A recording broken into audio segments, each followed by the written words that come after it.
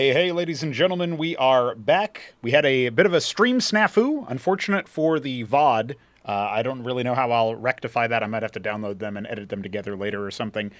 Just to let you guys know, we were in the middle of listening to Shopkeeper Dog's interview. I'm going to replay his interview from the start, which will give some people time to catch back up to the stream, since we did just go down for a moment due to power. And after that, we'll just proceed as normal. If you missed Neblime's intro, don't worry. There's going to be a link somewhere, or you won't have missed it because I edited it. Whatever the case may be, owned by the power company, or maybe the rats and the wires. Who knows?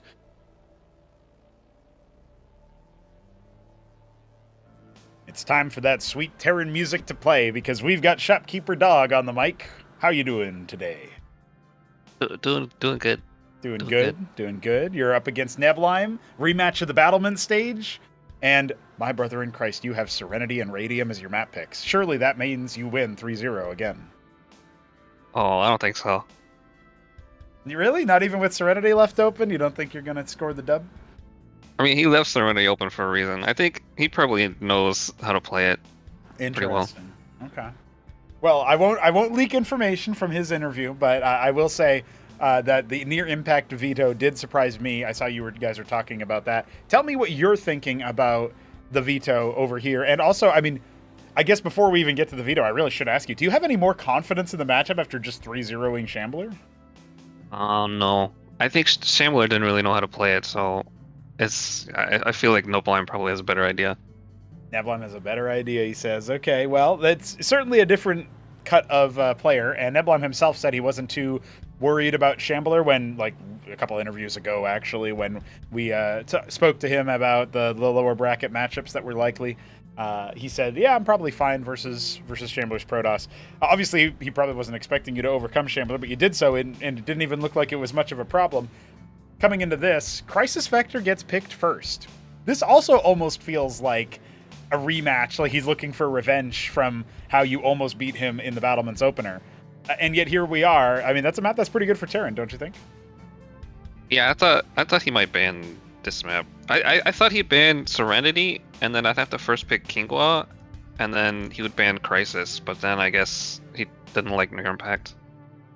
Yeah, interesting stuff, because I would have thought that that's a little bit more on the middle, although HitEmUp did also veto it, but it was his second veto against Aid, so... and under the exact reasoning for it was, if I roll Protoss, I don't want it to be on that map, so kind of interesting from even the random player to say so. I guess it's emerging. You vetoed Decapitation. I guess that's no surprise. It's Neblime's favorite map, and it's kind of rough for Terran anyway. You also end up vetoing Brainstorm. Any thoughts on the vetoes you picked? I'm glad that I got to veto Brainstorm. That's about it, yeah. I mean, I'm gonna auto ban Decapitation TVP because I feel like that's just awful with so many ramps and like you can't go cross map easily. Yeah. And then Brainstorm, I think Protoss has like so many things they can do that just make it hard for Terran. Another thought that I saw about the veto was that Neblime was considering picking Check Stealer, and apparently you were as well, but you end up picking Radium, which honestly is a pretty good map, Terran versus Protoss, I think. But and then, you know, Ramen was telling you he likes Mass Destruction for TVP. Obviously, that's one that you probably have a little bit less tournament games on, right? But then we took a look at Blackwater as the decider, which is probably more Protoss favorite, I would say. That being said, until we get to Game 5, this actually looks like a pretty good veto for Terran. How are you feeling about that, and are you sad you didn't pick Check Stealer? I'm a little sad I didn't pick Check Stealer. And the maps are fine. I think as long as I can get Brainstorm and Decapitation out of the pool, like, this about as good as it's going to get. Got it. How much are you thinking about, you know, obviously this is a rematch in some ways. In 2 out of 3 of the games you played versus Neblime in the Battlement stage, like obviously one of them you did win, the other one was you were ahead pretty far. And then the third one was maybe a bit more of a one-sided affair in his favor. But all that said, it feels like actually versus Neblime, this is a winnable matchup for you. Is that your same assessment? Do you have any, like you said, you don't have much confidence from the Shambler series, but just looking at the way that Neblime plays, this does feel like somebody, like you have actually beaten him before in a tournament game. So you think you can do it 3 games out of 5 again? I think what HitEmUp said when he got interviewed, where he said basically it's up to whatever Neblime brings. Like, if Neblime knows how to navigate the matchup, I don't think I stand much of a chance. Okay. But yeah, if he doesn't know how to play it, then I think I might win. You did make an adaptation from my perspective versus the Shambler compared to the other times you were playing TVP. Obviously, versus Kasuga, one game was a more mech-oriented than the other one was a Huracan Blackjack combo. But even if we go back to the Battlement stage matches against Neblime, one of the things I noticed you doing comparatively on the Shambler series was you ended up adding an extra scrapyard before your Palladium and having maybe more Blackjacks than the Protoss expected.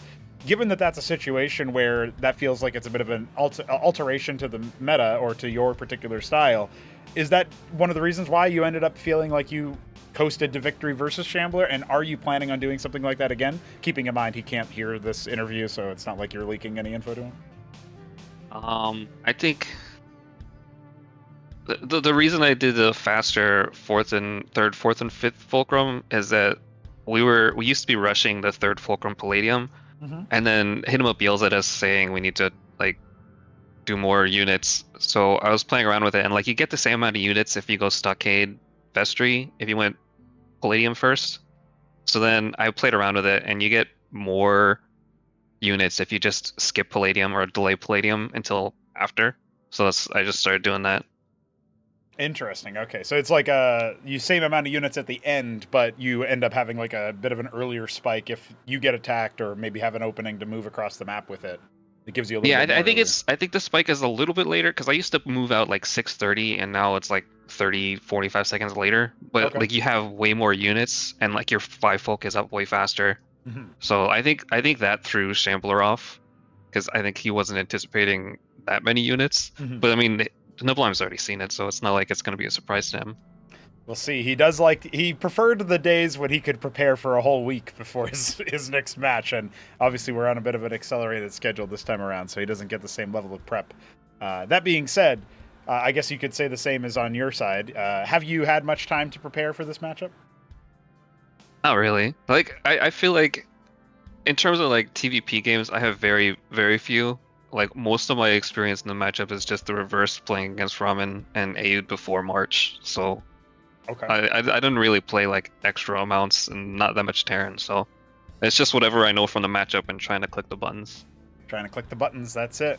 All right, dog. Well, I'm pleased to see that you weren't just like, yeah, I'm gonna lose fast, like the way that it was in the Shambler interview. I thought that was really funny. I don't know if you caught his interview, but he was talking about how he's like, yeah, I'll probably not lose a single map, and then obviously he doesn't win a single map instead. There was a funny inversion to what you guys were saying, so it's kind of interesting to hear a little bit of a change up there. Maybe there is a little bit of confidence, respect to the name of the shopkeeper dog. I wish you luck in the games. I hope that they're going to be very engaging, very fun, very interesting ones. I'm very interested that you're going to be able to play Serenity and Radium and Crisis Vector. Well, I guess Radium is contingent on at least the series going 4 games, but maybe you dust them in 3 and that's over. But either way, maybe we'll see another Terran make it through. Of course, your reward for beating Neblime after beating Shambler would be having to beat Aoud, so I'm sure you're looking forward to that. Yeah, it does. So win-win, right? With all that said, any final words before we get started? No, it's just happy to be here.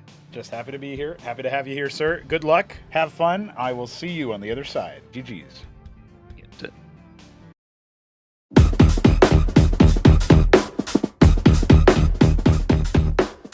That's right. We gotta play his music again. Shopkeeper Dog has had an interesting story throughout Acropolis 3. Last time around, he was eliminated in Battlement Stage, remember, by Aoud and Neblime, the eventual finalists. Perhaps he was the 3rd best player the whole damn time. But we know now that Shopkeeper Dog is cut from a different cloth. Even though he dropped very early on to Kasuga, where it didn't even really look that close, and he obviously defeated his own mental in the 3rd game, then he comes in and he demolishes the Shambler in a series that really is just him taking the lead early and keeping it the whole damn way in terms of each individual match.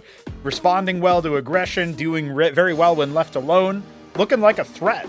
Coming in here against Neblime, it's a rematch of the Battlement Stage once again, where he was narrowly able to, beat him on Serenity, which is maybe more handy, but almost beat him on Crisis Vector, which is the starter. It's really wild to me because we've got Crisis Vector and then we're going to have Serenity, and, it's just wild to see. Those were the first 2 maps they played in the Battlement Stage. Those are the first 2 maps of this series here. in our Elimination 2A matchup. So I am very excited to get this one underway and very excited to say goodbye to this music. So let's get into our match, ladies and gentlemen. We are going to be starting on Crisis Vector indeed, and I certainly hope that you all are ready.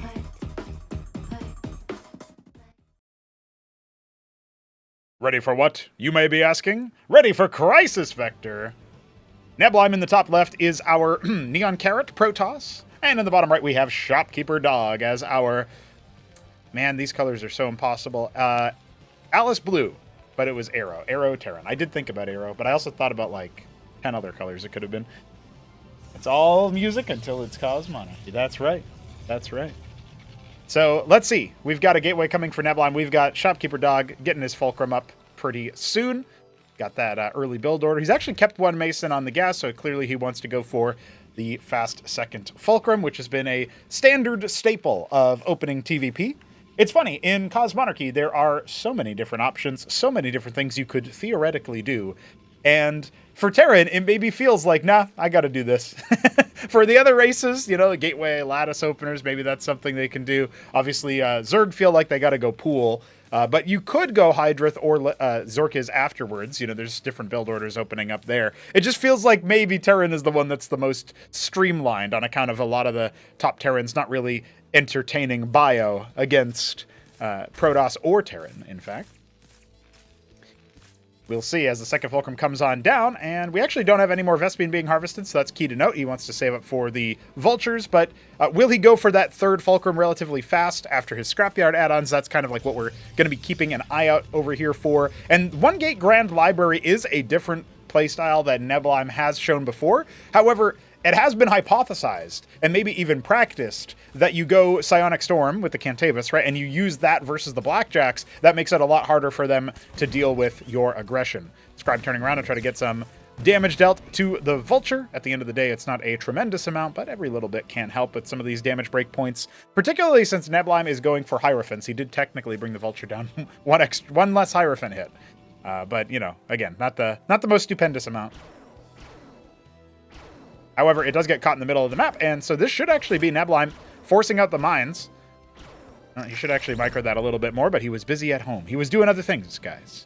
So actually the Vulture will be able to get away, maybe be repaired up. Vespene there once again, ready to go for that third Fulcrum, if that's what we're going to get. And the Mason Scout only now being apprehended, as an Atreus is actually going to be the first unit. So that does make sense with the Vulture count being what it is. You kind of want some sort of you know, bulk that you can use to just sort of say, no, I'm a wall and you are not allowed over. And certainly not allowed through. It's actually a second and then a third set of Vultures. So that's interesting. We're going up to 6 Volt with the third Fulk. No add-ons just yet. This could be an opportunity for where Neblime could be overwhelmed. You can see he's not actually focusing down the low HP Vulture. And oh no, his Zealot was body blocking his Hierophant that whole time and he was not paying attention to it. So the Scribes have to be pulled. The Atreus is ready. How much eco damage can we see Shopkeeper Dog get up to? Instead, he just picks the one. Yeah, there it is. He picks the one Zealot, and then the Scribe Atreus combo is more than enough to riposte that attack. But that was a lot of, you know, so a decent amount of lost mining time. Now the Scribe is going to be used to scout ahead. He hasn't shown the extra 2 Vultures yet, but Dog will soon. And I think he might just decide to try to step on the gas, maybe pivot around some of this situation. We know Neblime will not be able to afford another production structure anytime soon. Not just because he's pulled some of the workers earlier, but a big reason why is actually the fact that he's harvesting with 5 workers on Vespene. Those could be saturated workers on the mineral line. Scribe gets picked and he sees 5 Vultures. He really needs to respect this. I feel like this extra Vespene, I don't know what it's supposed to be for, but that feels like an error from Neblime. He said in his interview he woke up early to play this. Let's see if he's woken up for real this time. He's got a lot of, as an Australian, having to play in, you know, American and European times, he has a lot of experience with that sort of thing. So I'm sure he's quick to wake up by now. But nonetheless, the Vultures are pushing on, and this number of Vultures can and will overwhelm individual Strider units. The Scribe's once again being pulled, but the first Atreus has already fallen, and that Hierophant is not long for this world whatsoever. Shopkeeper Dog turning on the aggression. Neblime said if he goes for aggressive styles, he'll be celebrating. There's no celebrations to be had as the Scribes try to wrap around. to block the exit from the mineral line, but it's so much damage, and we've got three more vultures coming on in. Where are the mines? We may not even need them as the more vulture reinforcements come in. Shopkeeper Dog is clotheslining Neblime on the first map. You pick Crisis Vector against me. You best not miss. Well, there's no spinning in the middle of the map this time. Shopkeeper Dog gets victorious in the first match? No way, man.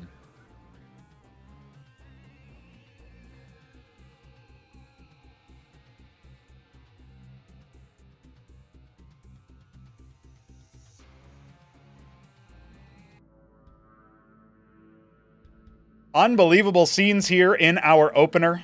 Pardon me a moment, as due to that little power flicker earlier, I actually have to run and grab some Photoshop files again so I can update overlays. I did not reopen that when I rushed to get the stream back online.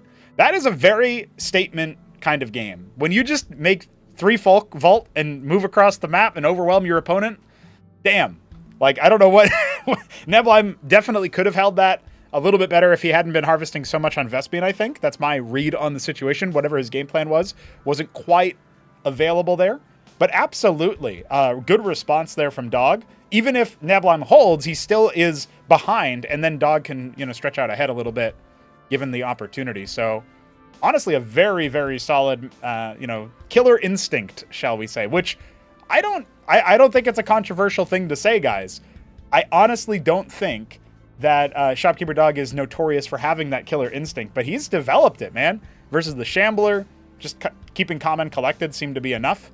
But coming into a different way when you're talking about this series here, the opening match being so daunting now, the opening series. I mean, remember, Serenity is up next as game 2. It's an opportunity for Shopkeeper Dog to take a 2-0 start to the series, depending on how that map goes. But he also has to be somewhat calm and collected. He has to be somewhat relaxed. I just, when you're thinking about the veto, you got to think about the maps that you have at your disposal. And when you're thinking about those kinds of availabilities, at what point does the veto split and Shopkeeper Dog starts to become the favorite? I mean, Crisis Vector, good map for Terran. Serenity, huge map for Terran. Like, unbelievable map for Terran. And when you're factoring all of that in, you just got to think to yourself, what is the solution to this problem from the Protoss' perspective? Remember, we go to Mass Destruction for Game 3, Radium for Game 4. Radium, another good map for Terran. Players like Ramen think that Mass Destruction is good for Terran in the matchup as well. And then, of course, Blackwater Bastion will be the decider if we go all 5 games, which Dog did win versus the Shambler, but I think most people agree it's a generally Protoss-favored map. So when we're coming into this veto, it actually doesn't look very Protoss-favored.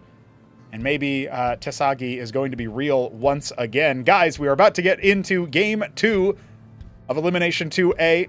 With Neblime being down a map already, it feels too good to be true for the underdog vote. Well, let's see what happens as we get into it, ladies and gentlemen. Shopkeeper Dog, fresh off his victory, now on Serenity, doesn't return the GLHF in the match. Woohoo! The aura of this man. He is going to be our dark bronze Terran in the bottom left, and Neblime in the top right is our eggshell blue Protoss. I was thinking initially this might be dark olive, but I decided, no, that's definitely like a bronze color, but it's not regular bronze. Regular bronze is a bit brighter. Anyway, here we go. I see people in the chat. Mad Dog. Dog got free from his leash. I agree with what Alexander was saying, too, honestly. The fact that we have Shopkeeper Dog coming in and feeling like Protoss is really hard for him to play against. Obviously, he's not a huge fan of the Terran Mirror, but it's not necessarily a difficulty thing. It's more of like he just doesn't like the style. Obviously, that is who awaits him if he defeats Neblime here. Which, maps make it look certainly possible. That opening match makes it almost look likely. We got to remember, Neblime did say he's strongest when he's down 0-2 in the series, so maybe this is his plan all along.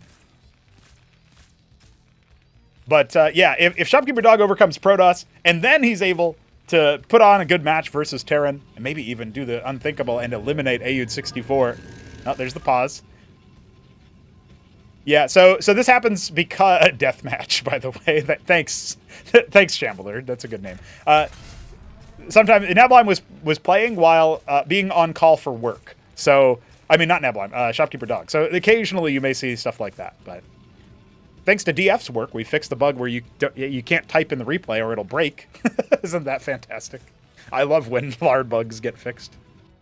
Scribe hanging back over here for Neblime, and it is, of course, the 2 Falcon to Vulture, of course, the gateway into Hierophant, but the big permutation here is Lattice for the Scout. Now, presumably that would have been clocked by Dog's Mason.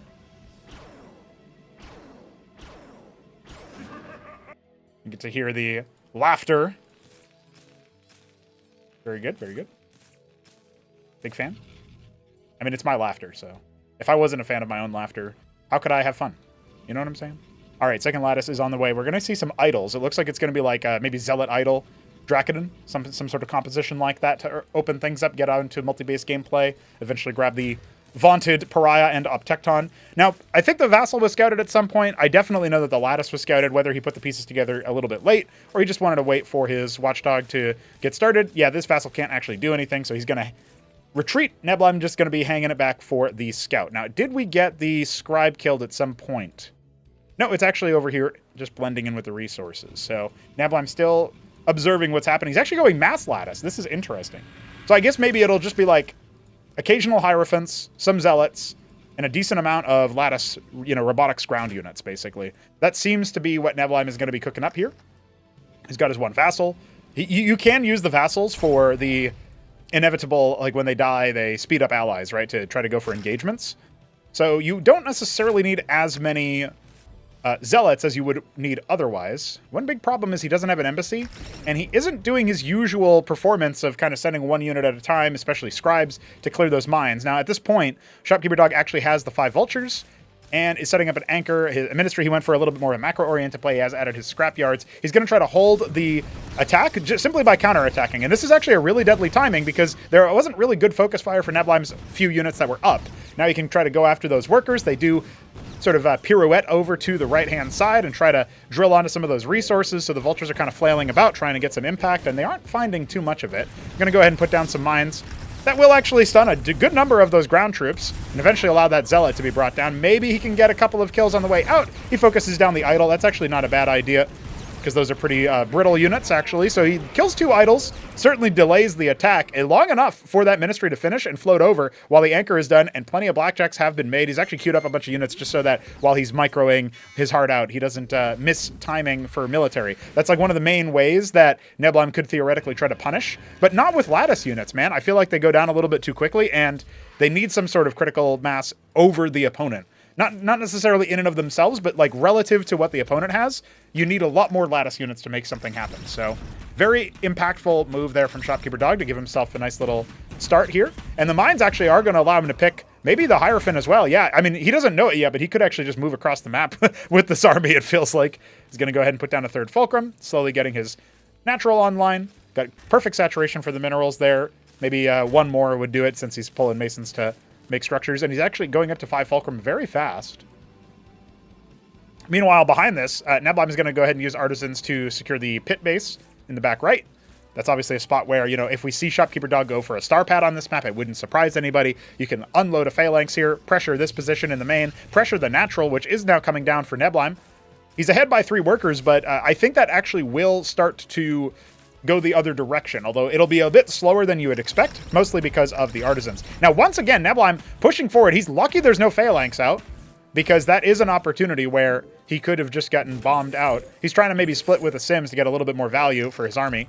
Again, trying to go for the extra value that you need to make this work properly.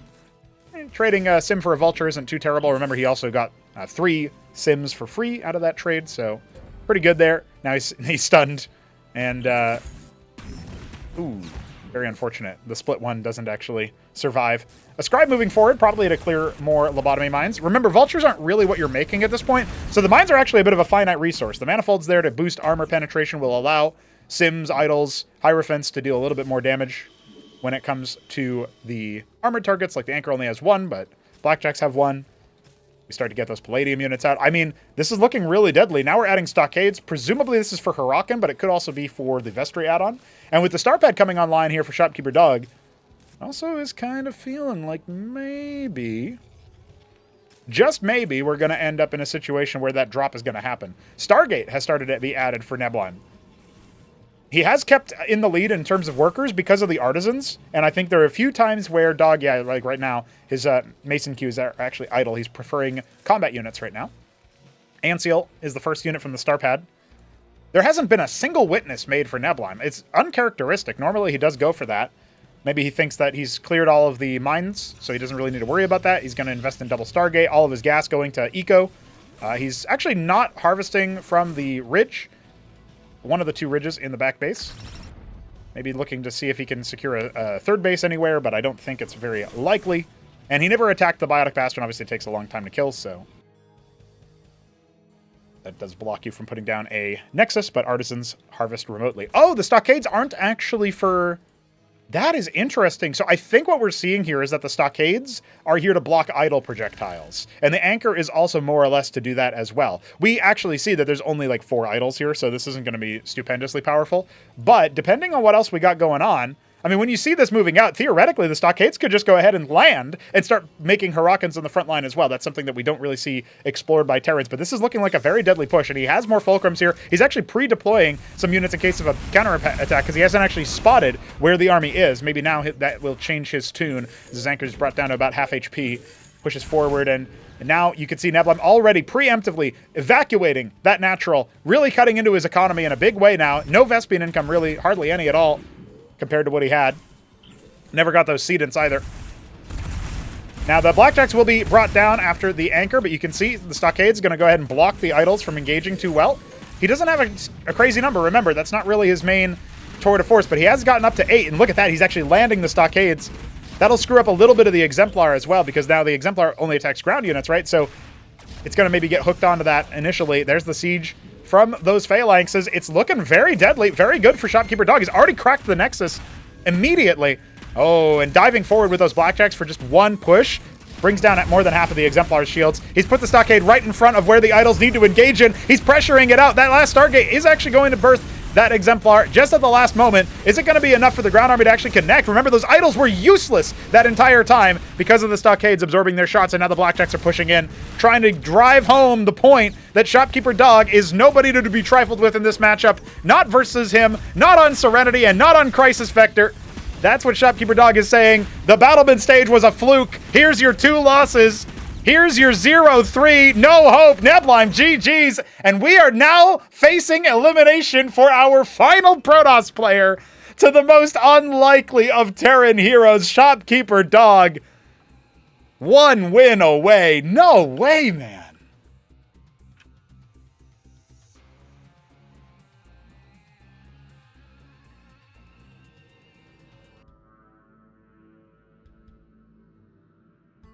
Again, I have to say it. Unbelievable scenes. I was never in a million years going to predict these kinds of confident wins. I didn't share my prediction because of the little technical snafu we had, but my prediction for the series was Neblime 3-2. It could still happen. The reverse sweep is on the cards. Neblime will have to post up on Mass Destruction, which is maybe, besides Blackwater Bastion, the most favorable map that he still has left in his pool. But I do want to point out that we have an opportunity here. This is a real opportunity for Shopkeeper Dog to push forward. He needs one of the next 3 in order to make things happen. I mean, this is a big deal. Like, we were not expecting Neblime to have struggle some time against Shopkeeper Dog if you were coming into this any other time. But the Battlement stage proved he had some woes. He wasn't able to post a map versus Krankendal. It looked like it was all good versus Art of Turtle and versus Cannoli, but then you come here, and Dog is supposed to be, you know, he's better than Cannoli. I'd say he's probably better than AOT. I mean, we more or less proved that in the head-to-head, at least, when it came to his matchup in the March Invitational. But I wouldn't put him so far above those other players that Neblime is supposed to just lose 0-2 to start things off, but the veto was not on his side. And normally, he's very, very good about the veto. Was there some blind spot? Was leaving Crisis Vector open a mistake? I mean, less about the map, maybe more so about the opener, but threw away a chance to win on a map that wasn't so favored for his opponent. Wasn't as favored, anyway. We go to Mass Destruction, the first of the 4 spawn maps in the pool. Remember, Blackwater Bastion is also there. But first, we'd have to get through this and Radium in favor of the Protoss. Let's see what happens as we get into Mass Destruction. Game 3. Neblime, our green Protoss, in the top left, or top right. He is not green, let me tell you. He made it all the way to the grand final through the upper bracket last Acropolis. Shopkeeper Dog now stands ready in the bottom right as our Glacial Terran. And he is just champing at the bit.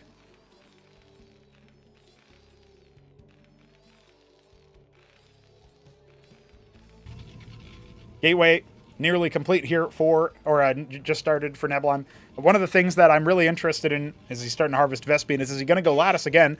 Dog. Dog. Dog, the nerves. The nerves, dog. Woohoo. I can't believe it. Lift in the Ministry. Okay. We know what's going on there. I mean, at least he has an excuse if he drops this map, right? Be like, all right. Next time I'll beat you without the handicap of lifting my own Ministry.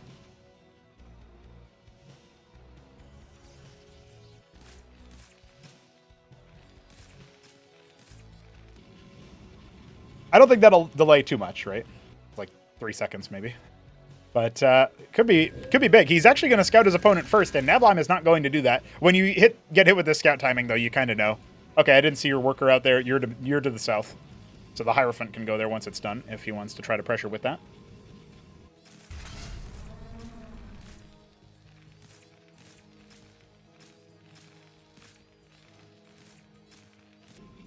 Didn't take workers off of gas. Washed! Washed, Keeper Dog. A little bit delayed on the Vulture as a result. Again, these are really small details. I don't think they matter stupendously, but let's see what Dog's mental game is at. Remember, he had to pause in the middle of Serenity for work, so he's up 2-0. Feeling pretty good about himself. Must be feeling pretty good about himself. Then again, I never know. Completely ignores the Scribe of the first Vulture. He's got some kind of timing plan. You can see the Hierophant is actually really trying to chase down that Mason, and maybe Dog can actually sneak in and get a couple of good mine placements, slow down the eco. Looking for a spot to maybe drop a mine so that he can check to see if that base is going to be taken. Oh, okay. He's actually going to be laying a trap for any workers or units going down directly beeline. You know, this is vertical spawns, so got to watch out for that.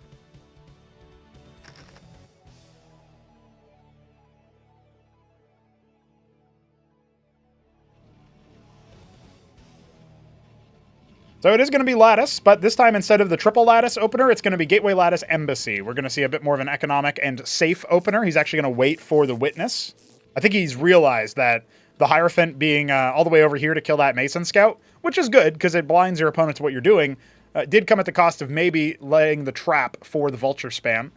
And so far, out of all 3 games, including this one, although it's only 4 Vultures, a little bit more standard, this Vulture pressure has actually been paying off for Shopkeeper Dog. This one maybe the most indirectly, but the other 2 games definitely worked out. I think especially the first one since he just won with it. But Ministry on the way, double Scrapyard, so this is looking much more like Serenity, and that way he even goes for the Watchdog in case there's a Lattice. That makes a Vassal that scouts. I don't actually know if Dog clocked that or if he even had vision of that because it was like over the high ground tiles. It was pretty good hugging there, then only now drifting away. Vulture's just kind of dancing around the perimeter, and we have a Mason leaving the building. Maybe he's going to put down a Watchdog up here, we'll see. That's actually unbuildable terrain, but there is a spot for it. Blackjacks are going to go ahead and clean this out. Immediately wipes the deck with that one. See ya.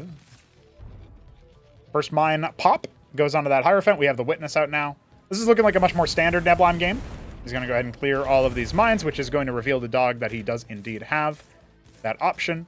And the Watchdog is over here, I think, so that he can airlift it. He wants to wait for the military to leave the base so the Vultures can swoop on in. A tale as old as time when it comes to this particular matchup. He actually spotted the Watchdog, and he could tag it with the Hierophant. Instead, he's busy... Oh, no, he's focused on the Mason.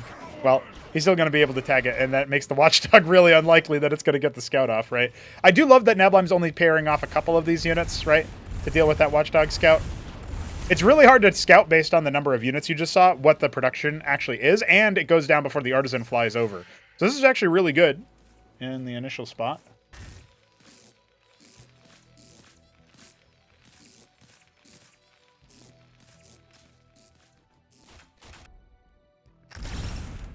Big ups here on the initial round of move-outs. No real trouble there. Yeah, Shopkeeper Dog definitely has a good number of blackjacks. And he's going up to 4 and probably a 5th fulcrum, judging by that, Mason. So I guess that means that we are going to see a similar strategy to before. Although I will note, he actually doesn't have much add-on space here. But, like, this guy is going to have to go all the way around. SMH my H.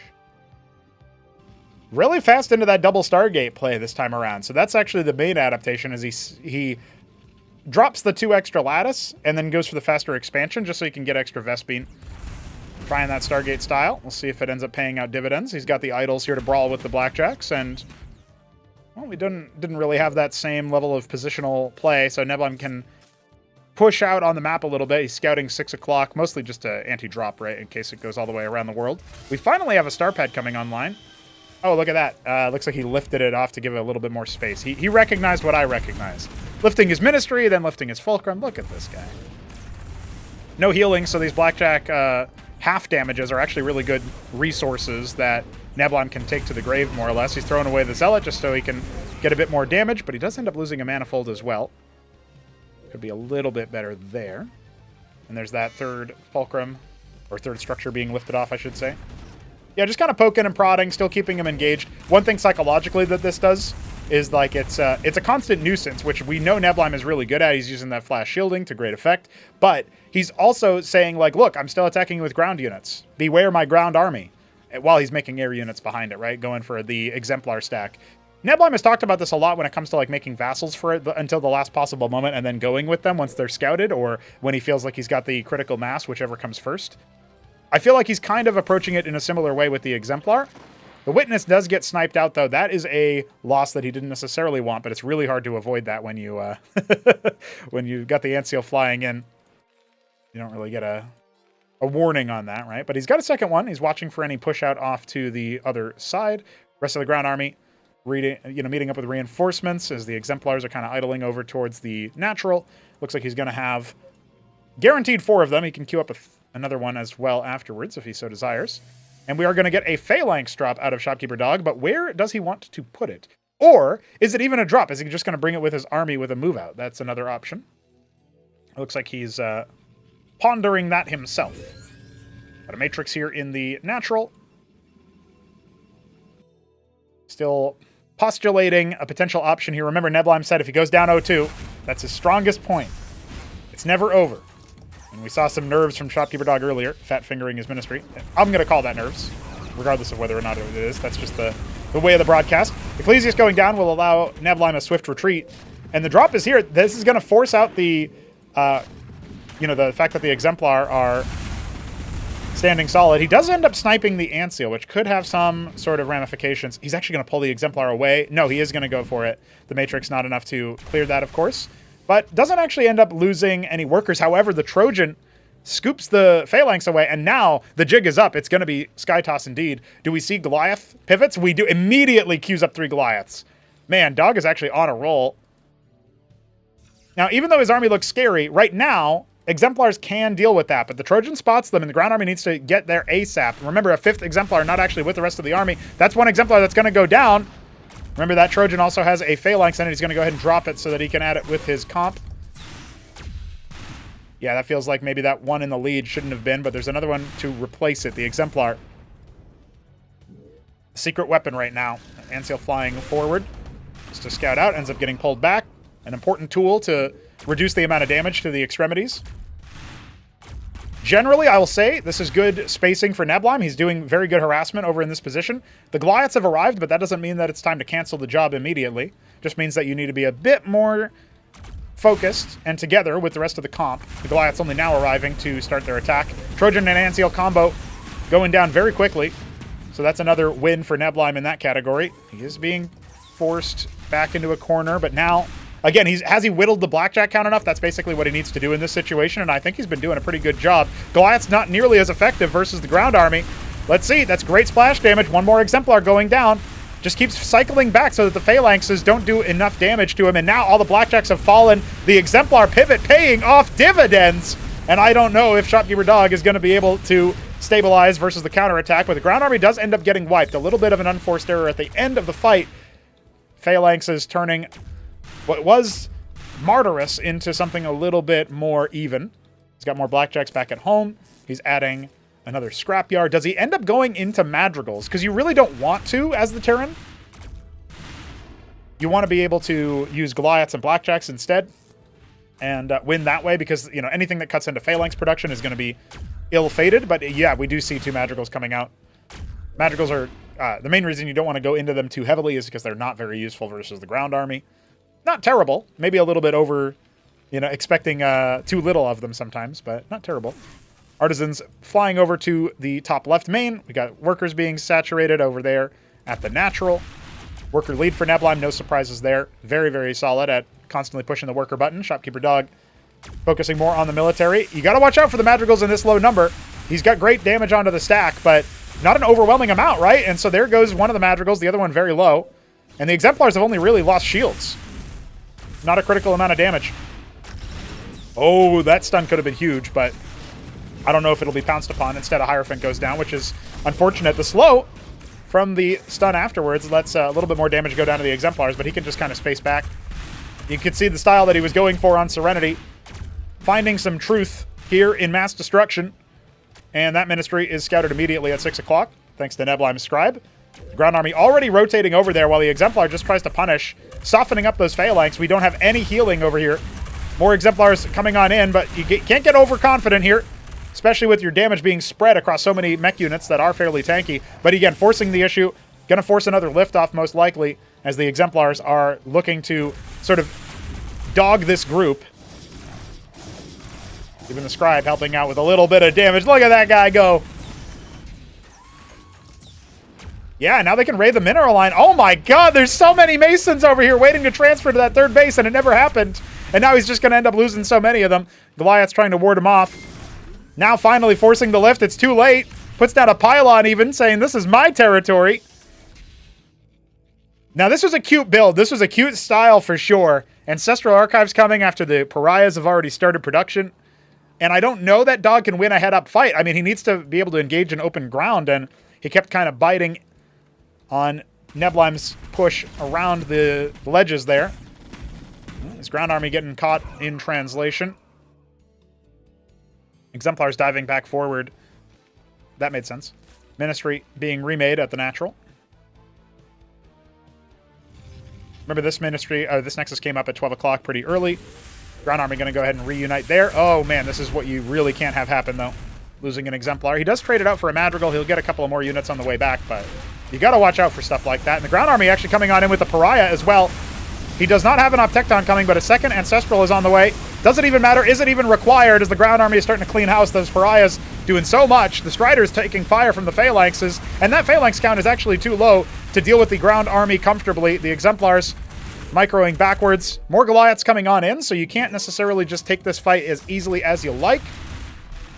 Just sort of softening them up. Some more Vultures were made at some point. I wonder if there was going to be some mind play later on. The first Optecton has started this map on a timer before Shopkeeper Dog has an impeccable amount of psychological damage dealt to him, but he is pushing the issue, and this is what you can't do as Neblime. You cannot take those kinds of fights on the open ground when those Goliaths are so full HP. He puts down a Matrix. He's just trying to block the landing. He can put down another pylon. He doesn't care. Now, engaging back on the other side with the Exemplar stack, but you got to respect that Madrigal. Either kill it or fall away. One Exemplar going down. The economics way too much in favor of Neblime here, and Shopkeeper Dog losing his last stack of mech units. I think that's going to force the GG before the Optecton even shows up. And Neblime is on the board. His reverse sweep starts now.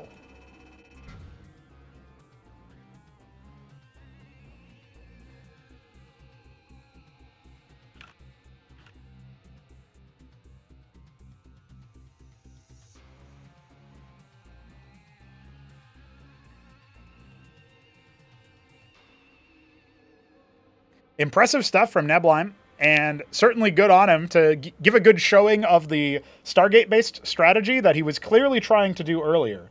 It's the kind of thing that we need a little bit more of, I think. A little bit of variety in the build orders. Why not? Why not?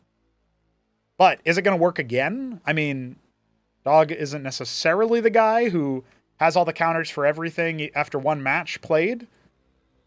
But this is another case where we are going into a Terran-favored map, it must be said. Radium, this is essentially the crucible here, the final test, because Blackwater Bastion supposedly a map that Protoss is more favored on versus Terran. Shambler couldn't show that, but surely Neblime is cut from a different cloth. Shopkeeper Dog, again, he only needs one, and he's got 2 more chances to punch his ticket into Elimination 3A, face Ayud, reigning champ, in T-Mirror. Last time, it was Ayud versus TopRamen to decide who faces, who goes into that final elimination match before the lower final. And I just don't know. I don't know. Could it be TVT again? Could it be TVT again? It feels impossible. It feels like it's wrong. Neblime should be in the grand final. What's going on, guys? Somebody tell me.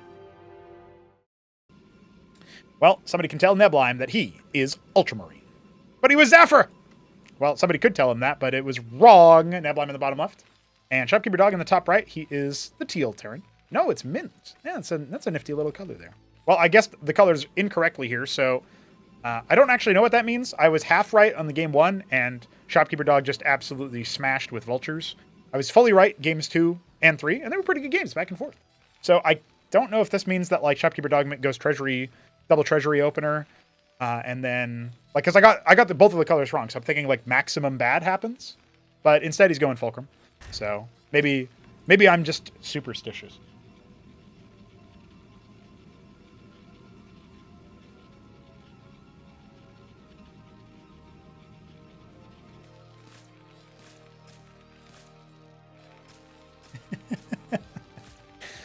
I love the chat. I love you guys. Gateway coming for Neblime. Fulcrum. Gateway Lattice. Okay, Neblime want to tap into that same play. Radium is a very different map. You know where your opponent is. You're not going to have those weird configurations if you spawn anywhere other than cross spawn. Any configuration besides that. I feel like when we're talking about this kind of map, this very open choke, it kind of paradoxically, you think, oh, open choke, you can get out easier. But if you're behind this choke, Terran actually has more room to set up a Phalanx line and just push in with Blackjacks. So it actually ends up not favoring you. What can favor Protoss is if they can hold this ramp and they can engage, like, maybe pocket some units off here, have some units here, and have some units over here at 6 o'clock. Then Neblime can obviously do his patented surrounding. Oh my god. Oh my god, he's StarCraft 2 mineral. Oh, got him. Actually, StarCraft 1 anti-mineral boost has been a thing for a while, but I've mostly have seen that in StarCraft 2 because you can just keep spam clicking it for a while. In Cosmonarchy, it's actually cracked because you can then harvest from the ridge and then harvest from the field again. Like, you can't do that in StarCraft 1 or StarCraft 2. So there's, like, no way for you to continuously do that if you screw up the timing and actually steal minerals. You can't keep doing it. You can do it infinitely until your Mason dies to a Hierophant, of course. There you go. Last time he lifted his ministry. This time he steals the money straight out of Shopkeeper or Neblime's base. That, I guess that also matters a little bit more on... I'm really reaching for this, guys. But that does matter a little bit more on Radium. It's a 1500 mineral map. You will get locked out of money a little bit more. Oh my god, he double lifted for scrapyards. I think he's just showing off now. Look, I can make my buildings do this. Can you do that? Plant toss. Well, he's going for a very fast ministry behind this, which is pretty similar to Serenity and Mass Destruction. It feels a bit faster than before. Then again, I have noticed it right at the start of its production tab, so maybe that's why it's faster. I was faster at noticing. Looking around frantically. What's going on? Neblime, what are you doing? You're taking an expansion. Okay. So this is actually even faster. Last time he waited for the embassy and then took the expo. This time around, he's going to presumably have embassy after. We'll see what his game plan actually is. The vassal scouting in, sees the ministry. I think when you scout this, you should know that the push is going to be like 3 or 4 minutes out. Maybe a little bit less depending on how early they decide to push. So you have some time to, you know, set up base defenses, set up extra tech. You can play this one a little bit more passively if he wants to go like, you know, 1 gate lattice ardent. I wouldn't necessarily hate that. Especially since you just got the scrapyards and you just got the blackjack count, you know that approximately the vultures are only at 4, right? It's not like Crisis Vector where he went up to 6 and then kept going with 3 Falcon Vault, and it was really early timing. He's actually going to stumble upon the vultures. Could have maybe orb blocked that Hierophant a little bit, but no dice, so he doesn't end up killing a vulture. Third full cut does come out pretty fast. There is a scribe, but no vassal in this area. It goes all the way around instead. And he does clear the last of the mines, so he doesn't know that necessarily, but Shopkeeper Dog has no more vision across the map. Nexus is nearly complete. I don't think he actually scouted that Nexus, but he might intuit it based on that. And it's going to be a 4-gate follow-up. Well, 5-gate total, but adding 4 more gates. Okay. That is not what I had on my bingo card, I'm going to be honest. I thought that Neblime would go for some kind of tech. He wants to see if he can overwhelm the sheer numbers of the Terran with sheer numbers of his own. And I think there's a way that that can work, but it is going to come down to style. It is going to come down to composition. Maybe a little bit of a lucky timing on the attack. Mines laid defensively. Blackjacks en masse. It's going to go up to 12 of them very soon. And has a 3rd scrapyard, and the 5th fulcrum is coming up. This is looking like a map between Shopkeeper Dog and the Shambler. This is sort of how their maps went. At least map 1 on Blackwater. Went something like this. We saw the first time we actually saw Shopkeeper Dog doing this style. He said that Neblime has seen it, so he should have an answer to it. We'll see if Neblime does in fact have an answer to it. I really liked the Stargate play, but you can't rely on it every single time. Already changing some stuff up. Despite it finding some victory. Unlikely to get out of here without some casualties, but looks like Shopkeeper Dog doesn't want to pursue. Scribe watching for the 3rd, Vassal watching for the 4th. Both of those locations you can end up taking your 3rd base covered, but the Vassal's actually going to pivot away so that he can scout for the army move out in case he's being chased. Knows that he isn't. Pretty good map play overall for Neblime. He's got his 2 base set up, making workers very consistently. Still no embassy, so no artisans. This is a map where you can benefit from them. You got these ridges and minerals on the island bases over here that are really hard for ground units to try to police. Notably, we don't actually have Dog going for extra tech, although he's harvesting the ridge over here, but not... Okay, only now is he starting to harvest the ridge over here, maybe. Just with 1 worker. Anyway, it's a star pad for him, so he might be going for drops. If we see any Matadors in the production queue, then we know that that's what it is. More than likely, it's going to be another Phalanx drop. I always feel like those should be so underwhelming, but they sometimes pop off. It really does depend on your opponent's reaction speed, which I guess you can say about any harassment technique, but even so. Looks like we might be looking for a 3rd base here pretty soon. We're getting... Neblime's getting to the point where he can float during his production cycles on 5 gates and the 1 lattice, and still afford halfway afford a Nexus or whatever. So eventually that's going to stack up, and he's going to go for that 3rd base, I think. But where he's going to choose that, I don't know. He could also go into tech if he wants to be more all-in, but remember, minerals are on a timer, a little bit shorter of a timer on this map than other maps in the pool. This and Kingwa Valley being the 2 maps that have that little quirk. Everything else gives you a little bit more leeway. Now trying to fall back, he has a big army off to the side. Neblime can go in for a counter push. It looks like that's increasingly likely as this army is being forced back and trying to take some pot shots, and he tries to commit. No, he's actually going to wrap around. I don't know if this is the right move. There's so many Blackjacks, and the forces are isolated enough that they actually have to run back around. When you see this many Protoss units, you know something's fishy. Something's going on that's maybe a little bit on the stranger side. And now this army from before makes the committal to charge forward. That's a dead Ecclesia speeding up the rest of the army. We still have 1 more Phalanx, and Blackjacks are on the way. This army needs to split up so that it can actually deal with that Phalanx before it just runs roughshod over. That 1 Mason actually biding a little bit of time, funnily enough, with the idle shots being blocked. Full committal here for Shopkeeper Dog. He's got nothing in the production queues. He's pulling the Masons, lifting the Ministry. Where do we go from here? Neblime, squeaky bum time, adds a couple of Matrixes and Wardens, just grabbing everything that he can. Zealots pocketed on the ramp, in case he needs to pull out after a big push from Shopkeeper Dog, forcing the issue, throwing down the gauntlet. And oh no, with that 1 Phalanx and all of the Masons blocking shots for the Blackjacks, it feels like that's going to be a little bit too much. Static defense flattened just by the Blackjacks alone. Can Neblime overpower what Shopkeeper Dog has? They've both lost a lot of eco, but that Nexus was a big part of Neblime's game plan, and he might have kept the workers, but he has no way to use them yet. Posturing. Reinforcements slowly moving across the map, but not all of them. Actually catches them in transition. Now being forced up the issue, using the Trojan to airlift the Phalanx. Might be a late-stage brilliant move here for Shopkeeper Dog. Remember, Neblime's army is so far out of position, he's only now going to be coming up around, and this is a beautiful spot for Shopkeeper Dog to try to make the last hold, the last stand in his opponent's main base. The Blackjack's trying to trade. I think he's going to get swamped. He's going to get overwhelmed. The Trojan blocking for the idols so that that Phalanx stays alive for a little bit longer, but it is not enough. And the whole army gets wasted on the front. Blackjacks have to scramble back home. This fight might not be over yet. The Masons were halfway pulled. Third base is going to be where he retakes his natural. And maybe thinking of double expanding in this position. Killed a lot of workers, and Dog did not necessarily replenish them. Okay, we're being given a series. Neblime now in the lead. Soon it'll be economically, as he is double expanding. And certainly he's in the lead when it comes to military. Edge of your seat gaming right here. Another Trojan being made. That's a beautiful set of phalanxes in the back. They're not exactly protected. The Striders, oh no! There's not a single bit of melee here! Neblime has just made a catastrophic error with his Draconins! And I think just like that, the map resets to being even. I mean, you can't kill him now, and you can't even threaten the move out. Gifting him an opportunity to come back into the game, checking the blackjack count. He's got that double expand. He has a future in this match, but it just got a whole lot more uncertain. Siege Phalanx, pressured to stay inside that Trojan for now, just luring him in, reducing that HP, whittling him down best he can. Reduced to less than a dozen units on the front. The Witness can go in and see what's going on. Dog has been making Masons this whole time. Well, at least for the last couple minutes. There was a point where he wasn't. Siege Phalanx, earmarked for a drop over here. We got a Matrix coming, Prostration Stage.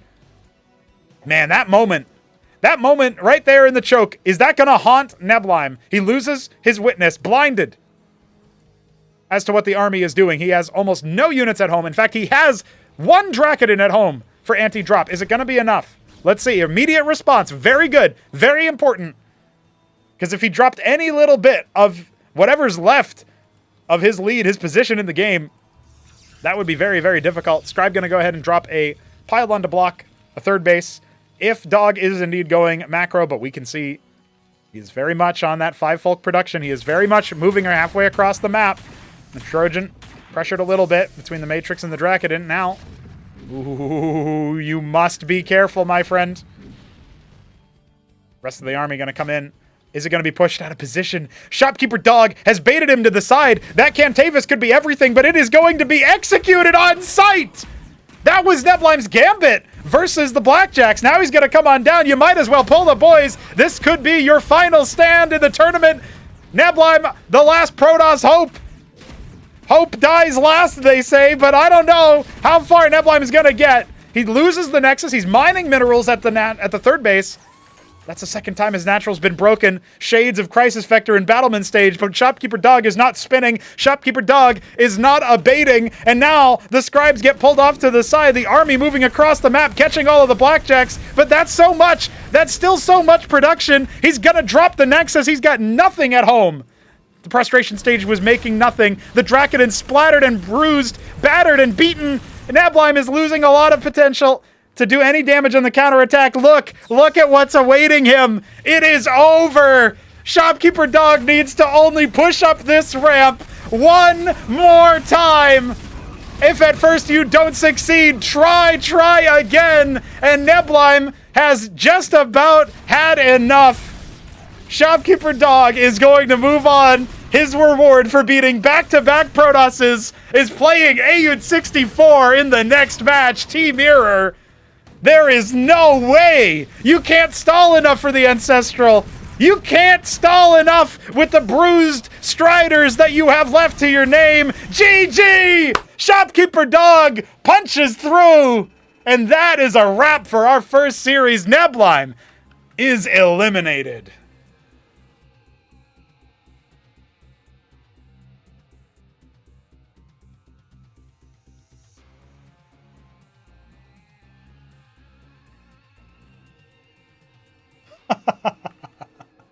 I can't believe the scenes that we are seeing here, ladies and gentlemen. I can't believe what we have left, what we have before us.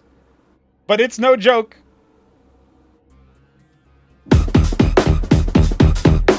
It is no joke. Not even with this kind of soundtrack, Shopkeeper Dog cannot be stopped in this matchup. He grinds through the Shambler. He powers over Neblime. And now, to think the only Protoss in the tournament that could beat him was Kasuga. I can't believe this matchup that we've got on our hands. Just like that, we have to say goodbye to our reigning second placer. We have to say hello to the new school. I mean, utterly shocking. Not the result that I was predicting. Even after that veto, even after that first 2 maps, you always believe in the Neblime comeback. But he's got only himself to blame, man. Not pulling off gas game 1. Had 600 or something Vespine to his name when he ends up dropping the Vultures alone. And then charging forward versus 4 Phalanx and 12 or more Blackjacks into a choke with no melee after he's gotten the advantage. I don't know what he saw there that we didn't, but I know he ends up seeing the final light at the end of the tunnel. It is over for Neblime in the tournament. Unbelievable, man. Nobody expects the shopkeeper dog.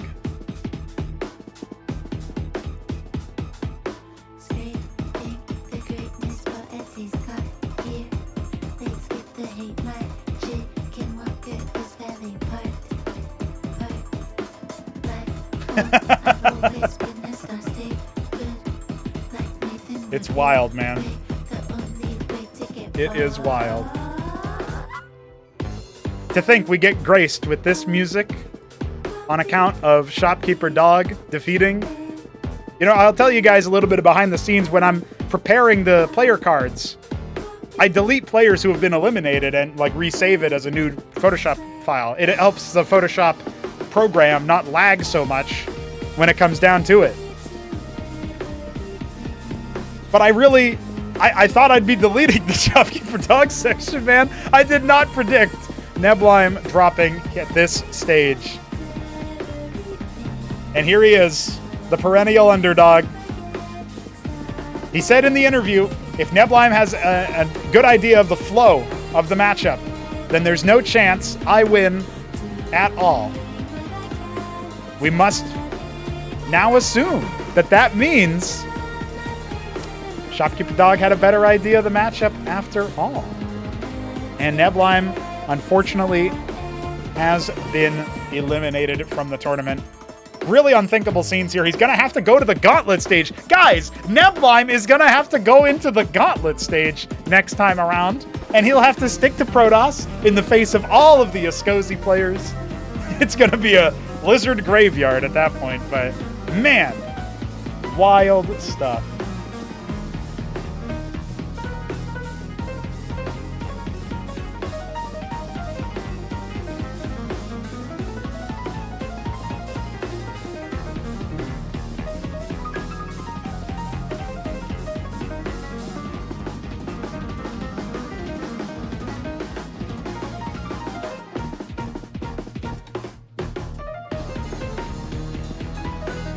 By the way, this music gets copyright claimed, but I am not a monetized channel, so it doesn't matter. Can you guys believe that?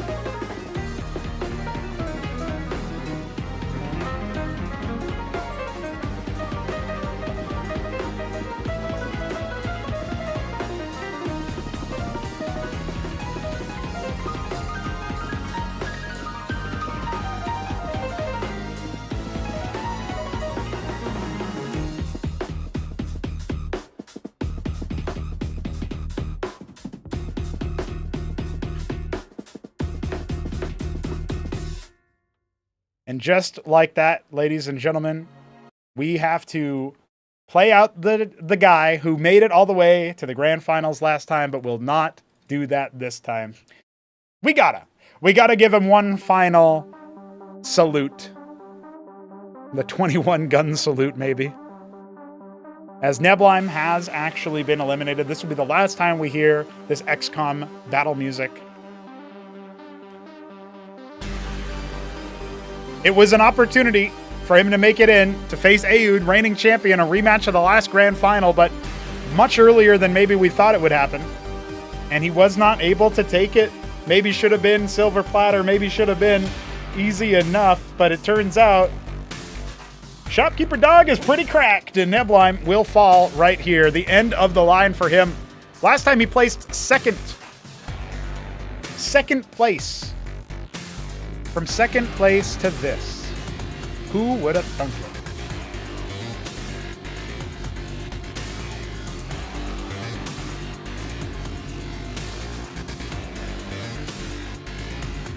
I'll definitely say it is bittersweet. You always root for a Neblime. You always root for at least one Protoss to make it in. But this time around, it will be Aud64 and Shopkeeper Dog duking it out TVT. Meanwhile, we've got one more series ahead of us. So while we grieve for Neblime, for the loss of mighty Neblime, we know he will be back, reconstituted. His first run, he drops. Now his second run, he drops. He is thrice bound. Third time's the charm, maybe. We'll see if he can mount a successful campaign when it comes to playing Protoss sometime next year.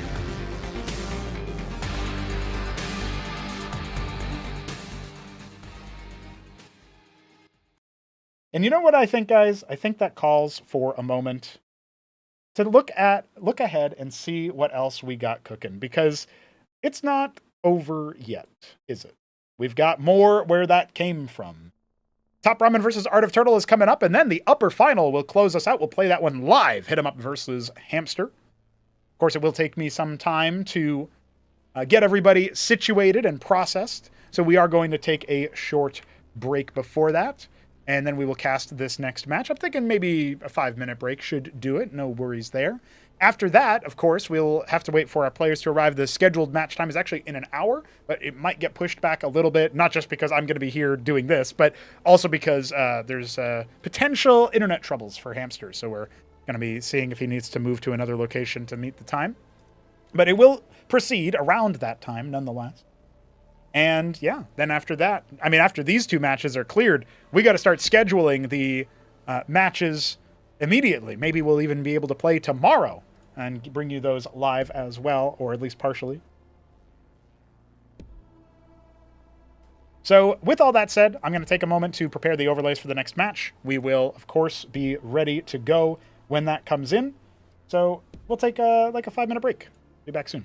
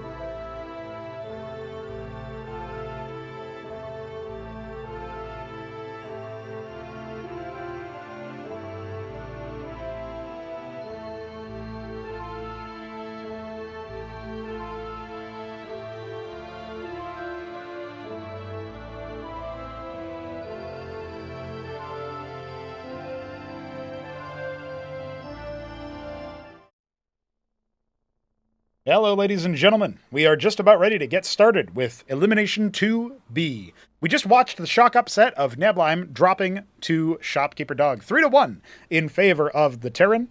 Now, we'll see if another Terran will join him on the other side of the bracket in victory.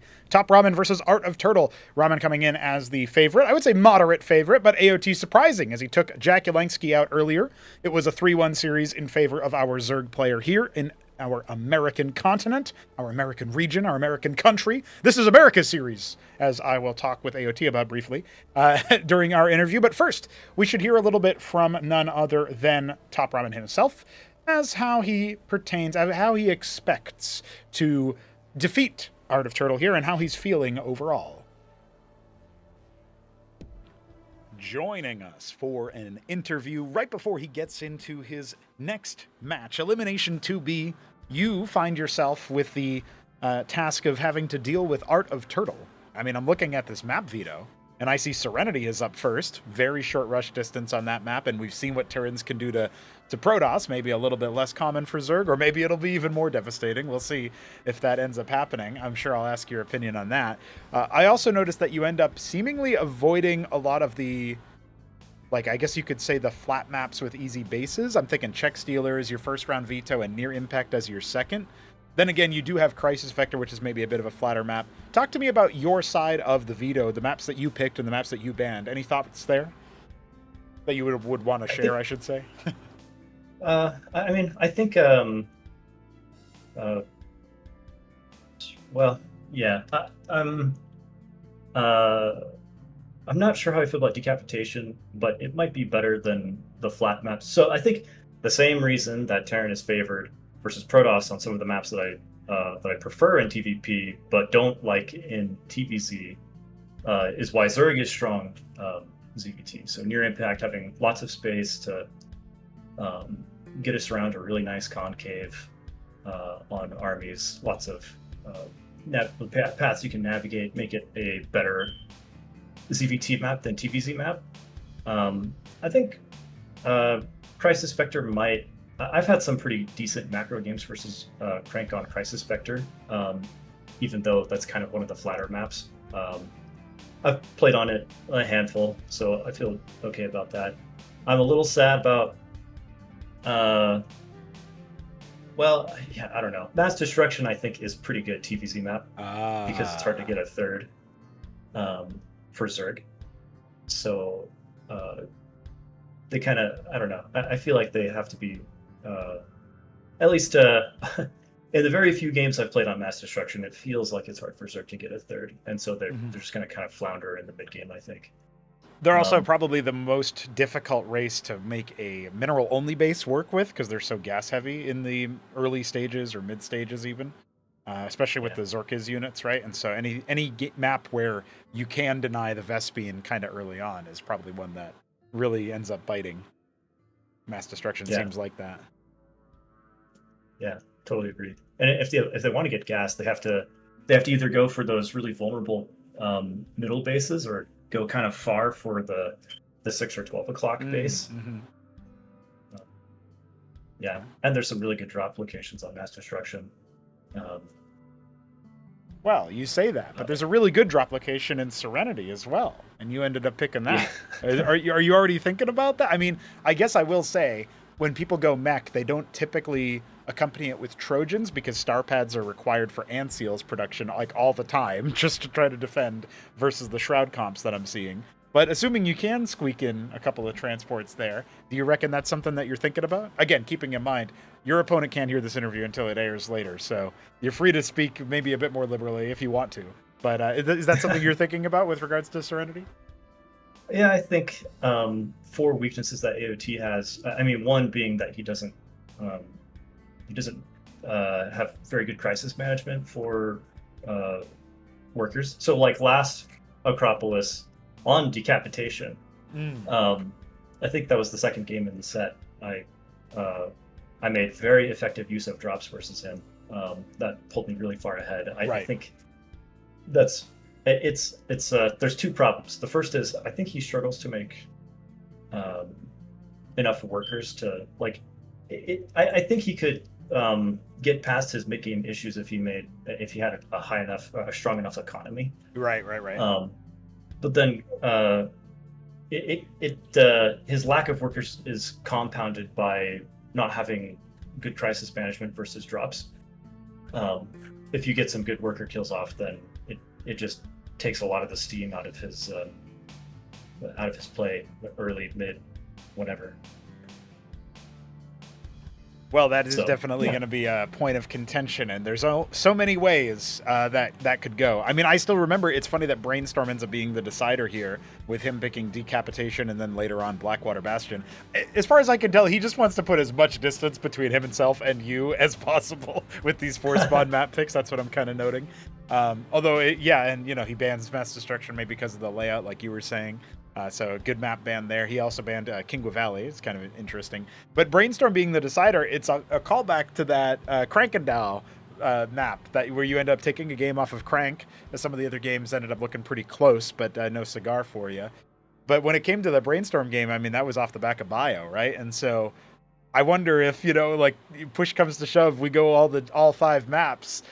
He might have to start thinking, damn, does he even remember that was a thing you did with the early aggression? And if so, that could be a heartbreaking way for him to end up getting domed at the last second. So interesting stuff. The last time I spoke with you, one of the final questions I had was, this isn't the last time we're hearing from TopRamen in the tournament. That was ahead of your game against Kasuga. Turns out, as far as win or ass, it was ass, and it was also an ass win. Kasuga ends up getting owned. So I don't think that AOT will be quite as easy pickings, even though you have said, you seem to identify a couple of things, weaknesses in his play, things that you can exploit.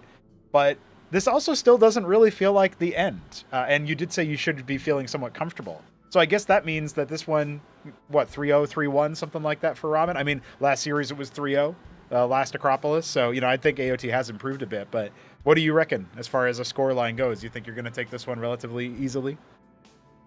I think your prediction of 3-1 is probably accurate. And I think there's possibility we could go to 3-2. But I think I will take the series. Fair enough. Well, with all that said, we go to Serenity, then Decapitation. So it's a bit of a Twilight fiesta to open. And then, of course, if we need all 5, it'll be Brainstorm, another Twilight map. Very nice to see some Crisis Vector in there, guaranteed, even if it is a 3-0. Do you have any thoughts about whether you're actually going to be opting for Bio in some of this series? Because in most of the games versus Crank, it was mech, and then, of course, the last game was a bit more like Starpad play, right? But generally speaking, you leaned on mech in the macro games. Is that more or less where you're comfortable versus Zerg? I mean, you said you hadn't gotten too much practice yet, but you're still thinking about leaning towards mech instead of towards Bio and only really showing that up as a tempo play? Or what are your thoughts on that? So it kind of goes back to how Zergs approach the matchup. I think the ideal way to play TVZ is with a super aggressive Bio opener. But Zergs, I think, oh man, I do want to talk about this, but I also don't want to give Crank any ideas. We'll have to save this for the Crank interview. Is that what you're telling me? We'll come back to the Bio and mech talk then. Yeah, we can. I think I can say that I think Bio is the ideal opener in TBZ, but I also don't feel like any Zergs are leveraging the tools that they have in the early game to force that kind of reaction from a Terran player. Oh, okay. So they can get away with mech right now is basically what you're thinking. Yeah, I think so. Okay. Well, that's very interesting. I look forward to seeing what all of this theory does on paper. So I will leave you with the floor. If you have any final words before we bring in AOT for an interview, let me know. Good luck, have fun. GG's. Good luck, have fun. GG's. Looking forward to seeing whether or not you're able to advance over him. It certainly seems like it now that you're the favorite for real in the seeding, but also is spiritually the favorite, right? I think coming in here, it should be a nice match nonetheless. GLHF, Ramen.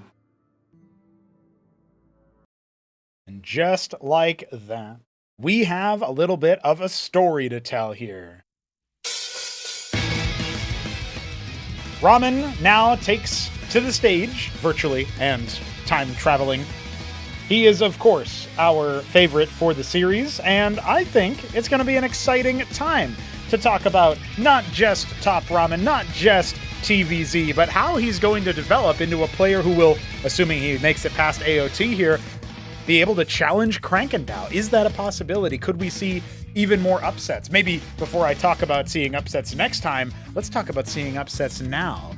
Art of Turtle, an uncanny player, but TopRamen, he's been said to be the macro Terran, the standard Terran. Hold your play in comparison to him to see if you're playing good fundamental Cosmonarchy. That's what he wants to be known for. That's how he wants to be immortalized within this game. Well, getting one step closer to the lower final and thus the grand final could indeed be what immortalizes him in there. That's a good start anyway. So let's hear from his competition. Let's hear from his opponent, Art of Turtle. I'm sure he's got some words for us.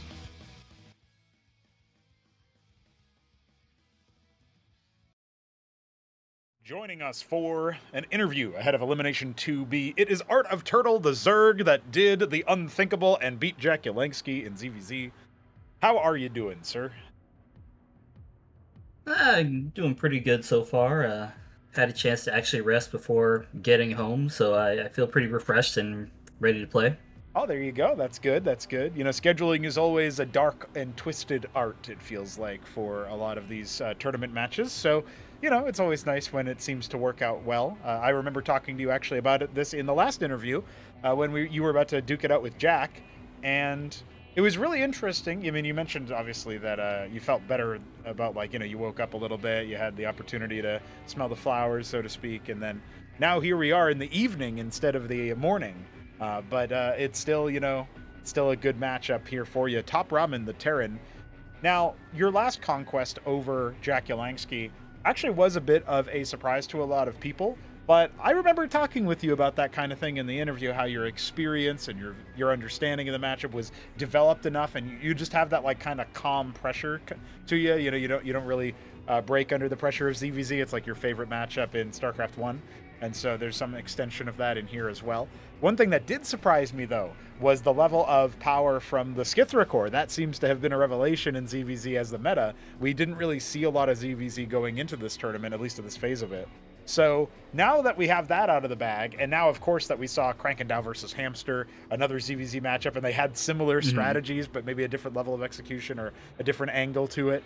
Are you you felt like you know, was it interesting at all to see that upper match, assuming you did catch it, and then being like, oh yeah, they do similar things to me, or did you kind of expect that out of Hamster and Krankendow? I figured over a period of time, we're going to be wanting to favor more units that are going to be able to get around the map a lot easier, and skits are kind of a nice little early game answer to that. Now, I don't see it sticking around for very long when we start to figure out how to work into Tier 2, and you know, a lot of the really, really good AoE damaging units start to come out. For example, off of the Spire, I can't think of the name. Yeah. Yes, the Secretless. When the Secretless starts coming out, you're not going to see any air whatsoever. Yep. You know, air is going to be banned up until that point. So there is a window period of time where the Skipper cores are going to be a very dominant unit, but at the same time, you make too many, your opponent gets into Tier 2 without very much, you know, pressure, or at least being able to kind of delay that. You're going to see a complete turn of the tide when that starts to hit. For sure. I feel like one of the things that is very interesting about how those ZVZs went out is that it did definitely favor the mobility, which I guess is like an aspect of the Zerg as a race that does typically end up, I wouldn't say it's underrated, but it's certainly like an aspect that you don't immediately think of. But however, they are very mobile. They tend to try to swarm across the map. And versus Terran, I mean, especially with how Terrans have been going more mech-focused lately, they don't have the same level of map control or mobility across the map. Have you been thinking much or even practicing much versus Terrans to get a bead on what your style is going to look like into them? Do you have many thoughts in particular about ZVT ahead of this match? I do have a couple of thoughts, and moreover, they're kind of more focused on Ramen and his style of play, where you saw his first pick, or at least if you didn't see it, it's going to be Serenity. And Serenity is a map that favors multitasking, it favors the constant drop, it favors being able to get around the map with the air a lot easier, and honestly, Ramen is really one of the best at doing that. And so A lot of my strategy is going to be looking to deny or delay any of those types of attacks and pushes. On top of that, I also expect him to have a pretty good amount of mech-based play. I kind of hope that he has a little bit of a bio plan as well too, because that's something I've been able to kind of work with. AU and HitEmUp have been slapping the hell out of me over the past couple of days, and so it may look like I've lost a lot, but I've also learned a lot, and the best way you learn is when you lose. So I feel very confident with a lot of the strategy and plan that I have going on into this next match. So unless he does something completely unexpected, I feel prepared to take him on. Interesting. Okay, that's certainly heartening to hear, because I wasn't privy to the exact record, so to speak, when it comes to your win-loss in practice. But you and Ramen are both players who have that mantra, lose is improve, right? So the idea of being able to learn from the failures in practice and put that into practice before the actual match. I mean, that really all that matters is that you win this one. It doesn't really matter if you lost 20 in a row or something. You win 3 out of these 5 maps, and they are an interesting set of maps, mind you. I did notice you picked 4 spawn maps exclusively, Decapitation and Blackwater. My assessment on that was that you're trying to put a lot of distance between yourself and your opponent. Of course, he kind of already preempted that by picking Serenity as the first map, the shortest rush distance in the whole game. And then, Crisis Vector, but especially Brainstorm, I think Crisis Vector a little bit more of the middle of the road map, and maybe a hard one to figure out if he's slinking through these paths. Almost like there was an ASL game somewhat recently where a Terran player tried to sneak out versus a Protoss player on Eclipse, I believe is the name of the map, and he was going down a southern path, and the Protoss was totally blindsided by it. Didn't end up working out for him. Absolutely destroyed Protoss Imba. But you look at that Crisis Vector map and you think about the layout, and you're like, damn, okay, this is a spot where that kind of tactical play can come in. And then of course Brainstorm. I mean, does anybody really like playing Brainstorm? I know that you actually seem to not mind it, so maybe you're happy with the most of the maps in here. But any thoughts on really any of the maps that you wanted to share, be it your picks, your bans, Serenity as the starter, anything like that come to mind? Yeah, I can definitely see TopRamen's looking to get into my... He's looking to get into my base, in my face, get into my natural with as big of a push that he can set himself up for. And Serenity, Crisis Vector, Brainstorm, they all show that same exact tendency. Which is funny, because I have the complete opposite, is I want to have as much distance as I can from him to set up on these on my defenses, such as Decapitation, Blackwater, Bastion. The exception, the mass destruction, has everything to do. My eyes have a hard time adjusting to the army and the army movement, and so in a way I kind of have to ban that just because I have such a hard time keeping track of army and keeping track of the minimap. I gotcha. Well, that's an interesting one, because Ramen does seem to favor that map if you look at his other vetoes. So I think if I had to speculate, he'd be like, damn, he banned my favorite map. Meanwhile, you're out here like, actually, I just don't like looking at it. It's hard to look at. So sometimes the reasons for our vetoes are surprising. That being said, you also take out Kingwa. Any thoughts about why you did that? That one just has to do with that... I find it to be really difficult to keep an eye on the paths that are coming in, that top left to bottom right.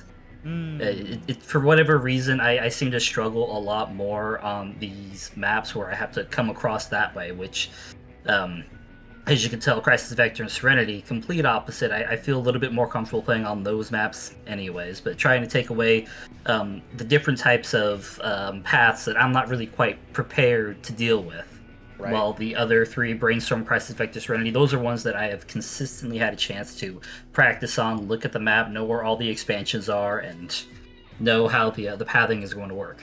Okay, interesting. So comfort and experience on those maps sort of reign supreme. You're fine with those ones being picked. It sounds like you're not really that unhappy, maybe with the exception of Serenity being so fast. Such a short distance. It sounds like you're not exactly unhappy with any of these maps that ended up getting picked. So I guess with that, plus the fact that you've had a lot of time to practice and a good amount of time to prepare for Ramen's style in particular, you're feeling comfortable despite coming in as the underdog? I mean, I guess technically you were the underdog versus Jack too, but it didn't do Jack very good, did it? I'm not going to sugarcoat this. TopRamen's a fantastic player. I expect to struggle if he's playing his A game, I may not even make it to the third game. But if I find any weakness in his defense, if I find any little slip up, I will take advantage of it and I will run with it any way that I can. And even though he is definitely the favored player, you cannot go into these matches thinking that, oh, you're going to automatically lose, you know, you have no hope. Because the mentality of this game, or any RTS or any competitive game, is that you need to be the dominant player. So I'm gonna poke, I'm gonna prod, I'm going to find any advantage that I can get, and I'm gonna press as hard as I can until that win happens, or he finds a way to disrupt it. So yeah, it's definitely going to be something that's on the back of my mind, but it's going to be completely irrelevant to what my game plan is. All right. These are fighting words. I like to hear them. AOT, thank you for the interview and thank you for your time, your participation. If you have any final words that you want to leave everybody with ahead of this game, let us hear it. No matter what happens, America wins this day, okay? That's right. This is America's day. This is America's day. American caster, American players, and American winner. So let's find out which one it'll be. I'm looking forward to it, man. Good luck. Have fun. Good luck. Have fun. Thanks, bro. Y'all know what that means? Let's put AOT's music on, and let's talk a little bit about the turtle. The man himself, the Broodmore veteran, who's come to Cosmonarchy to tear shit up. I can't really believe that he's made it so fast. So far, this is a situation where if he takes down TopRamen, who's winnable, but maybe not quite the most within reach, you know, it would be a tough ask for him to be able to do that, then we could seriously start talking about this guy not necessarily beating Crankendow when it comes down to it, but at least he would cement himself as a serious contender. Already feels like he's done better having defeated Jackalansky ZVZ. It's a no small feat. Now we come in to AOT versus TopRamen, and this is a series. This is a match that I expect to be at least as close as Neblime versus Shopkeeper Dog was. I reckon the maps themselves will be closer, and that we will see more contested results, even if Ramen takes them all. Even if AOT somehow shocks us all, I think the maps themselves are going to be close, no matter how many maps we actually play. To put a more finer point on it, we are going to be opening up on Serenity. After that, it's Decapitation, AOT's pick. We go to Crisis Vector, Blackwater Bastion, and Brainstorm as the decider if we need it. This map veto is set up to be fast, slow, fast, slow. This is the way that Ramen wants to play. So let's see if AOT has it. Let's see if AOT can manage it.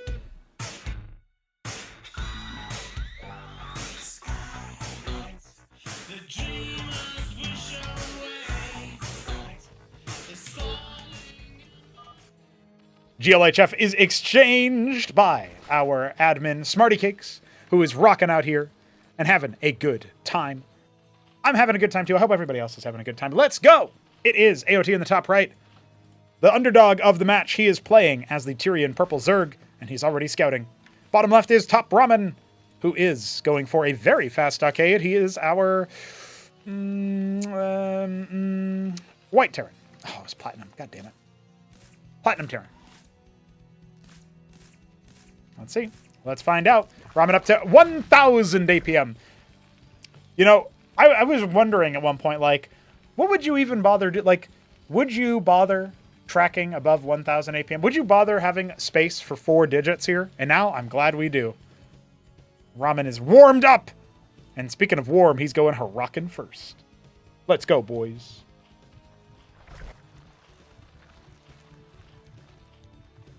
All right, so Larvosk, and then another Kagrant. Surely that's not another Larvosk. You can tell because he has no more Vespine.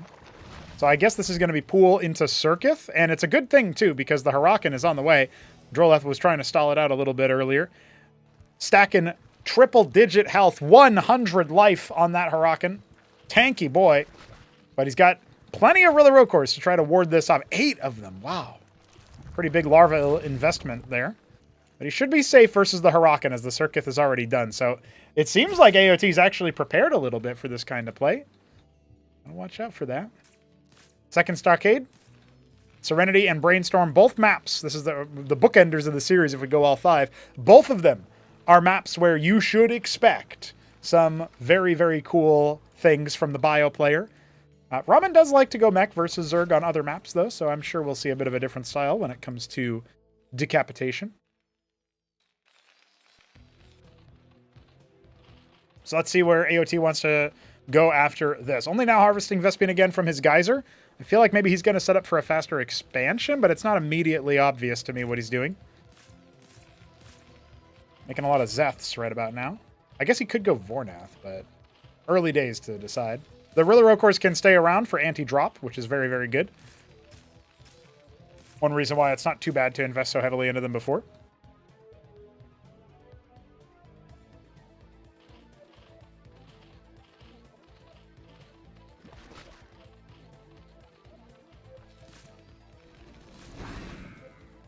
This is looking like StarCraft 1 wall almost.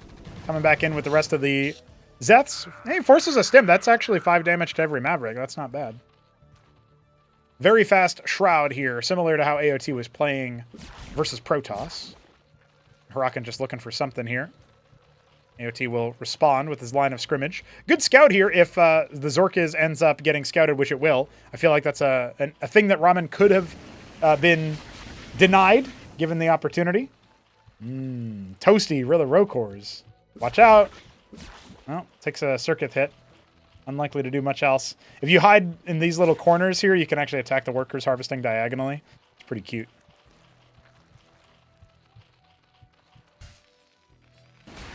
Oh. How many die on the way back? Not very many survive. It's a culling. Those units are free, so they only cost larva. Not the end of the world. 2 Lake is immediately, and 4 Quas to go along with them. It's a pretty fast Phalanx drop here for Ramen. Clearly being set up for that pit. Zeth scouting a Mason move out. They'll also scout the Mavericks. I don't know if pushing across the map is too helpful for the drop, because then AOT will be here. But what are the odds he actually makes a Gorgrakor? I feel like pretty slim. So is he going to be able to shut down the circuit? This is interesting. So if the Phalanx drops here within range to attack the Droleths, I think the circuit might be able to reach. Or maybe it's just narrowly out of range, but it kind of denies the more close landing. Watchdog on this side. Ooh, that's tricky. Means that an air unit could theoretically be beaten back by that, which is really funny. And it's just behind enemy lines because Turtle doesn't realize. Instead, he's moving across with the Quas. Let's see if he can make something happen. The stim is out. That was a missed opportunity to kill a Lakis. Doesn't end up mattering. Stim falls back. Targeting down that Lakis. You can see AOT just trying to bait him out while the Quas do some work. Oh, unfortunately, that one's being stood upon. A little bit of a flub on the micro. He doesn't end up getting any of them burrowed. So the Mavericks stay alive. 2 more Quas are going to be easily cleaned up by what's coming next. And now with the Phalanx dropped, it gets 1 shot off. 2, actually. Putting down another Kagrant. That's a dead one as soon as Ramen focuses it down. Meanwhile, the Watchdog's been discovered. A Lake is admiring it. Admiring the construction. We need to get an Ovaleth out here for transport, it looks like. That's going to be the way that AOT tries to hold this. But he's got to put out multiple fires. He's got to deal with this drop, which is going to kill that defensive Kagrant. And then he's also got to deal with the Mavs on the front. And the Lake isn't burrowed, and there's an Ant Seal anyway.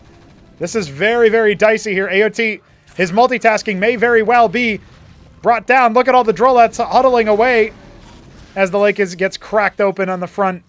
This is looking very dire indeed. He chooses to respond to the drop. And now the Ant Seal flies over to see 0 units in defense. 2 Lake is on the way. Couple of Quas that will take the Phalanx out of the picture for now. Does Ramen just choose to fall back, to fall up there? I mean, he can always come back in. These Quads are actually necessary for the defense. Lake is finished hatching. Has that been enough time? Only now is he getting back to mining minerals. Brutal shutdown of the economy so far. Trying to pull him forward. Keeping the Quas married to the pit for now. It can be dealt with if the Trojan scouts it out, funnily enough. Oh, yeah. And you can see Ramen or AOT thinking, I got to take this back base if I want any value here. But now, he's been denied the opportunity. And the eggs are under attack. Those eggs are actually really important.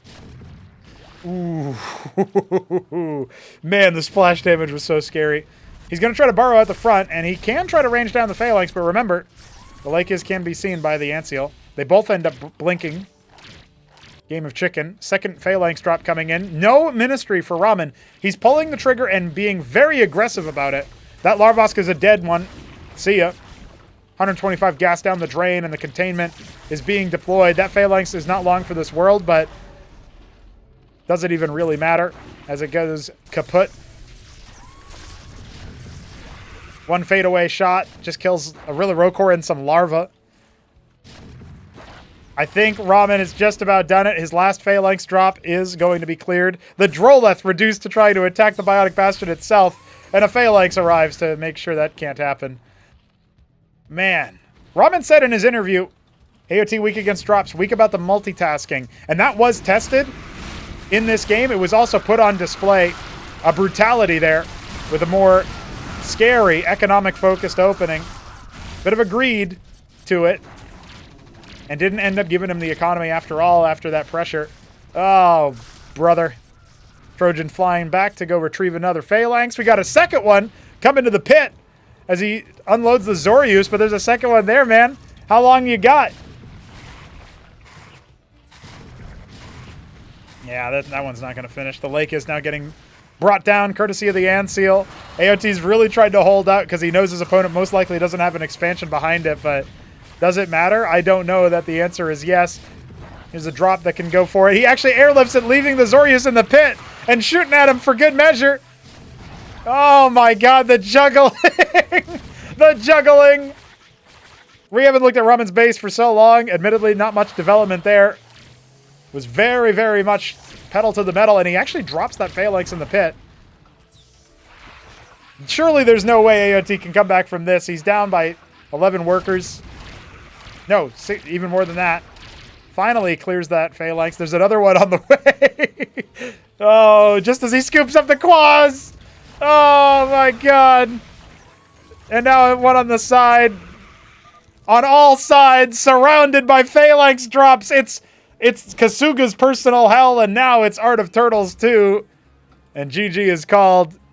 Unbelievable, dude. All right. Ramen takes the first map. That was his map pick. More or less how we expected it to go. AOT tried to be cute on a map where you will be run down, you will be rushed. And let's just say it was not exactly successful. So we go up 1-0 in favor of AOT, or in favor of TopRamen. AOT now not quite back against the wall. He goes to his own map pick. He can try to even things out on Decapitation. Remember, Crisis Vector lurks as map number 3. And we also have Blackwater Bastion in the wings. Beautiful scenes here in that first game. It was a very interesting way to piece them up. With just drop after drop after drop.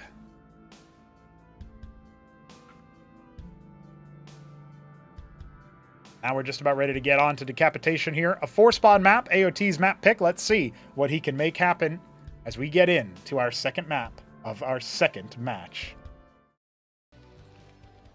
We got TopRamen in the top right as our smoky black Terran player, and AOT in the bottom right as our Tyrian purple Zerg player. And that means that we are good to go for a vertical spawn game. If you were hoping to avoid drops, this is the spawn configuration you wanted the least. Let's be real.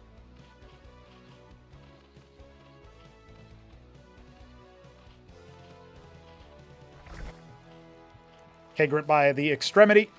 So once again going Larvosk first. No surprises there. We have seen Crank go for like pool first. And actually it's funny. It coincides with ASL level Zergs in StarCraft 1 going, you know, over pool or even 9 pool versus Zerg a bit more often now than Hatch First. Hatch First's equivalent is essentially Larvosk. Larvosk opener. Because you get that extra larva inside the main base and you go for a slightly later expansion. Your workers mean a little bit more. There's a less diminishing returns for the second worker. Actually, essentially doubling your mineral count in workers on minerals is exactly efficient. So you actually want that. And only then, when you add the third worker per patch, do you start to get into diminishing returns on the resources. AOT, once again, going to be trying that Larvosk into Circuith build. Or maybe that actually is for a second Larvosk, because he actually does have the Vespene. I think maybe Ramen can intuit this. He has gone bio. but back towards his base instead of at the choke. Had to scout out for him. He will go for a Circuit after all, and I don't really think he wanted to. I think he was setting up for a second Larvosk, and then he got scouted, so he went Circuit. He could even decide to cancel it, by the way. That would be very cheeky. But doesn't look like it's going to happen. It's a Maverick first, so there can be some micro tricks done here.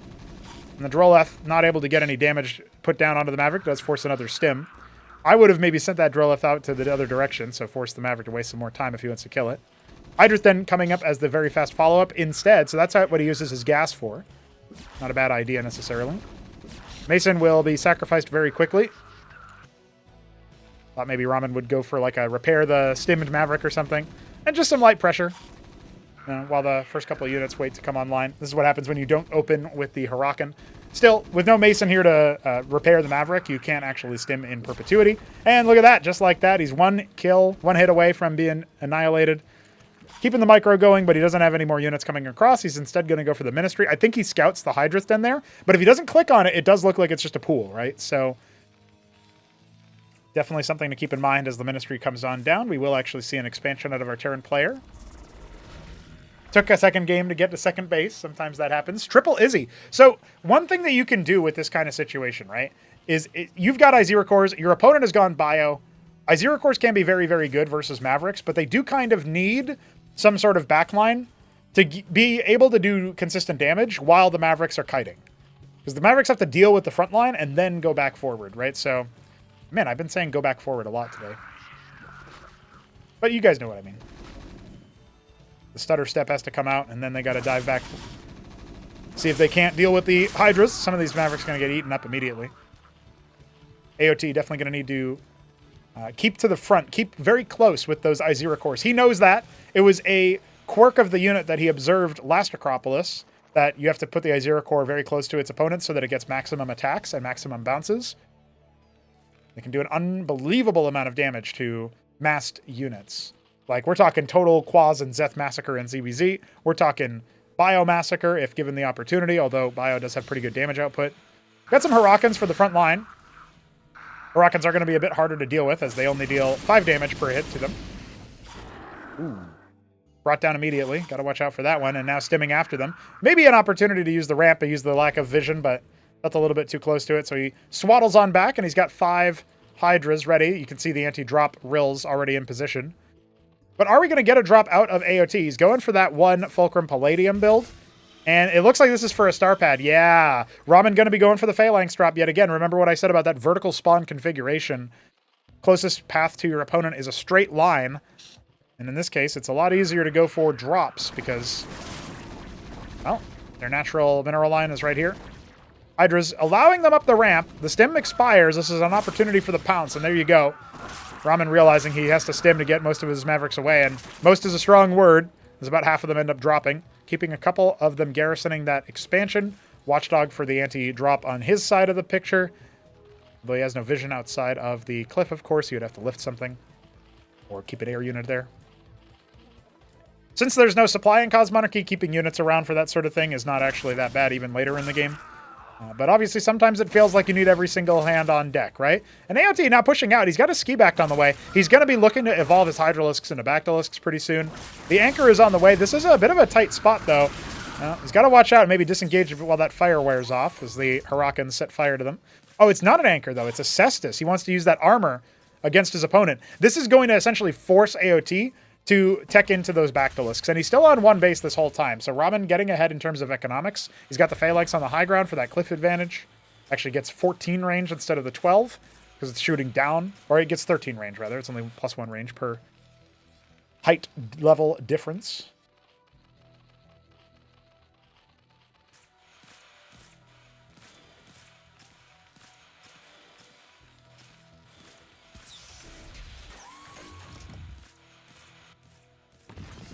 Starting to make some Bactyls. This does make a lot of sense, right? You want to be able to maybe even lure some random units over to try to pounce on this, and then your, Azure cores pop up. Mason Scout denied as more Hydras move their way forward. So, yeah, AOT's lack of an expansion, not yet known by TopRamen. This kind of looks similar to the army that he fought with earlier, right? I mean, it's less Azure cores. So he doesn't necessarily have confirmation that is going to be a fight for a different story there. Is it the same army, or is it a different one?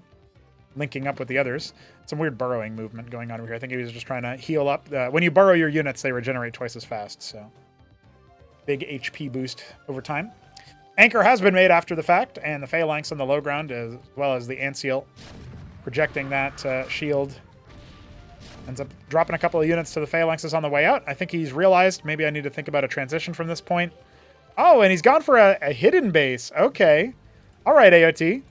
We'll check in with that later on. The Phalanx is here, but there are real cores. There are Zero cores. Looking for a spot. Zero cores here to kind of pressure him. He's going to get one shot off. Oh, ends up getting 2 kills. But I don't think he's going to be able to get out of there. Yeah, the army has actually returned home. Oh, a little bit of a missed micro there. Spots the natural only now coming down. Yeah, that's a dead Trojan. However, that is also a dead Bactylist, so I think you take that and say that was cost efficient enough. Second Phalanx drop earmarked for the wraparound. Drolet's being transferred over by hand. Oh, no way! Ramen doesn't know that that's actually where he is. He could still divert the Trojan to go a different path, but he's going all the way around, right? He's just going all the way around to see what he can do. Because he wants to avoid running into any units in the middle. He's taking the longest possible route, which is theoretically less efficient, but it has the nice little side effect of scouting out what's happening on this side. And look at that. Hey, nice base you got here, bud. Nice workers you don't have here. Forcing an evac. I mean, you can just fight the Phalanx with the Drolets if you want, but it doesn't look like AOT wants to. Hydra's earmarked for that position. He's actually just going to go moving all the way across the map to saturate the natural. 3 Ovoleths have been made, so it looks like maybe he wants to go for his own set of drops. An Iziracore off to the side to check for the third base has been taken out of the picture. And yeah, Ramen's got a pretty nice little bio ball with a couple of Phalanxes. Iziracore seems to have been dealt with or sauntered away. Yeah, it looks like it's been gone. Hydras are hatching on location. He's going to end up losing one of them to the Phalanx. Oh no, he could lose this whole army to the Phalanx, actually, because he's not actually getting right in the face. I can't believe it. I can't believe it. That was without really seeing too much. I mean, there's a couple of Mavericks that came on through, but big whiff there, losing so much to the one drop. Again, this is sort of what I'm talking about when I say I see these Phalanx drops owned, but I really feel like they shouldn't get as much value as they often do. One thing that they can't maybe are a bit underrated about is, yeah, there you go. Get right in the face. Trojan is still there in the corner. We'll see if it gets activated. Mavericks stimming forward to scout, getting a good read on things. Phalanx drop will be heading to 6 o'clock and then maybe wrapping around for the main, which is where this one was supposed to be. Yeah, it looks like he forgot where his Trojan was. Didn't end up responding to it. That's a little bit of a sigh of relief. One fire put out, but it was a big one. Denied a lot of eco. He's going to go ahead and take out the Monument of Sin. Does he want to, though? These Monuments of Sin block this path over here, obviously, but it feels very risky to do that. Just because, like, this is a double cliff advantage. So if the Phalanxes get up here, 14 range is nothing to scoff at. Here's the drop on the other side. He's already got 2 kills. The Iziracores are on file to deal with that. There's 4 Antseals here to make life even more miserable for anybody trying to clear it. That second Trojan was spotted at the end of the day. Okay, those Antseals are actually just going to die. All right, well, not as cost-efficient as Ramen wanted to be there, but he is pushing forward, and walking right over the lake is a sloppy move, with the Antseal only now coming in. Oh, no. AOT feeling desperate, feeling forced into it. He moves way too close to the sun. That Antseal revealing those Lakids from afar. If that Antseal wasn't there, it would have been a different story. But what a massacre that is. The Spine's doing their best to keep the bio at bay, but hold position command comes out. And the Phalanx drop can be reconstituted over to that bottom right. Maybe the Iziracores will take care of it autonomously, but I mean, there's just no more units left over here for our Zerg player. He is done. And look at that. The Iziracores even getting cleared as they weren't microed forward. Still has a decent number of Drolets at that secret base. That's not so secret anymore, but Ramen set up his third base. Ramen setting up a fourth, saturating it with a couple of Masons over there at the third. And, I mean, he's just swimming in it, man. Look! Oh, no! He still hasn't spotted it. Art of Turtle responding to those drops has been a very difficult thing for him, but he sees that 11 phalanx are on the front lines and one just now getting cleaned up in the main base. That is a wrap, ladies and gentlemen. Ramen moves up. And AOT's got some tricks. AOT's got some ideas, but they are not working out so far. Facing elimination, this could be a fast series after all.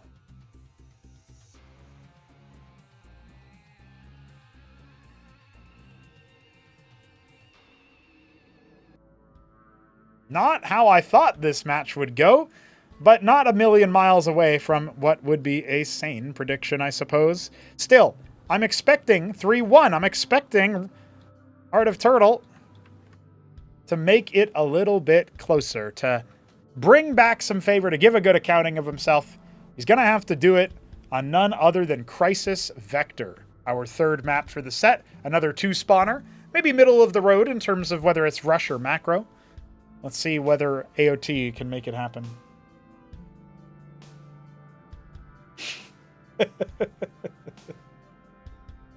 Chat going ham, as per usual.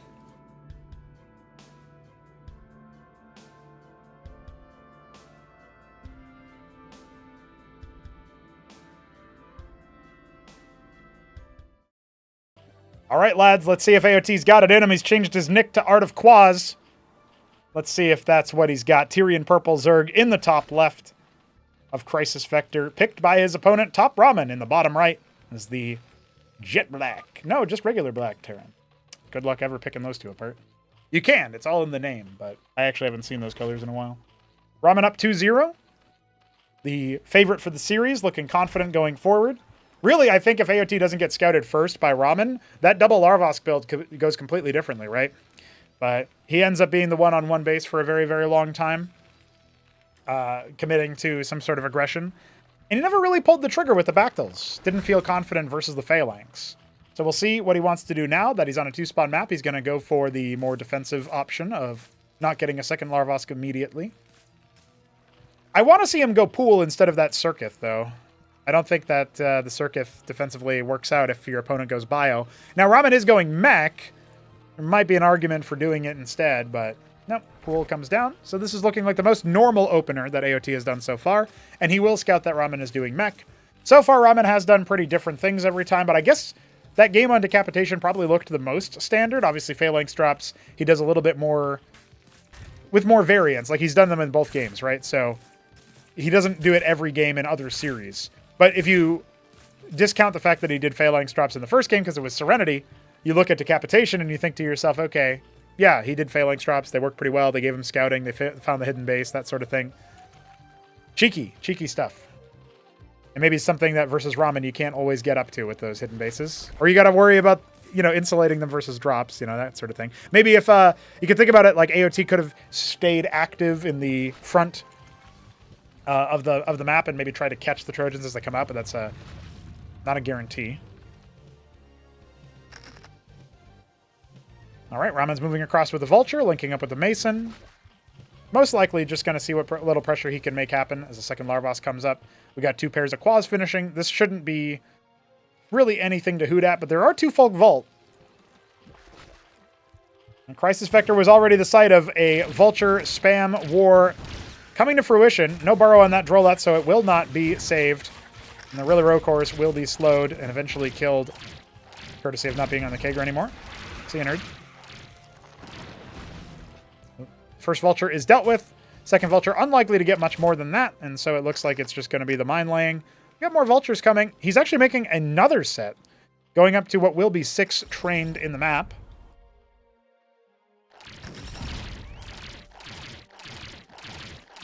Hoisted by his own petard. Devastated. Self-stun. Ministry on the way on location. Vornath with an Ovaleth. So it looks like AOT wants to go for a Quaz drop, which on this map can be very effective, as it has to have very spacious mains. But the Ovaleth is going right across the middle of the map. Ramen, I don't know if he actually clocked that he scouted that Ovaleth, but this Vulture count is enough to maybe overwhelm AOT here. He makes 5 pairs of Really Rokors, almost in panic, it feels like. He's got a decent gas bank. Is he going to go for Nathracors? He's going to have to do some good damage with the Quaz to offset the fact that that Ministry is halfway complete for Ramen. Economically, this is looking like it's going to be difficult for the Zerg, but he should still be able to pick a couple of these Vultures before they really get too much damage dealt. Instead, he's just putting some damage onto them. Wow, he actually manages to whittle a lot of them down, but he's going to lose another worker to it. The drop is in position, but it's actually within vision of Ramen, who could respond to it anytime he wants to. Let's see how soon that scramble comes in with the Blackjacks coming back. And well, instead he's microing his little heart out here as the Quaz are storming the gates. They're going to get right into the mineral line, and only now does the minimap response come in. As Ramen evacuates, but only one Mason killed. You lost one. You're losing a Larvosk on the other side. The Rilla Cores were not activated in that fight. AOT overcommitting on the attack, not realizing that his Larvosk is left all for naught, perhaps. Those Quaz could try to fight the two Blackjacks on their own, but instead he just wants to pick another Mason and then fly away. Very unfortunate series of events there. AOT could have avoided it with a little bit better crisis management in Crisis Vector.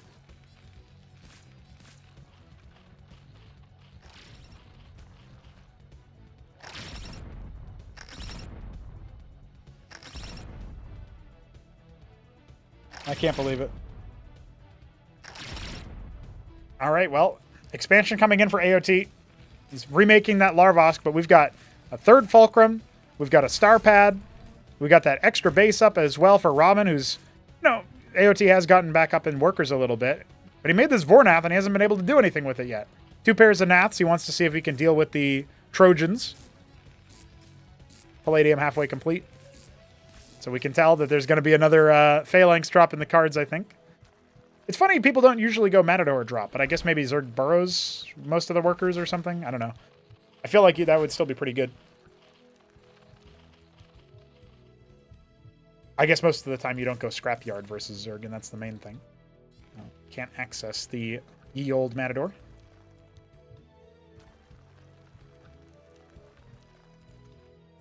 All right. The Naths are on patrol, at least one pair, the other one waiting. Now, I don't know if AOT knows this about the Nather Corps. The patrol works pretty well when trying to patrol for ground units. It doesn't seem to work very well when trying to patrol for air units, and we haven't quite been able to fix that bug. So if you're not familiar with that kind of quirk, just like StarCraft 1 has like weird unit quirks that you got to watch out for. Well, AOT's familiar with that, but is he familiar with, can you do 27 tricks fixed in Cosmonarchy? I don't know. Watchdog for the Scout. Shroud nearly complete. Here we go. Zets and Quaz moving forward to try to deal with those pesky Blackjacks at the front.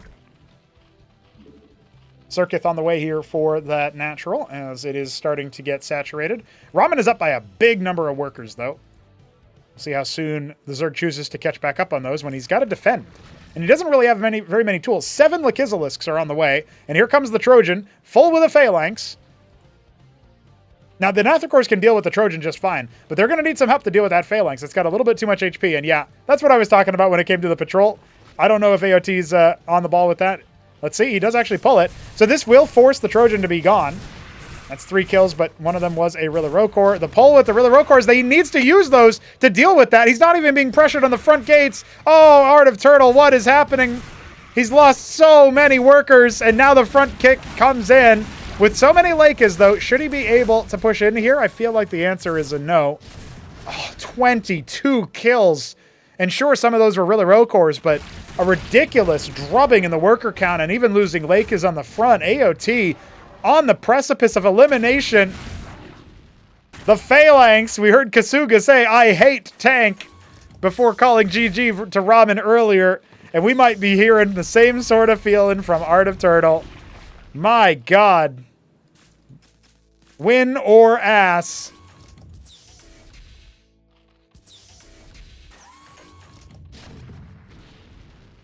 Ay. See ya later, alligator. Hit those eggs again. Instead, it goes after the worker. Oh my God, yeah. Hitting the eggs would have killed 3 Gorks, dude. That's terrifying. I would be feeling like I had to type GG after something like that if that happened. But Ramen is he's a graceful god. He will allow you an illusion of a chance to fight him. But it looks like he is just about ready to book his ticket to fight Krankendow, play TVZ some more, and see if he can't face another opponent after that, as Art of Turtle has been dispensed with. No coming back from this spot. Only 3 Lakers in production. GG is called. Well play exchanged. Good luck for the next round because TopRamen is going to face Krankendow.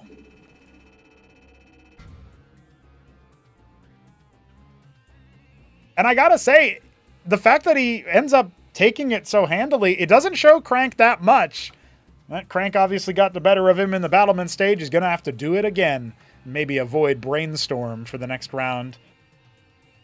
Crazy stuff overall. I gotta say, these are the thoughts that I have with TopRamen securing the victor, securing the match. This is a situation where we gotta give it to him. We gotta say, it was easy for you. You just walked right through. He even said, yeah, I'll give AOT credit. He'll take another map. But Ramen, the rivalry brewing, second time that Ramen has met Art of Turtle in the lower bracket, and for the second time, 3-0 in Acropolis 2 and Acropolis 3. So while Art of Turtle always qualifies to these sorts of matches, it's hard to say whether he'll find more success next time around. But as he said in his interview, this is America's series. America's match, as America wins. And America won before, too. I thought Australia would be representing in the dubs on the other side of things, but it is not to be. It is not so. Gotta give it to Ramen. He ends up finding success. He will make his story continue. He will write another chapter. Will he be headed off at the pass by Krankendow, or is this his opportunity to ascend further? The winner of that match locks in a top 4 placement and an invite to the next Acropolis, skipping the qualification stage. Ramen has never been the recipient of such an honor. Last time he was also held at the gates one more time by Ayud64, the eventual champion. This time around, it's Krankendow that stands in his way. And with that, we also have to bid adieu to none other than Art of Turtle. We got to play his music one more time as he has been routed. He has been held off. And I feel like Art of Turtle is the kind of player that you can always count on to make it into the Throneroom stage. I bet against him this time around, but he did it. He surprised me. And he didn't get eliminated immediately last time around. I know it, his Acropolis 2 placement, when we show the player cards and stuff, it says he was 7th to 8th. And so that makes it look like, oh, he went deep, just like this time. Well, last Acropolis, it was only top 8 for playoffs. We only had 4 groups, so we didn't have the round of 12.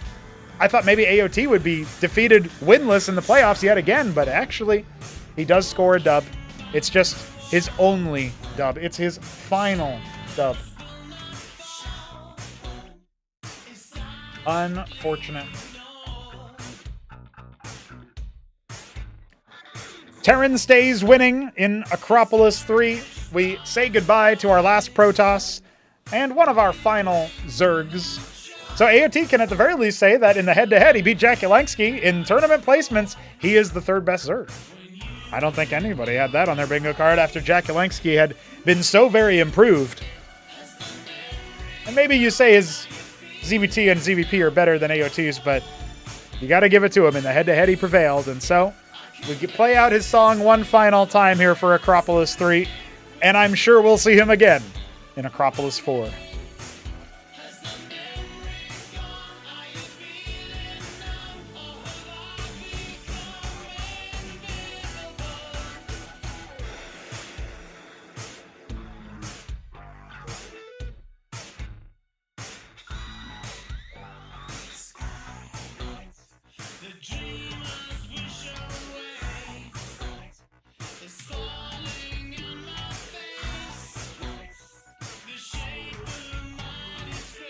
Well, just a little bit after the time, we have one more match here to be played, so we will get to scheduling that. But let's take a look at the player card one more time.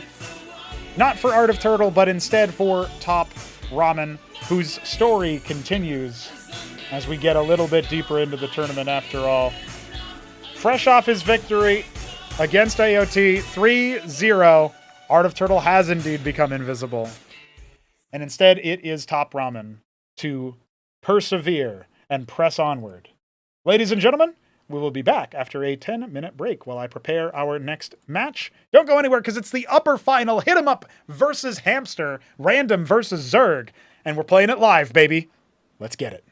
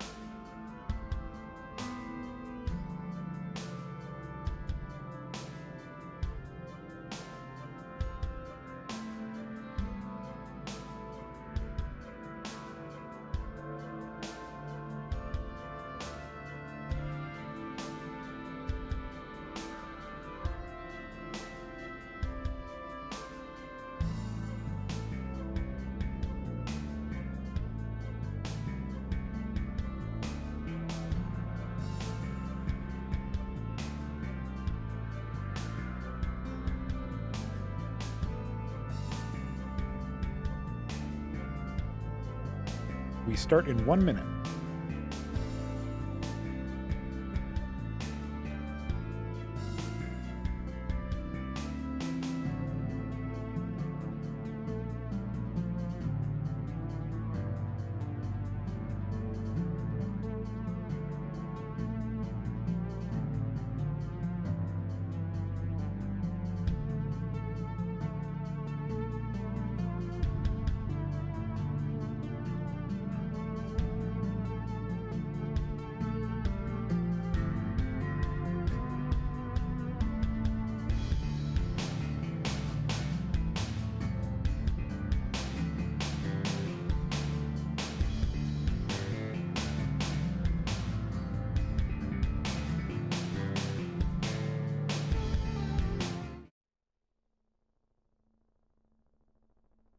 Ladies and gentlemen, it is just about time to talk about HitEmUp versus Hamster.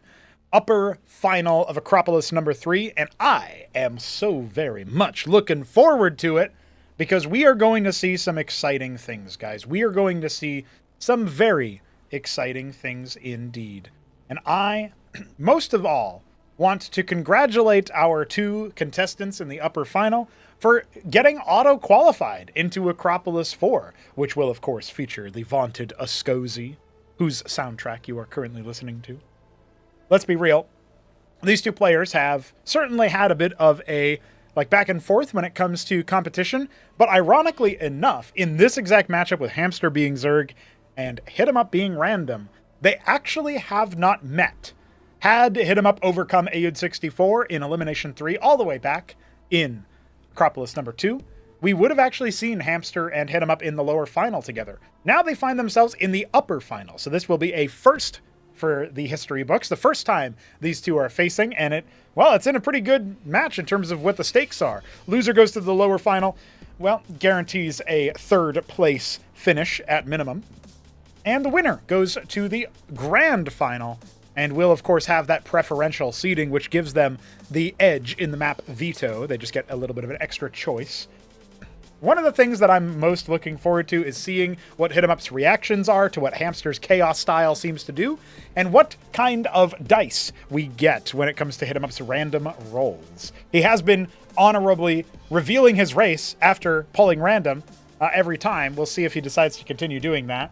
But nonetheless, this is a situation where I think we are in for an exciting time together.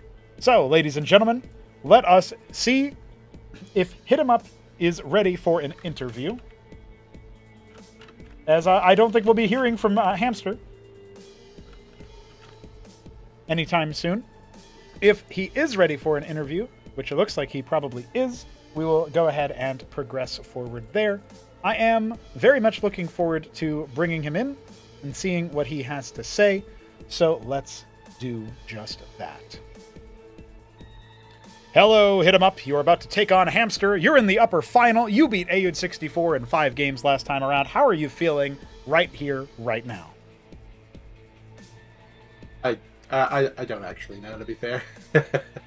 Still in shock? Are you still surprised you managed to come back from a 1-2 deficit and string together 2 games, both of them looking fairly comfortable? Somewhat, yeah. That was a bit of a shock to me. I didn't expect that at all.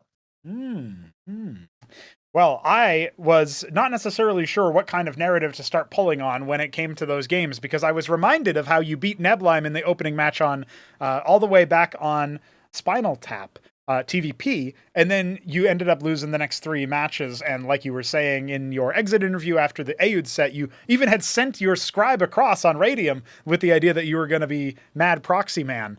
And then you decided, nah, I'm not going to be like Dog. Those were your famous words. But let's be real here. We're talking about a situation where you could very easily find yourself as somebody who's in the grand final after the series. You're up against Hamster, who notoriously has been a little bit worried about going up against you in general. How do you rate your chances in this matchup? So, being completely and blatantly honest here, I don't know. I have no idea how this is going to go. I don't have much experience against Zerg in the current meta. Okay. Especially as Protoss or Zerg. I don't know what the hell I'm doing. So we'll see if I could just make units in one game. Make units win games sounds like a good strategy, a good tactic in general. That's actually something Dog accredited to you in his intro interview versus Neblime earlier. I don't know if you caught that little detail, but he said, HitEmUp just yells at us to make more unit. So that's what I did versus the Shambler, and it worked out. Well, it's also kind of what he did versus Neblime. I don't know. It's like Dog's a different player just because he make more unit, and then he win games. So I think maybe you're onto something there. Obviously, when you contrast that with Hamster, his style seems to be make more chaos, win game. But how do you feel having watched Hamster play, not only against, Krankendow in the last one, which was ZVZ, but just in general throughout this tournament? I was kind of predicting, and I was pretty publicly actually about this, predicting Krankendow to take it over Hamster. But, I also predicted Aoud to clinch it out versus you, and you ended up defying my prediction there, making it a close affair, but coming back into the series. You think at this point it's like, yeah, well, it's anybody's tournament still. It could be mine, could be Hamster's, could be Aoud or Krankendow still there in the lower bracket. What are you thinking about, Hamster comparatively to the rest of the field? So I think it really depends on who Hamster ends up playing. Like I think he has a better chance against me than a better chance against me and a better chance against Crank than he does against AUD. Okay. Or even Dog. Or Ramen, even. Okay. All right. So that's an interesting claim. That's a bold claim that we're going to have to come back on. What makes you think he's got a better chance against you than the Terran players that are left in the tournament?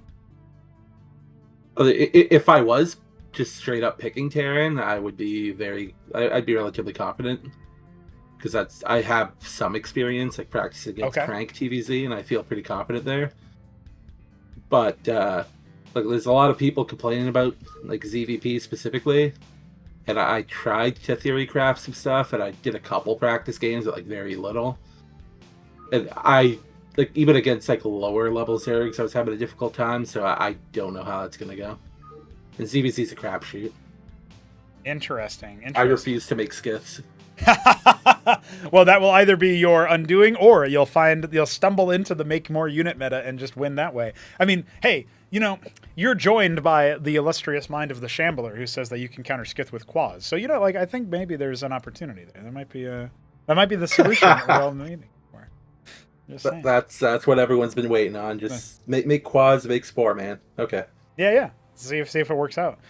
I guess then you can expand forever or something. I don't really remember what there's like, that old meme where you do like step 1, step 2, step 3 is question mark, and then step 4 is profit. Like that's kind of what it reminded me of, but I maybe just didn't read it close enough. Either way, you have had an interesting run through the tournament so far. It was kind of a layup in your Battlements group, and it wound up being, although maybe on paper it wasn't supposed to be. You toyed with Kasuga, and then you got your seed into the quarterfinals. Kasuga triumphs over Dog, even though nobody predicted that except for Dog. And then you toyed with Kasuga again, and obviously you toyed with Godwee earlier as well in the Battlement stage. Obviously, Aoud was a tougher call, a harder fight, but at the end of the day, you were able to close out the distance and just kind of anticipate that he was going to continuously produce that aggressive drop style, which you were able to parry at the end of the day. Hamster, though, his style does seem to be a lot different, and I guess I really haven't seen that much of his ZVT, for example, so that might be certainly something that you have in your back pocket. But when it comes to your Protoss, you said that you weren't as confident in that. Has that informed, as the way random can work and the fact that you have to master all the different matchups here, has that informed your veto this time around, or did you just pick Check Stealer to make everybody happy? Yeah, Check Stealer I literally just picked because I saw people wanting it in chat. Ah, okay. It's the only reason why I picked the map. Well, you banned I think it's actually really bad for me. Okay, tell me why.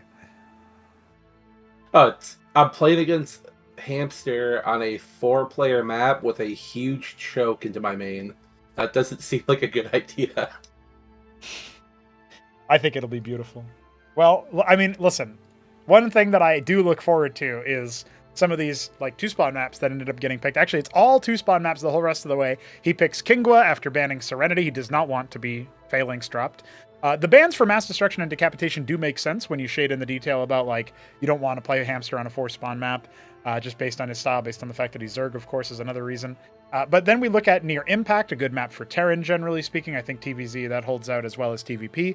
We think about Radium, actually a map that I think Terran is favored on, but that could be down to, style and engagement, of course. And Brainstorm as the decider. If we go all 5 games, I feel like Brainstorm is the ultimate wildcard pick for the decider. Did you have much thought into the Near Impact and Brainstorm picks? Did you put much thought into those compared to Chick Stealer, which was just the fan favorite?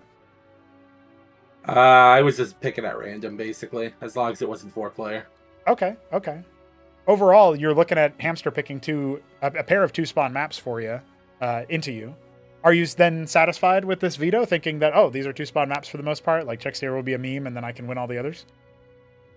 Yeah, I could scout them way easier on 2-player maps, so I'm not terribly scared of, like, anything crazy.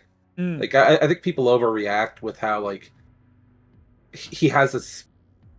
He's a chaotic player, but in reality, like, he does play relatively meta, just like he does things in a slightly weirder way.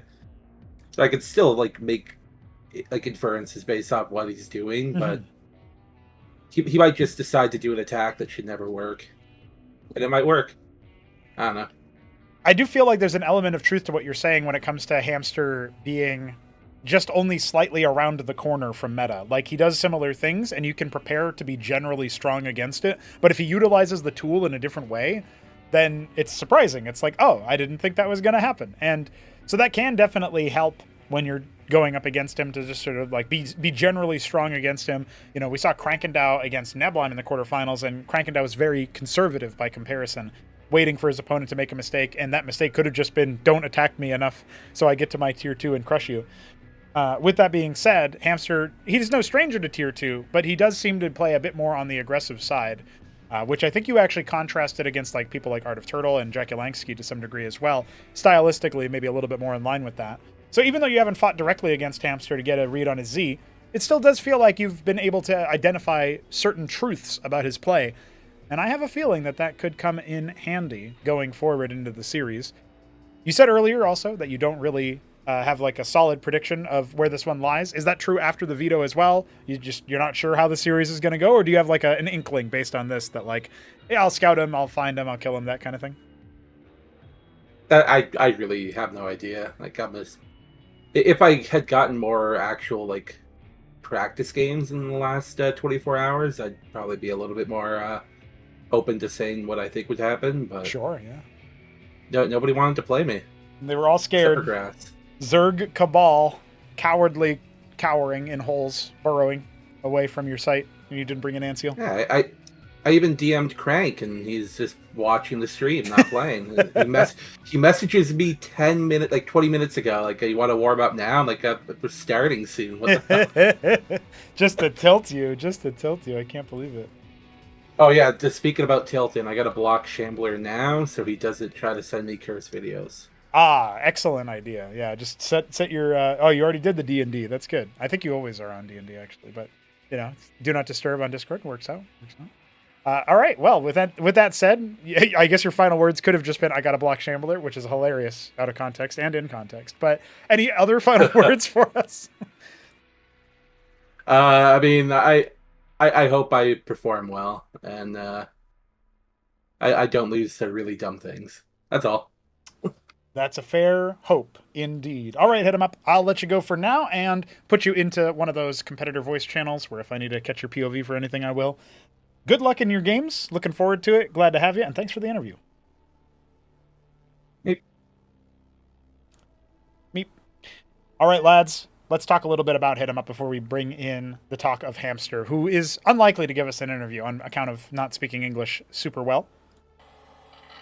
You know what that means? It means we gotta put some metal on. HitEmUp shall not be denied, or so his music says. Maybe this is the hype that he needs to get himself into the mix of things. It's a situation where you're wondering to yourself, how could HitEmUp possibly lose against Hamster? Well, that's not because Hamster's not skilled. He is. He can be very cracked, especially at, we look at the Zerg Mirror performance he put up against Krankendao. We look at the fact that he was able to defeat Arbuz Budush very handily, ZVP. But HitEmUp is a different player. He's cut from a different cloth. He was always supposed to be the winner, even back in Acropolis 2, but his mental got the better of him. And he's already shown improvement in that regard. He recovered from a start that was very, very rough indeed when it came to his series against Ayud 64, winning the first game, and then getting defeated by perhaps his own mistakes is always what he's going to say, but good play on map 2 and a very, very sharp timing in map 3 led to HitEmUp almost crashing out, but he caught himself at the ledge, turned back around, and muscled his way back through. Hulk smash AUD64, and it was over for the reigning champion in the upper bracket, punching his way straight into the upper final. And he said it to himself, this means I'm not going to be like Dog. Well, not even Dog is like Dog anymore, and we saw that. So, let's talk a little bit about his opponent then. We've got Hamster queued up and ready to rock. He is headed for the upper final, so let's play his music for a change.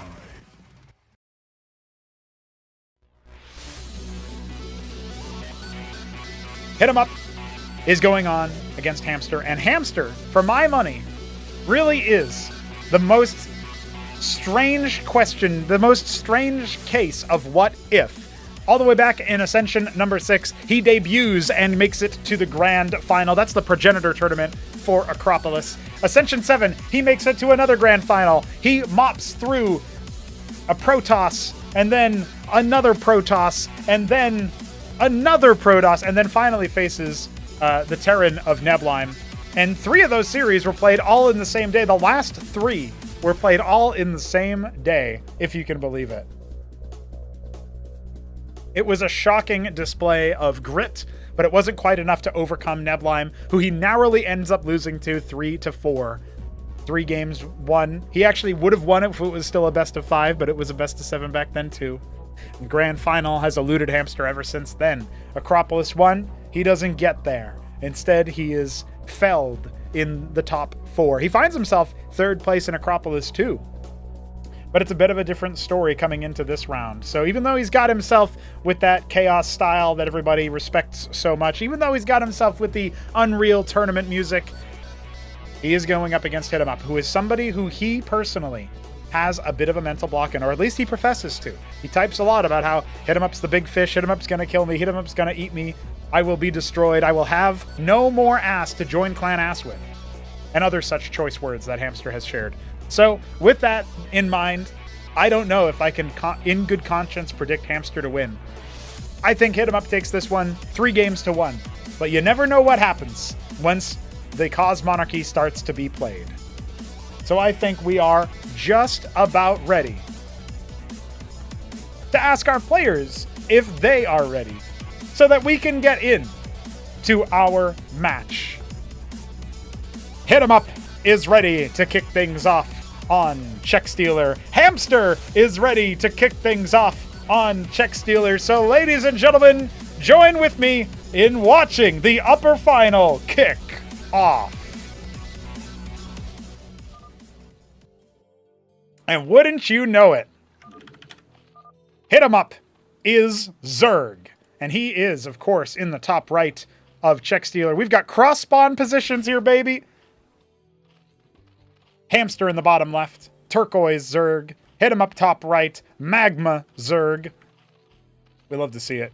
We love to see it. ZVZ opener. At least then he can't claim Ray Simba.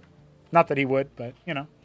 He can't worry about that matchup. He's not going to be too concerned. Let's go ahead and get our overlay ready for an update. I kind of gambled and said he'll be Terran, which was just, spoiler, me not updating the overlay from when Ramen was there. This is the number 1 and number 2 after the Battlement stage concluded. Giving a little bit of value to my predictive value, if you will, to my role here as predictor, as pundit. Always a good time.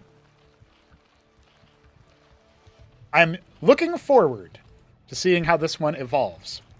HitEmUp said, I refuse to make skiths. Was Hamster listening? Was Hamster paying attention? We'll find out. Larvask into pool. HitEmUp was typing that he was Zerg and then remembered to start harvesting gas, so he's a little bit delayed compared to his opponent. Making 2 pairs of Rilla cores, only 1 for Hamster.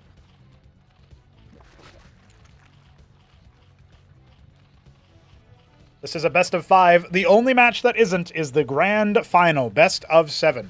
And that is where one of these 2 players will qualify to after scoring 3 wins in this series. Love the neutral circuit here as a map feature. This is, of course, Kickback ported into Cosmonarchy. with some changes, as you might expect, given that it's basically a different game.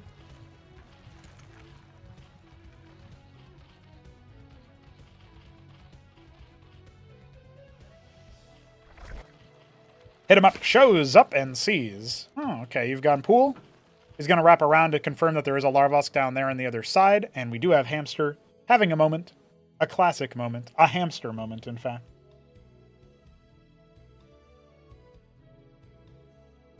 He did say his internet was a bit spotty earlier, so we'll see if he is still rocking. He might come back, he might reconnect. Yep, looks like he just came back online.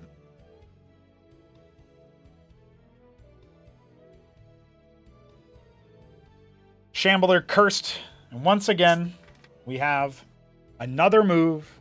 We have to wait for a reconnect.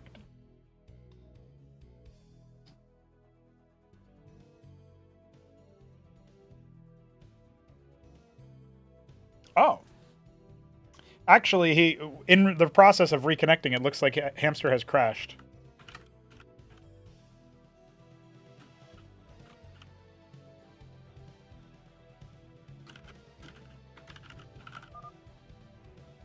Canada moment.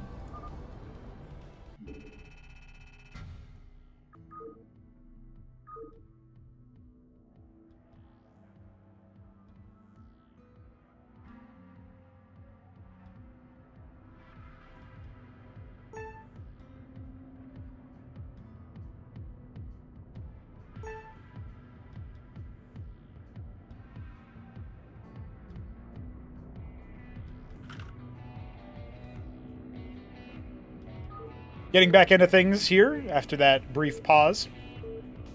Nothing like a little bit of that to throw you off. And look at this. We even get cross spawns again. Just different cross spawns than before. I told HitEmUp to pick Zerg so that we wouldn't have that weird remake issue and then I roll a different race. That has happened in other tournaments, but we're not doing that anymore. HitEmUp going to be going for 3 miners on Vespene to get his early Larvosk. He's in the top left as our...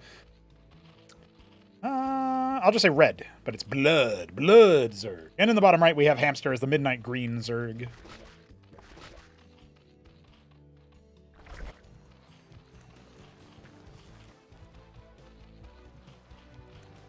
Yeah, people in the chat discussing the same thing I was just saying. Remaking is now the same race. That's what we're doing. But we didn't always. We used to just remake as random, which in retrospect was kind of a dumb move, in my humble opinion. Larvosk for Hamster, Larvosk for HitEmUp, and just slightly more economic might here for our random player. Earlier pool timing for Hamster, he actually cut workers for that, so we'll see what he wants to do with that more aggressive style.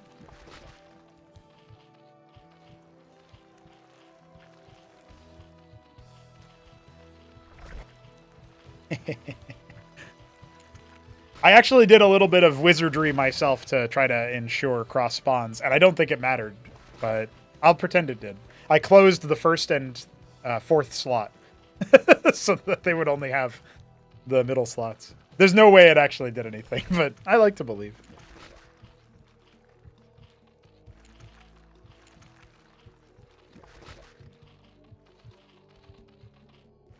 I feel like everybody is just fine here in this position. There's no build order win or loss just yet. Obviously, Hamster has earlier timing for the extra workers, but we've got HitEmUp going for the later pool, but faster second Larvosk, so he's going to have more workers pretty soon if he decides to go for a more economic-based build. Droleth will find that they are indeed cross spawns again. Ain't that lovely? Ain't that a thing? So he'll see the timing on that second Larvosk, and he'll know that he's actually going to be ahead, ever so marginally. Also doesn't scout any other tech commitment. Doesn't scout if there's an expansion in these little safe nooks either, though.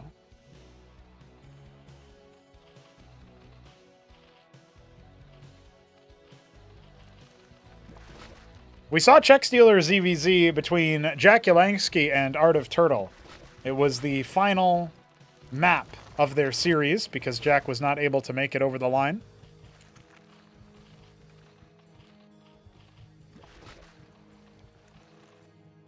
Double scout with the Zeths. Confirms cross spawn for Hamster's side of the knowledge base as well. And HitEmUp is just about to throw down a third Larvosk before his subsequent tech.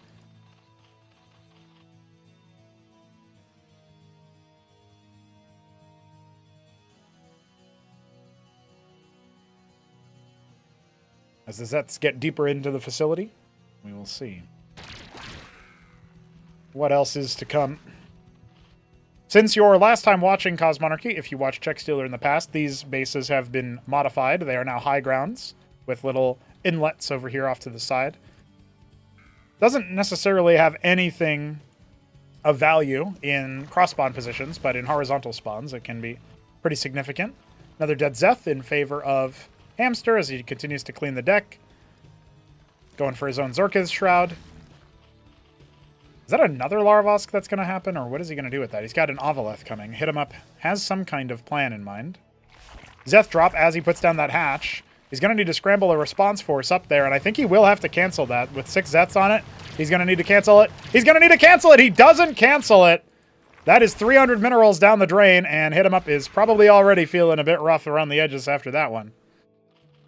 Outsized impact from 6 Zeths. For the Rokors chucking forward, and now we're going to need to see if that switch gets flipped on the other side. He loads up 6 Quas for his own drop, and the Ovaleth will surely be sighted by the other one on the counter. We got Zeths ready to try to defend. That Larvosk will be canceled so that he doesn't end up losing most of the gas. He can remake the Kagrant whenever he wants to. And only 3 Zethrakors actually survive from the drop. But now, Hamster has a different problem. He is making 6 Lakizilisks. And what did HitEmUp say in the interview? He was talking about how Check Stealer will go Hamster's way, and then he can just scout him on the other maps and kill him that way. The Quas almost picked that Ovaleth as it crosses. The Zeths don't get anything done as they see the other expansion, but HitEmUp does need to cycle his units back from all those Lakes. That's actually only 3 of them. Where did the others go? I guess they were queued up afterwards, the second rotation. So the pool units will start as sort of contain, but it's around the 3-base setup, and Hamster already has that extra hatch. Now, these are only 1,000 mineral field patches, it's worth pointing out, but the mains are 2,000, so they will essentially mine out at roughly the same time. Sometimes the naturals actually run out before the mains in Cosmonarchy. Oh, big snipe onto that Lakes. HitEmUp should feel somewhat confident with his army size being so far out of whack, and the Zeths are actually being gifted to him, but he doesn't accept it. He says, take those and put him somewhere safe. His own Zeth Quas army trying to be in a good spot here as the Ovaleth leaves the base, but there's actually nothing there. There's going to be 1 wounded Zeth that loads into that, and HitEmUp wasn't even really required to pay attention. We've got the Hydrith Den coming. Are we going to see Bactals, or are we going to see Skithrakors? I saw Spraiths being made earlier, by the way, but I think that was actually by Hamster somewhere. Yeah, 1 Spraith back here in the main. Also cuts out unit movement from in this side. That's an airtight wall, I'm pretty sure. Kagrants and all of their morphs are surprisingly large in terms of the space taken. So here we go. The Lakes have burrowed on the other side, and he's going to load up his drops and just use that as his option. He does unload inside the main base over the Spraith, which doesn't kill the Ovaleth in time, and now he's forcing all the Droleths to move over to the natural, where his second drop and his third drop are committing. So you've got to decide what to clear. He's going after the Spraith a little bit haphazardly there. Still more workers going down onto this position, but Hamster has responded well in terms of the crisis management. Those Ovaleths can live to fly into another base later. And the ski-backed Scab should have been scouted by that flyover from the fallen Ovaleth inside the main base. So what does HitEmUp want to do? He was drolling massively behind that with a staggering 30 worker advantage, and he is making his own Hydrith Den. So is he just going to mass hide? Yeah, buddy. He will make 12 Hydras, maybe make some Bactals, and essentially go for a hit on what Hamster has before the Skiths can really come out. And Quas shouldn't necessarily abandon their post to chase down a Lakes. That's a losing proposition. They'll never meet it there in time. But he can try to make some units to guard against the front push. I think the units he's going to just use are the 10 Hydras that popped. He's got 2 more in the bank and a ski-backed halfway complete. So it looks like it's going to be a Lakes drop earmarked for this southern base. I think Hamster is playing on the fact that he knows Ooh, some nice burrowed Zeths over here. There's another one, a burrowed Quaz as well. HitEmUp can strike at pretty much any time he wants to sow more chaos. But I think Hamster, he's going skits now. He knows that HitEmUp is expecting him to do that. Let's see, the reaction time is very quick. The lake is down. He needs to pull the workers or burrow them or something. Oh, getting right on top of the lake is with the Hydra, getting a couple of free shots. And the circuit finishes, that should be enough. He can't unburrow it, and yeah, he has to unburrow it to unload it. And now the drop ends up coming up, but the circuit was there. That should have been a Spraith in HitEmUp's mind, I think. And now he's going to try to push the issue. You might have some Skithra, my friend, but do you have enough to deal with all of my Hydras? You spent your Lakes on a harassment move, and one of them is unloading, but there's no Drolets for it to attack. The Quaz and Hydras are pushing the issue. The Skithra need to defend, but this is where they are at their weakest versus units that are not stacked up. And I don't think that Hamster has anything in the tank for this fight. He's going to lose his ski back. Maybe he can try to stall out. That one lake is not really able to do much as the Hydras clean it up, despite some damage. More skits have hatched. There's plenty more where that came from. He's making 4 more behind it, and he's up to 10 right now. The Ovaleth blocking some of the shots. Just kind of dancing back and forth. There's so much bruising onto those poor Skithra. I don't think too many people are going to be dissatisfied about this game, because look at that, coming in with the top rope. HitEmUp charging forward. He's got to be careful about those Lakes. He just stands right on top of them. He calls them out, but there were so many stacked up. And suddenly, we still have 8 skits left alive. Oh, and he didn't finish the Hydra then either. Might have been a missed opportunity there. As HitEmUp now going for a whole bunch of Hydras. It's a bloody war. He's got units in the middle of the map he can use for a counter push if these skits move across. He's going to go for some defensive measures. He's got Hydras in the unsaturated third base. But the one with all the workers, that's going to be the target, and there is still the Ovaleth there to try to harass. This could actually backfire if HitEmUp pulls units to try to deal with this problem as the skits come in. Remember, a lot of those were bruised earlier. Some of them had half HP. But instead, the full-blown move out, Hamster, his units are getting caught on rotation. Those Zorius are not long for this world unless the lake is burrow, which they do. The micro has to be on point, but the skits are split trying to attack the workers in that natural. And only now is Hamster taking the worker lead. But look, HitEmUp's forces are across the map. There's only one Lakes, and it's in that third base. I don't know if there's many defenses on the other side. The Spraith has killed 2 skits. The Hydras have killed more than that as well. And meanwhile, we still don't have any crowd control at all to deal with the Hydras and the Quaz. They're going to try to get got by all the Rocors, which do need to be pulled back from and respected. A Bactylus dying to Azorius, that's not what you expect. Coming in with a surround on the lake is trying to take advantage of the moment. Oh, all those Hydras are being shellacked, and they were on attack move after the fact, so finding one of the Lakes is not exactly what they want. Surely, eventually, yeah, there you go. You'll take care of that. And what do we have after that? An even game, even workers, and no more skits. Only now is he remaking the ski back, which could have gone down to that little brawly attack. There's still a Quaz that's not there. That would be really funny to activate in the middle of all that. And tier 2 is now going down for Hamster. We can catch our breath for only for a minute. Only for a minute, guys. ZVZ delivering. Play without skiths. Just kill his ski backed. That's what I do. That's what HitEmUp says. Both players dead even on workers, even after a couple of rotations. We got Zorius and Lakes moving across the map. We got the 4 skits survivors, but they have to deal with all the Spraiths. They're not going to get anything done here at the third base.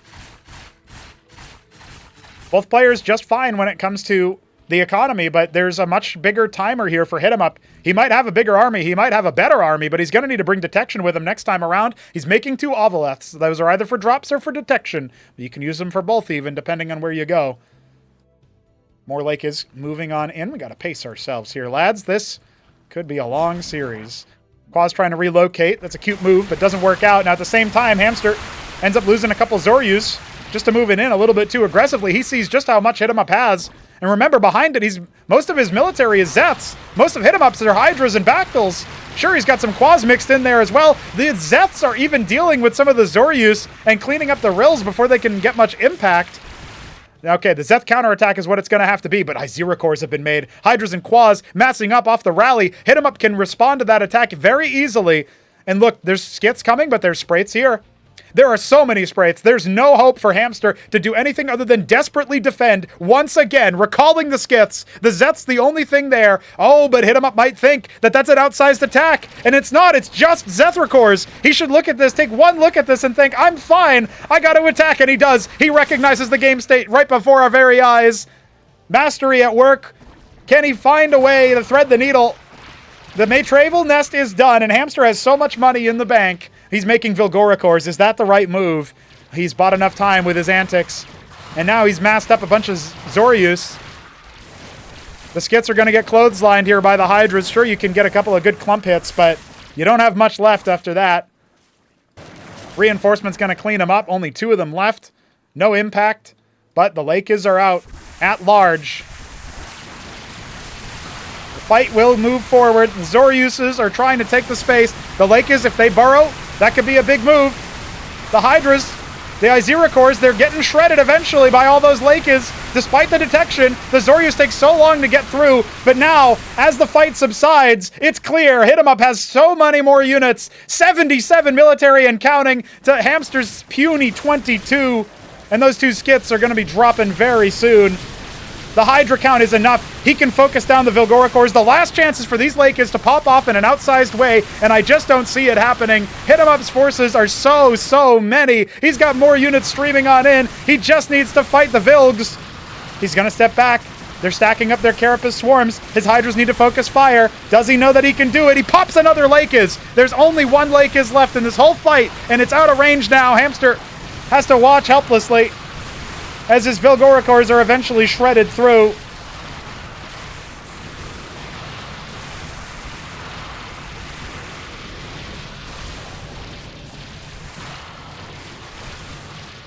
And I'm pretty sure I'm out of sync with the players. They're both floating a ton of money and not making many units, so I'm going to quickly pop in to see.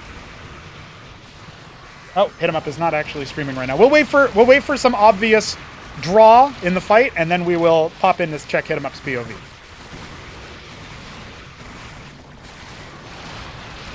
Or maybe, I mean, either that or we're going to see a swap out where, you know, one of the players calls GG, but yeah, they're both, we'll wait for this to get cleaned, and then we should be able to wait for their cameras to disentangle so we can see what's going on.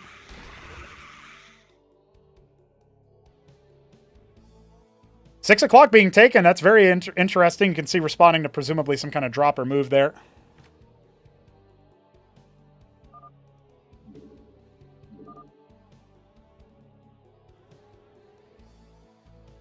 Hey, yo, Hit, can you stream? You guys are still in sync. I just gotta get my sync. Let that sink in. Thanks.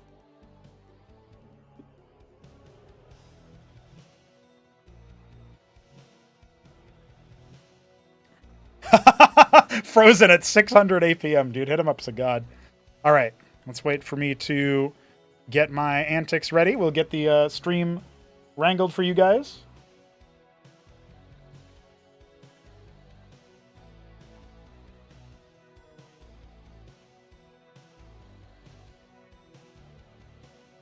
All right, I think we are good to go, so let's ask.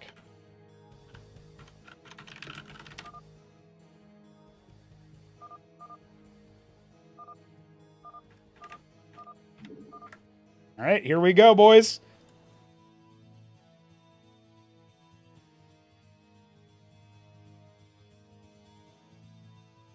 We are seeing now the real game. HitEmUp diving forward. This looks like it's already on a knife's edge. You can see the gas saturation is coming into play now, or at least attempting to be, as we're watching what is unfortunately a bit of a silent movie. HitEmUp does not stream with audio. Last I checked, yeah. Unfortunate. But he is on top of that 4th base, and that is a criminal kill for Hamster to try to suffer when he's trying to spend more money on those expensive units. Though, his Convolisks are out. He can try to get some more outsized value from there, but another string of Tier 1 units is coming in, looking for an attack into the main base, maybe snipe some tech on Check Stealer. That can be so impactful as the Hydras are trying to deal with those Vilgoricors. There's only 1 left. Well, he's got a bunch of Lakers, or maybe only 1. Hard to say. Looks like only 1. Now, this Hydra's skipping that. They're going to go straight for that first base that Hamster ever took, and still macroing out with 2k minerals to spend. HitEmUp still has more in the tank, and he can absolutely keep things going. He sees more Zoryus hatching. He's trying to set up his own 12 o'clock position. He doesn't have so many units on the battlefield right now. You can see he's mostly Zeths in the moment, and he is starting to lose ground at 12 o'clock. I'm not sure he's noticed it just yet. Still trying to micro. No, instead, actually, the Zoryus ends up on auto tag following the Zeths coming out. Remember, you start losing efficiency in those bases, those contained to 3 bases. So as long as HitEmUp can keep his 12 o'clock up and running, he has a future in terms of the economy, but he's already depleted in the main. The natural is almost certainly depleted as well. And we've also got to worry about that 3rd base. Watching from HitEmUp's POV, you can see just how many clicks he's got, trying to make sure he can do something. Going for Zeth Vorv at this stage in the game. He's got the gas for tier 2, but not the minerals. 6 o'clock being recolonized now by Hamster. He doesn't quite put his hatch down just yet. You can tell based on the mini-map. Lake is trying to wrap around. Those can be very deadly to this army. Even though HitEmUp has the ridiculous army size, his tier 2 is so far away, it does go down. He's going to need a hell of a lot more. He tries to get the jump on those Lake is. Oh, he might just barely be able to do it without detection, but there's still one there, and he does have to fall back after that. He clears so many of them. Spending down all of his bank, spending down all of his money. Hamster on a timer where he can't harvest really hardly any units, any resources. He's got Sicrilisks out to try to control the crowds. He's only got the 1 Vilgoricor. No, there's a couple more. That could still end up helping out because there's not that much DPS to what HitEmUp has for his army, but he does have Rokors for making sure that he rends the armor. It doesn't quite look like it's going to be enough to outright win. Those Sicrilisks are going to pack a nasty punch, but remember the Vilgoricor swarms actually help out there for the melee. And so, wow, HitEmUp's actually just charging through and trying his best, but Zoryus takes so long for Sicrilisks to kill. I'm not sure what those were even maybe used for. Maybe it was the idea of the Rokors or something. Maybe he was trying to clear out some of the chaff that wasn't the inimitable Zoryus Theleth. But now, the counterattack going straight into 6 o'clock and the main army falling back to a more defensive posture while the next round of units finishes. He's going to go ahead and saturate the last ridge in there, and he is going to discover that the 6 o'clock base has been retaken. Now, can HitEmUp actually clear the job? He's going after the Lakes that are there, and he should just barely have enough to clear it. I don't know that he actually killed that last Lakes, but he will try to force a cancel onto the hatch itself and just delay, just stop the timing. But now, instead, he's pushed the army out of position. Hamster had to respond to that. Now, with tier 2 on the way for HitEmUp, he's actuating it. His Mutat Spire is almost done. Will he make his own Sicrilisks? Will he go for the Protathalor? Will he just go for a Muta stack? We'll find out soon. Gotta watch out. If you go Mutas versus this kind of composition, that can be very, very deadly indeed. Zeth's instead the choice as he gets up to 1k of each resource floating, but intentionally so that he can spend down on tier 2 units. I think the only tier 2 I saw him put down was the Spire. Let's see what he goes for. It's Protathalor's coming up. The artillery units are going to come in for the Zerg very, very quickly. Iroleth, favorite unit for Hamster. Is he going to be able to use it for the Khaz'it drops? I'm not so sure. The answer is going to be yes. And now trying to flank around these high ledges, using cliff advantage for Hamster, try to defend. But remember, that 6 o'clock base, that could be the main target, even if the army doesn't end up getting focused down. It seems like HitEmUp just wants to go for the jugular, but the Zethrakors and the Vorvs, they don't last very long versus the splash damage of those little dinosaurs, the Sicrilisk. Very, very good unit for the pool chaff to have to go up against. I don't know that they'll be able to, and certainly a lot more cost efficient than making Lakes, which require you to be positioned a lot more aggressively, a little bit more APM intensive. So Hamster now redoubting. Let's see what he can do. He riposts this attack, but tier 2 now starting to actuate. Protathalors are on the field. He can try to range down some of those more tanky units, and he's got so much chaff to deal with. All the Zeths, all the Vorvs. Admittedly, not very much Zoryus, right? So if his Protathalors don't get enough of a meat wall, then we are going to be in really, really squeaky time here. You can see HitEmUp going for this more Vespian-oriented composition precisely because he knows that he is going to be limited on minerals. He really only has one true mining base. You combine all of his main natural and third inside his quadrant, that is effectively one base. That might as well be one base right now, maybe 1.5 at most. And then, of course, at 12 o'clock, he's got the one true mining base. He's got a really good engagement here, but the Khaz'it is down. Can he use the Protathalors to clear it? I'm not so sure. They outrange a lot of stuff. Well, he's coming in from the top as well, kind of splitting the focus. So the Khaz'it gives you that extra attack, and now he's going to have to drill his workers onto the left side of the minerals while he ends up losing the top part of the force. Again, the Protathalors need that chaff to deal with this army. The Khaz'it ends up being so important, giving those extra hits. The Zets are trying to go after the hatch, but I think it's going to survive. Hamster not microing the army, not focusing it down, and now, as he abandons that post, the Protathalors can clear the rills. There's still more units where that came from. Hamster doubling down onto that. He's actually going to clear out all of the artillery there for HitEmUp. I don't think a single unit is going to end up escaping, indeed. He's going to basically be apprehended all the way through. But he had enough time. He defended that position. He took another base in the top right as well, trying to take that high ground, trying to come in from multiple angles. Oh, you got to watch out if you're Hamster. He's leading with the Iroleth that has the Khaz'it in it. Is it going to go down before it can put it down? I'm not so sure. HitEmUp, busy trying to macro back at home, but micro means such a big amount of difference here as he tries to use that Khaztrith to the best of his ability. The Protathlor is attempting to range it down, and they will be successful. Is there enough meat so that that artillery can deal with the rest of what Hamster has? I don't know if the answer is quite yes, but it's such a flashy tactic from Hamster to keep this match going. We're going into 22 minutes, and the skits were unsuccessful. Tier 2 now being leveraged. Are we going to see a pivot out of Hamster? We don't know. We're casting purely from HitEmUp's POV right now.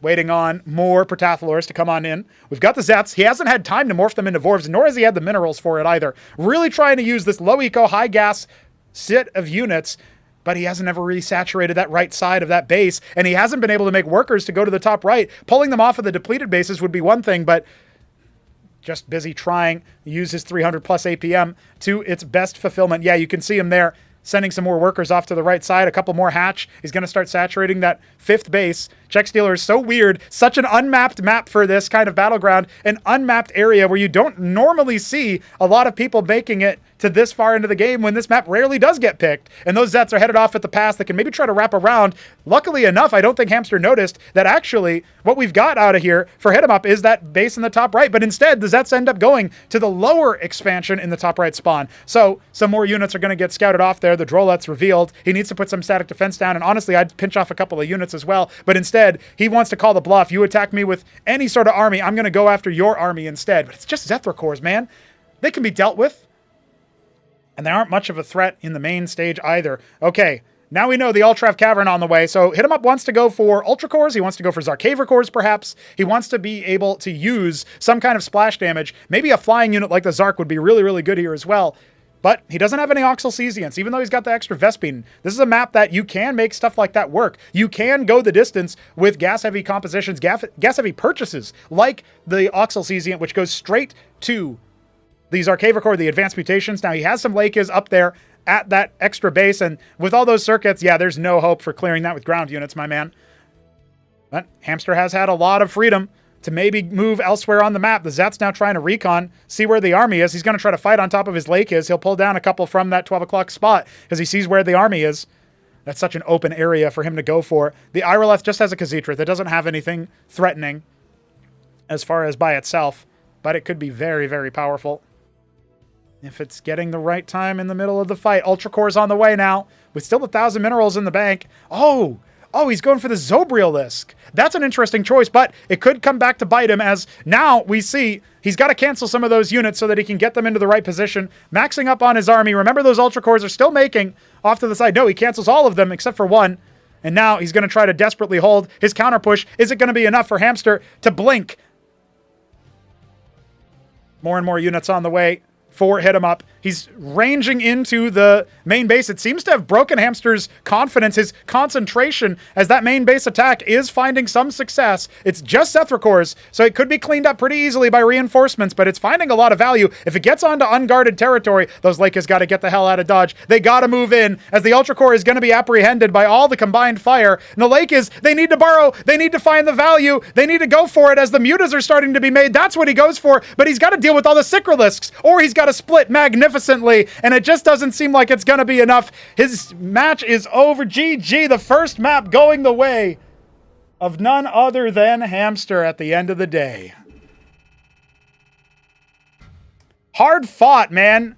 What a ridiculous set. Check Stealer makes him pay for it, makes him work for it. And we will go the distance after all. Thanks for bearing with us on the silent part of that cast, by the way. But we made it through. Hamster scores the first win. That's sort of what we expected, but man, HitEmUp really made him sweat for it. Now he can just kind of take a breath, take a moment. And we'll go a little bit further on.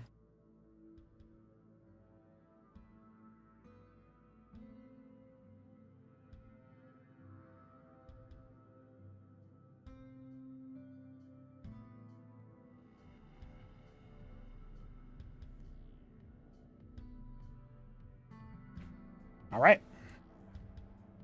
Kingwa Valley coming up.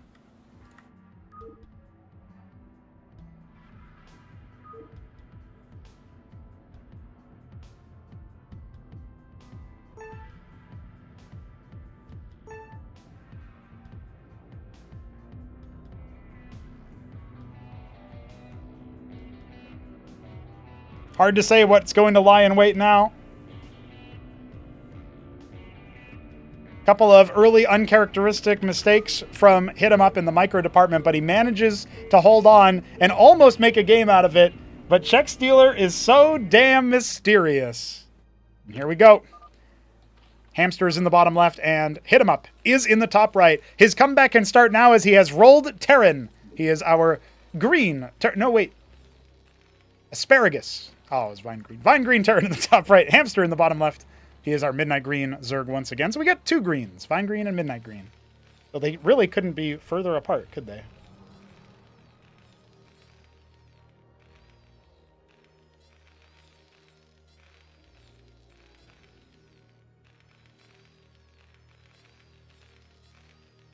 He's going to be going mech here, as he's already getting some Vespene. Will Hamster be able to withstand the assault? Will Hamster be able to deal with the the overall oeuvre of Hamster, of HitEmUp's Terran, rather? I just feel like, you know, the vultures are coming. I can sniff them out, you know what I mean? Like, I can tell the vultures are going to come down. See if he can't just stomp them.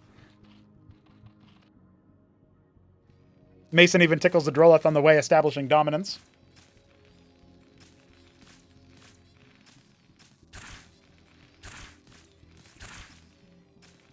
Besides this little shindig that they've got going on there, it's worth noting the Larvosk has started after or before the pool. And so that actually gives the most time for the vultures to get something done, as the pool is going to be delayed. Uh-oh. Well, that's fine. It's still actually working, and I don't know if HitEmUp knows that, but it's only visually bugged, or I guess positionally or whatever. So that's a funny move there. All right, vulture on the way. Gives us a little bit of a dance. There's a bug in StarCraft 1 where that will happen, but you won't continue producing. So we've partially fixed it, I guess the most egregious part of it, but, you know. For all I know, it was intentional, so he'd stopped getting harassed by the Droleth. I don't know how easy it is to intentionally proc that.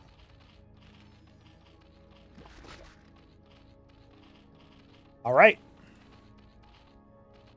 First vulture across the map, the Droleth taking the scenic route to avoid extermination. The Quaz will actually finish in time, but how soon do we see any add-on play? I mean, he's getting another bit of Vespene here, so this is either going to be Matador drop or it's going to be, you know, third Falk for extra vultures. He's the Quaz out already. Second Vault on the way. Yeah, he's actually queued up a vulture, so I think we can tell here. He's double mining Vespene. That could mean a couple of things. Now it's time for the micro. See if he's on point. Struggling a little bit versus those Zethicores. Steady his hands. Remember, he's got mines left. Ooh, that vulture actually has all the mines, so it's very dangerous for him to beat. So, laissez-faire about it. Looks like the Mason will be moving to build a watchdog so that he can scout things out. The Droleth will actually scout that. That could be an interesting little battleground as 3 vultures. 4 vultures, actually, on the way. All right. Moving forward. Mine hits. That's actually going to stop things going. Oh, unfortunately, the low HP vulture was the one in the lead. Watchdog will finish. But will it escape? The Wrath of the Quaz. I don't know the answer to that one. We do still have 5 vultures here. This is a deadly amount for the Zerg Def to deal with. And look, the bait was kind of successful, right? When you think about it. He's going to go after the attack, which I don't really like the idea of. I feel like it would have been maybe better to just go for the attack instead. Going for the army, go for the jugular inside the base. He might still be able to route him with good micro. He's got a Cyclops drop prepared. Zeths and Quaz are the only units now. As HitEmUp is going to be trying to end the game early. That is another watchdog being made, by the way. He desperately wants to know the complexion of inside the base. What are the defenses? What are the unit counts as the Trojan is starting?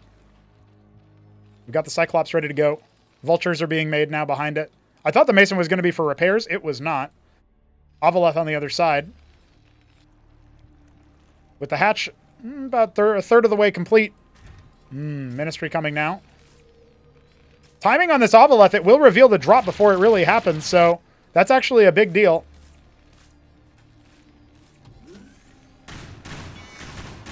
Putting down the scrapyards. The Trojan actually, I'm not sure Hamster clocked it, but let's see if HitEmUp does it anyway. He did this in Tyrant's Tale, I remember, against TopRamen. It was scouted. It was Ramen tried to do something against it, And it's like HitEmUp still pulled it off despite it being known, right? So he's burrowing the Quas, burrowing the Zets. That was TVT. This is TVZ. Let's see what those end up doing. I think the Vultures, they could overpower the defenses at home, right? So this still is a valuable move. And yeah, I really think that in this case, Hamster's got to watch out, right? He's gone for the expansion. If the Vultures keep attacking, or if the Cyclops just move in, right? Yeah, I think you come in here and you see, wait, where are all those units at? Yeah, let's see them unburrow. But the drop comes in to clear them out, and suddenly you had all these units in the main base. So HitEmUp calls the bluff and says, you probably don't have many units over here. Look at the Zets just getting shredded. Drolet's retreating, end up scooping up some of those mines. We don't have any more mines left. Last of the mines ends up connecting. Cyclops getting some concentrated damage, but they will end up escaping, or at least two of them will, and maybe going after the main base, but of course there is a Sprite there. I'd say overall, Hamster ends up with an okay spot here. His Zerkish Shroud almost complete. Uh-oh. His Blackjacks are on the other side. He'll unload the Cyclops. At least he'll get some value out of them. But the Blackjacks are cleaned up on the front, and we just mostly have mines, yeah. Another Watchdog being made for the Scout. Well, he shuts down some mining for a while. The worker count not fully capitulating. Big transfer for HitEmUp now. Going for extra Blackjacks, going for Antseal. So I guess he just wants, like, Blackjack Antseal. He's going to clear the limited lake is and see what he can do from there. He's got some mines off to the side, but remember, Ovaleth's detect, so easy to outmaneuver them, but you got to be on the ball with the response time. It's still not mining from his natural. Only now is he doing that. So maybe more lasting economic damage than we thought.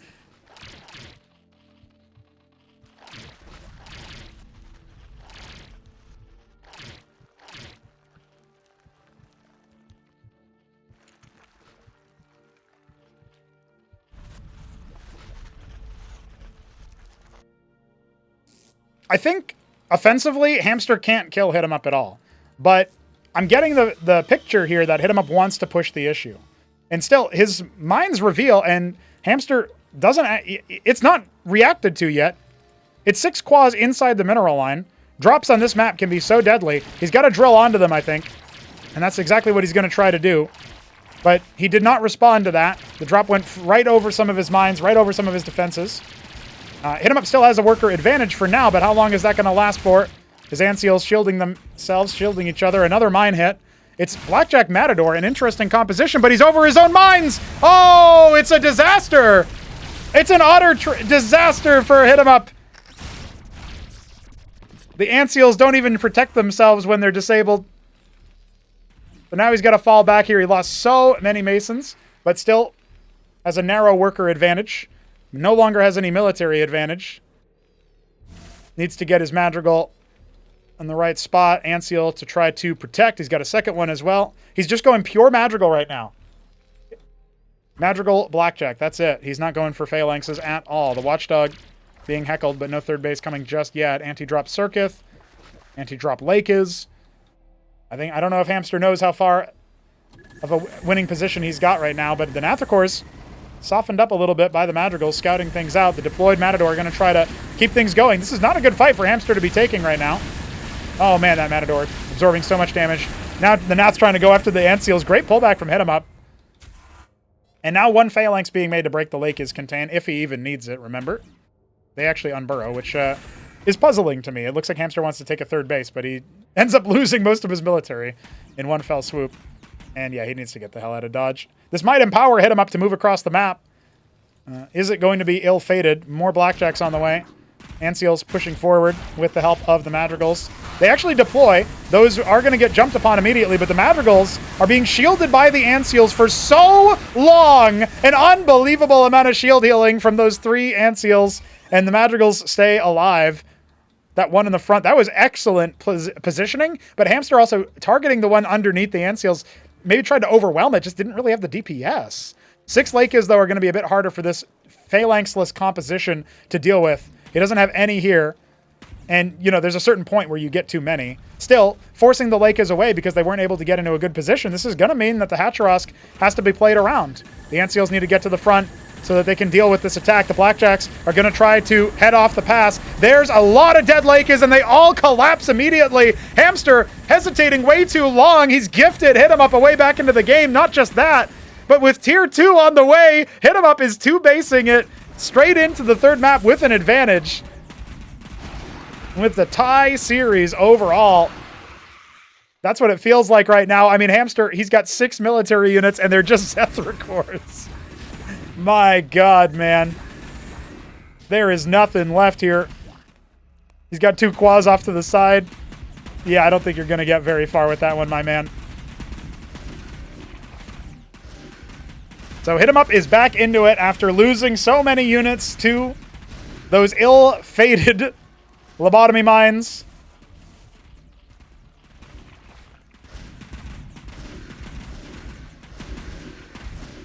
Hamster, just kind of taking a moment to look. Oh, Hamster might have actually been out of sync. Wait, Hamster?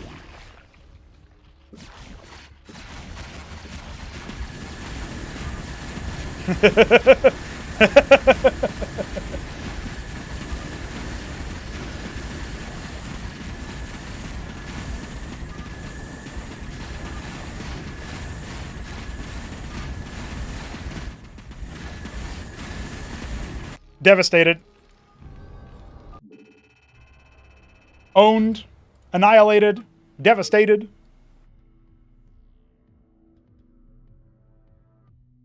All right, I'm going to need to see a, I think I'm going to need to see a POV from him or something. I'm going to ask him what happened after the lake is burrow.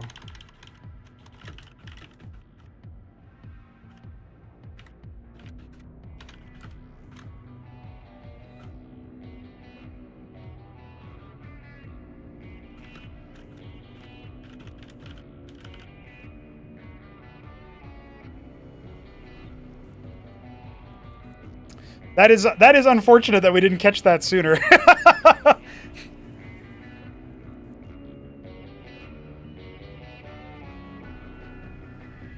Because it's easier for me to make a call about like who won that game.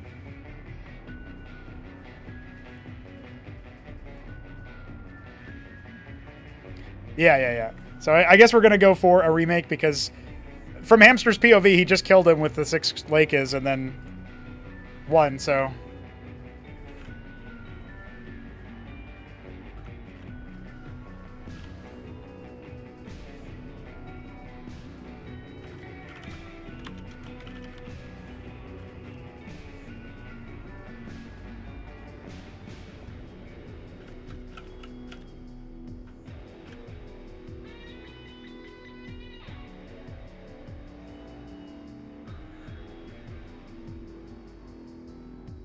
You can't reset config in tournaments, Shambler, because people are using the config in certain ways for their competition, so we obviously can't have them be like, hey, just don't play with a handicap. That's not gonna work. Yeah, well, Shambler, stop fucking cursing, idiot. Blame everybody blame Shambler. Shame Shambler. Shambler.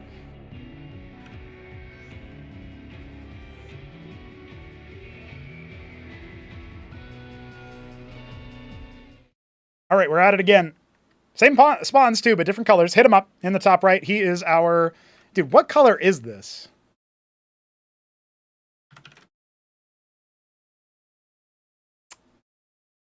Golden brown. Beaster brown. God. And Hamster in the bottom left is the midnight green Zerg. He actually cancels a worker, so I guess he wants to... What does he want to do with this? Is he Hydra rushing? Is he rushing? Yeah. And HitEmUp's going bio into a 0-core rush. No way.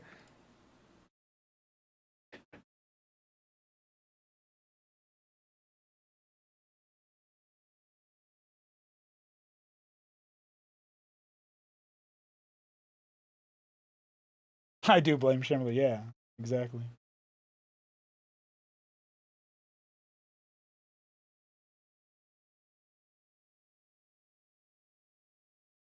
All right, double stockade. So HitEmUp will have a pretty good amount of offensive power. I think he actually cut a worker here to fit this in. And he's scouting a bit later than the last game, I think.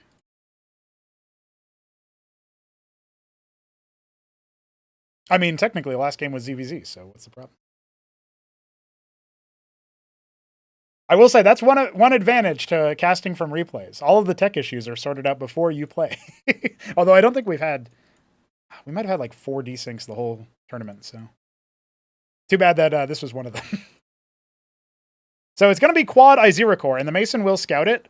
This gives HitEmUp ample time to respond, but there's a couple of traps that you can fall into here. You can try to make an anchor at the ramp. Iziracores walk past it and kill your workers. I think really the answer is making Hurricanes with the Mavs, but it does require you to have that extra Q, right? So he sees the cheese, and he should just be like, oh, this is a free win. I make Hurricanes. He's going to make the anchor at the ramp. Okay, let's see if he can prove me wrong.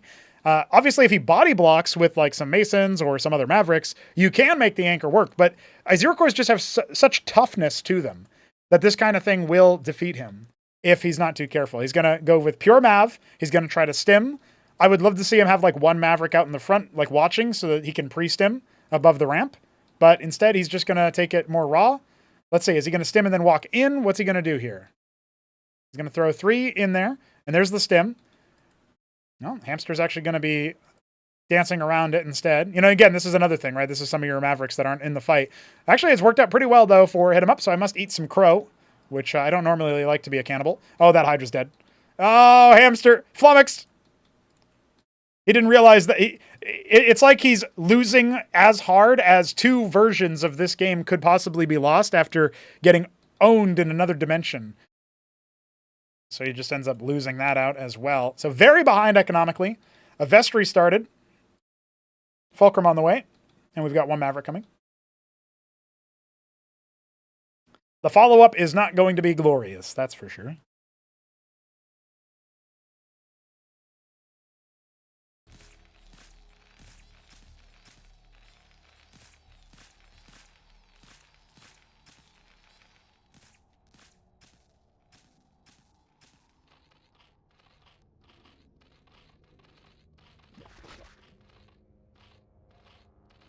Oh shit, we got Neblime in the chat. But he's not available to cast, guys. Don't get it twisted.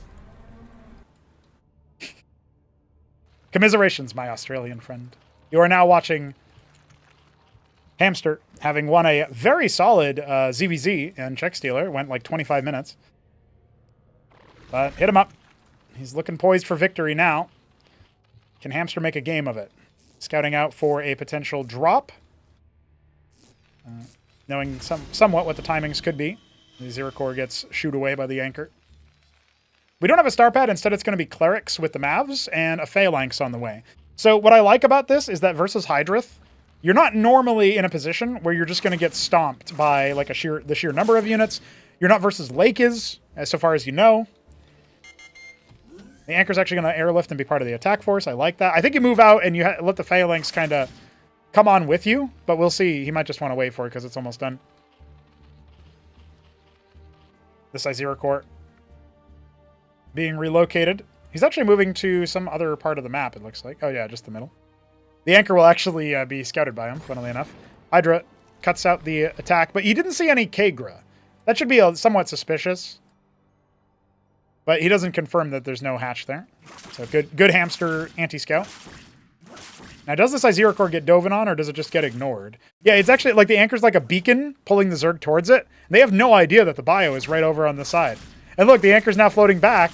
He's going to unload the maps. I don't know about that one, actually. I feel like... Yeah, okay, now, landing it is funny. Okay. Well, that's a little dance for you in the upper final of Cosmonarchy. Wild scenes here. Ski backed on the way, but I think we're a long way away from Bactals. And the Mavs have already come over here. I don't think Hamster has any idea. I don't think he knows. I think he's been totally bamboozled. He's now looking out for the anchor float. But the Mavericks and the Phalanx are here. They're already here. Now, what does he want to do about that? He doesn't have vision up the ramp without the anchor coming. And so he could get jumped upon if Hamster thinks about it. Bactals are starting. He's on a timer. The Iziracores are going to come up here and walk into the Phalanxes and have to turn around. This is super tense, but I think the Bactalisks will finish. It's just if those Phalanxes can get across the map. Now his position has been discovered, so his Mavericks are going to fly on in before the Bactals hatch. He's letting the Phalanx get involved in the fight. I don't know. But I feel like forcing the issue there might have been the right play. You just force target all the front line down. But the Anchor is here to provide vision. This will allow the Phalanx to get some action done. And you can tell Hamster was not prepared for this. He had no idea that enemy forces were on his doorstep. So instead the Anchor lands. It'll contribute with the fight. We do have more add-ons being added. We got a second Covenant. He's making Savants. The Phalanxes are unpacked. He's going to move across the map with them. He'll also be dropping a Ministry pretty soon. Maybe not. Maybe he's playing defensive. This is actually a bit surprising. I would have thought HitEmUp wanted to just end the game as soon as possible. That's the vibe that I got pretty recently anyway. But instead, with those Rilla Row cores, they end up just kind of drawing initial fire. But here come the Izira cores with the flank. The stim is very late. The stim is so late, in fact. But the restim afterwards will still clean up a lot of those Zerg units. And remember, back at home, he's still got Phalanxes, Savants, some Clerics. This army can't go anywhere aggressively. The Mavericks checking all of the far corners, making sure there's no pocket bases. Once HitEmUp confirms that he's indeed versus a one-base Zerg, he can be fairly confident. They only now just broke out to take the natural, so he should have this one in the bag, but let's see. There's also after an Izira core rush hold.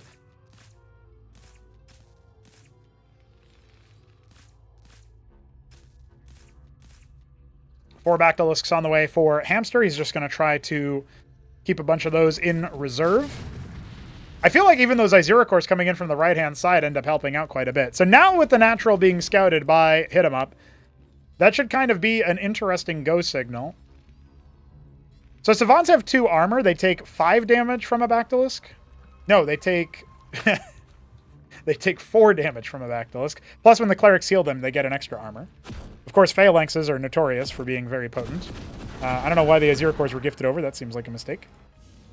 But he scouts the complexion of the army. He sees it is Savant, Cleric, Phalanx with some Mavericks. A couple Harakans added in as well for good measure. Yeah, when the armies look like this, the Zerg is in deep trouble, especially when the Zorka Shroud isn't even done yet. The one Maverick scouting where the army is, this should inform HitEmUp that he can go for the Jugular. The Izira cores can't riposte the attack. They do not block the penetration of the Savant with its 3 armor pen. And the Bactyls obviously just go kaput if they are greeted by Phalanx. The cliff advantage provided here for HitEmUp as he starts to move his way further down in an entrenched position.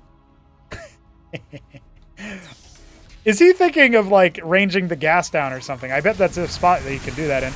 No, instead he wants to hope that Hamster comes into him, and he might be given the opportunity. The Savants deploy. 1 Phalanx has been struck down at the cost of 2 Bactyls and a lot of other units. That Izira core not long for this world either.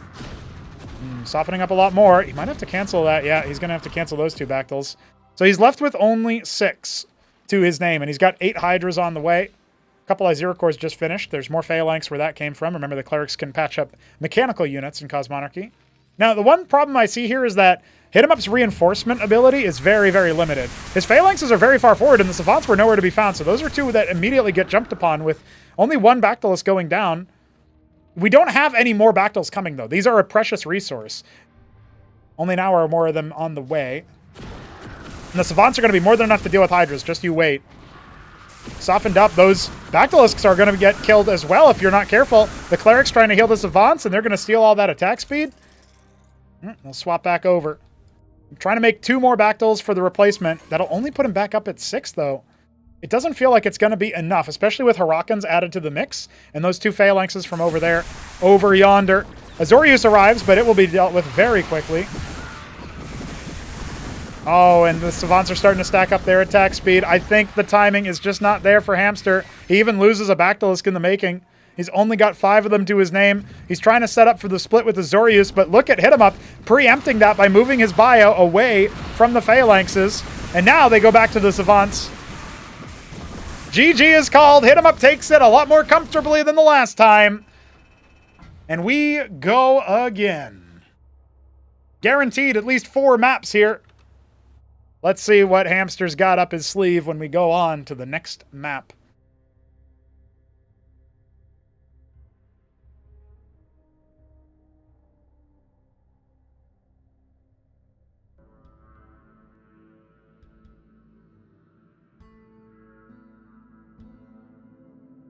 It'll be near impact, Terran favored in most people's minds. But HitEmUp is not guaranteed to be Terran next time. So let's see what he's got.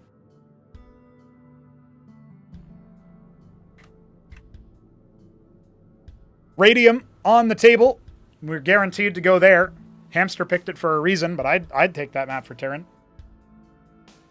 Brainstorm will be the decider if we go all 5. And why wouldn't we after that?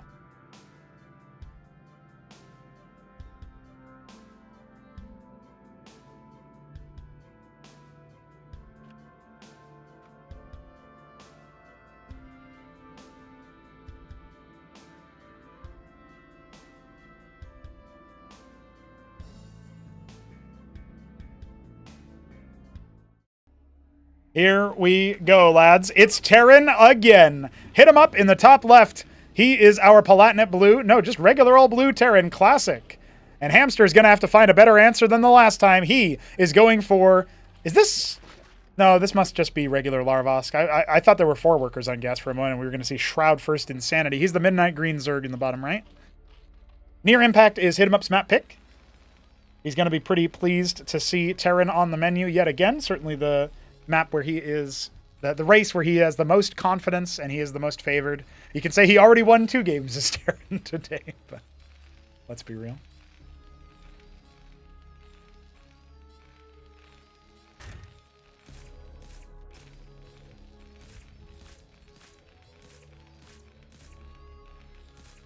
Fulcrum first yet again. HitEmUp sticking to what he tried the first reality of Kingwa, but that reality was deemed insufficient. And so we go again. It was bio into like a tank savant push with some cleric support, which is pretty good. Versus Bactylisks in particular, as well as Iziricors, it can be very good.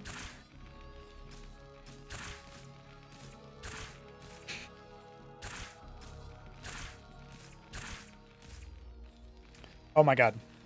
Hammy, don't lose your Droleth! Larvosk into pool, fairly standard stuff here. Mason will scout it just fine.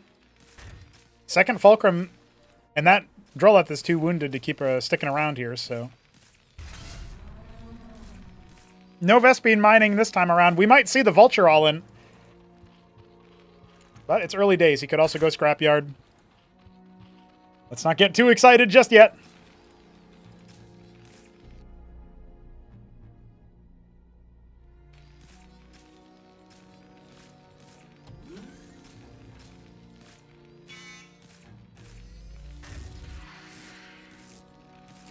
Somebody in chat talking about Koreans? Yes, we love Koreans. Please join our Discord server. Our Discorean server. I will say, though, with the very fast scrapyard off of... Is that just 1 Vulture? Yeah, that's the... This is the fastest scrapyard I've seen. 1 Vault, double scrapyard, 3rd Fulk. Like, he scouted, he saw this is a normal build. All right, I'm just going to do this. And you're not going to think You're thinking, because you scouted mech, I'm going to be aggressive. No. HitEmUp is going to be much more on the greedy side. I think he's just going to make a crap ton of blackjacks and move across the map, honestly. I don't think there's much else here. Good micro to keep that Vulture alive. But I think Hamster's starting to smell some blood, right? Like, only 1 Vulture? Where are the others? And he's still kind of nervous, right? If you move out and the other Vultures were pocketed down here, you could get owned. Doesn't want to use that Zeth alone for scouting. Might need it. But yeah, it's just pure blackjack right now. Starting to harvest some Vespene again for HitEmUp. And it's not for another Fulcrum. This one is probably going to be for either Vespene for Matadors, if I had to guess, or it's going to be for a Star Pad, so you can get a drop-off. But it's definitely not Palladium, as the 3rd Scrapyard is complete. Dance all day. Finally. The rave is over. Star Pad on the way. So that is what the Vespene was for indeed. Now we still see Vespene being harvested, actually doubly so, with the Ridge also providing some value.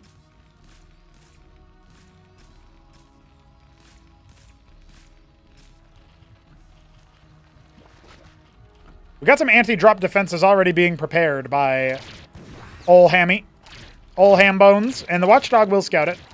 I think, you know, you look at this and you think to yourself, okay, yeah, I'm kind of worried about my drop on this map. I'm going to be scared. 6 Quaz drop is on the way, but the Matadors will finish it around a fortuitous enough time with the Blackjacks moving out. There's so many. He's got 12 blackjacks already.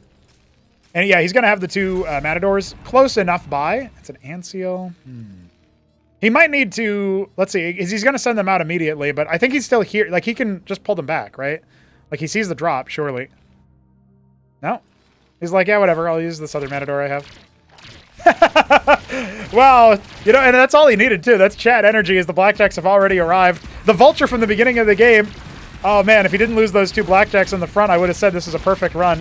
But the hatch is dead. And not even canceled dead, actually dead. Masons are finally starting to die on the other side, but the Matador is scrambling for the response. I think losing the hatch, full kill, no cancel, is much worse, and the blackjack count is way too high. Hamster was not prepared. HitEmUp schooling him in game 2 and game 3. The first move was ballsy. The second move, that's meta. That's supposed to work.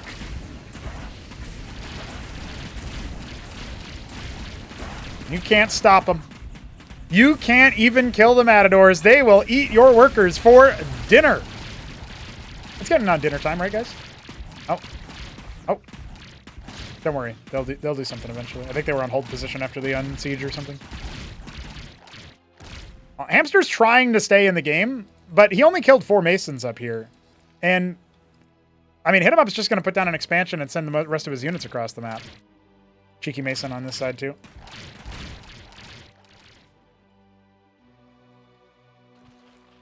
Anseal here to scout things out, sees that you're remaking the Larvosk. You got your hatch ready to go. I mean, this looks like a hit 2-1 start. Next chapter to be written on Radium, and Hamster is going to have to force game 5. I can't imagine him coming back from this deficit. Might have the same workers, but his military units are Fugazi. Bopped. Dropped.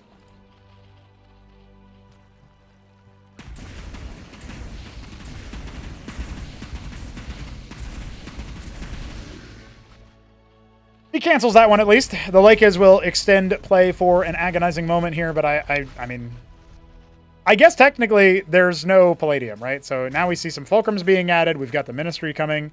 Like, Hamster will technically stay alive in the game, but like, he's got no hope of ever getting out. He can't bust with the Lakers.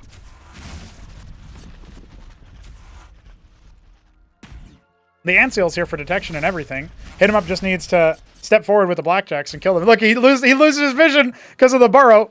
Instead, the Wraith is out here just to see what's going on and kind of draw some fire, but yeah. Let's just pop this one. Lake is on the front, and now we fall back. Split again. Zorius will help him get out. The macro hatch, maybe it's going to be enough to do some more stuff, but that's another dead Lake is. I mean,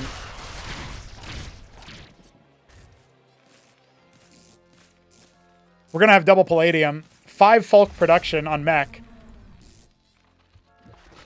I would love to have seen the Wraith stick around over here, but instead he's kind of using it for scouting. Like, this army's not going to do anything. Moving across the map, we got mines to deal with, we got blackjacks, we got double Anseal for protection versus those limited Lakes. One thing I will say is that HitEmUp doesn't actually have very many units in the queue, but Hamster's going to go for this desperate counterattack. And he is going to be held at an arm's length. There's not really much of a chance here. Big stun on 3 Zorius. Revealing another one. Oh, that's a self-stun. But even with that, as calamitous as it might have been, I mean, the Lakers can't really quite step forward, and the Zorius are just going to be torn asunder. We got multiple anchors here. HitEmUp knows he just needs to hold. He's got a much better economy. Much better tech. He's making double Madrigal. He's going to move across the map yet again. And Terran will be eating good.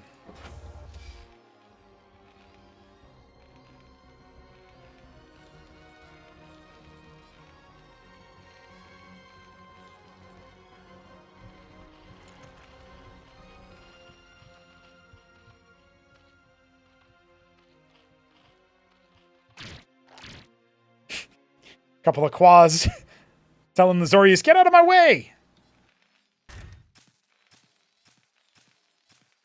We're all waiting with bated breath for HitEmUp to move across the map. He's given the Zerg a lot more room. Wants to make sure his timing attack is sharp enough and finishes the job. We've got the anchors that can be airlifted as part of the attack if he so desires. We're going to park up the Madrigals, pack them up and get them sent across the map. We got the one Zorius. Making 2 phalanxes to help finish off the quest for dominance. The one Wraith heckling. Actually going to get a Droleth kill. Might even get a second. Ah, good burrow. The Wraith goes down. The army sighted on this side. Well, that's a lot of clumped up blackjacks. You can see him scramble to try to defend that. Pull that across. Pull that apart. The Madrigals mostly first line has fallen, but the Lakers are very softened up now. And with only 2 more Zorius in various stages of utter devastation and more reinforcements on the way, Hamster's going to pull the trigger, but the split is much better this time around, and the Anseals ready to defend what needs it most. Phalanx in the back line, able to soften them up, and those Lakers are not long for this world. Now, what thing Hamster is trying to do is buy time. He's got so much money, but he doesn't have a larva to do anything with it. He's making only Zeths. That's one of the things that the Madrigals excel at, is dealing with those low HP units as more Fulcrums are being added back at home, going up to a staggering 8 Fulcrum on one base, or on 2 bases rather. HitEmUp is going to continue forcing the issue as Madrigals are in position. The Lakers need to get an opportunity to fight back, but they're too far backwards, you know. Blackjack's doing their best. That Madrigal going to get converted upon by all of the Lakers. Eventually it will fall, but again, you're seeing the Anseals extend the life so much for the Terran units. He keeps trying to trade the chaff. I guess he's biding time. He's floating so much Vespene. I'm assuming he's going to go for tier 2. It's a bit of a desperate hold, and I don't know that he'll be able to do it, as he spent down his mineral bank on a desperate attempt to stay alive. Larvosk on the way. He has done very, very well versus all the Blackjacks, and well, HitEmUp might end up getting routed after all. The deployment comes in. There's the Zorius. Madrigals, oh, not defended by the Anseals. The Anseals just kind of hopelessly off to the side. And still, oh, the splattering. Reinforcements coming in. Is it going to be enough? They can't kill the Phalanx! They can't kill the Phalanx! And just like that, the last hopes start to crumble. He's got more Lakers on the way. But the reinforcements keep on keeping on. Rallying across the map, he realizes, okay, the Lakers are here. Just bide my time. Just stack them up. Blackjack's split away. What are they going to do? Try to kill my Phalanx with Lakers? It's not going to work out too wonderfully. Does get 1. Resetting the Phalanx count is definitely a big deal, but this whole time the Anseals have been stacking up. There's nothing to do damage to them. That Zorius will eventually be dealt with. Kills a Blackjack. Not bad.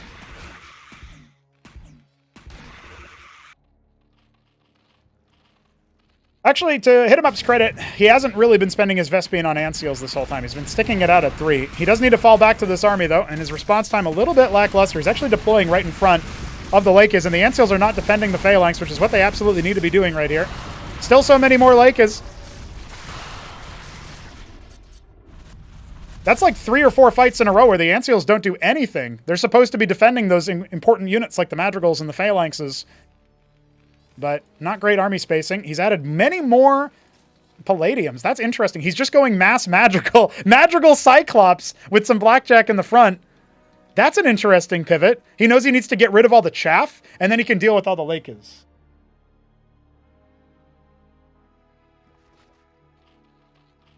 Gorgacor's on the way. Madrigals are going to be useful for that as well. Even when they're in the deployed mode, they still do a pretty good amount of damage.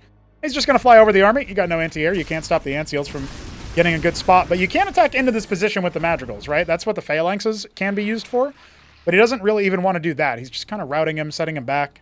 I think if Hamster knew that there were no Phalanxes with this army, or one Phalanx with this army, it would be a different story. He's going to go ahead and deploy. The Anseals trying to defend. And yeah, this is exactly what we were talking about. Essentially what we were thinking was going to happen to begin with. But all the Lakers are crumbling. See you later. Gorgs don't do much of anything versus all that. The Cyclops are here to give chase with pace, and he does not have anything in the tank. A couple Lakers left. A move through it. Doesn't matter. The splattering with that one Phalanx from downtown, it's beautiful. We got a couple more Zorius on the way, but this is going to have to be where GG is called. Hamster now faces the lower bracket. HitEmUp. 1 map win away from the grand final. Telling you guys, it is destiny. He was supposed to get there last time. But hey, we'll take it now, too.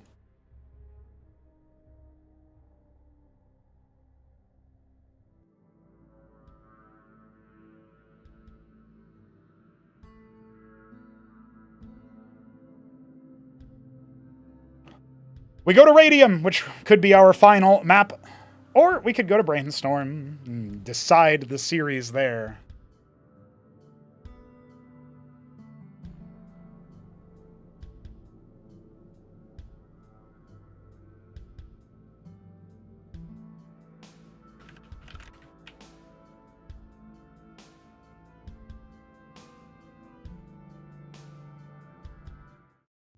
Here we go. We are back in Hamster's neck of the woods as HitEmUp has rolled Zerg.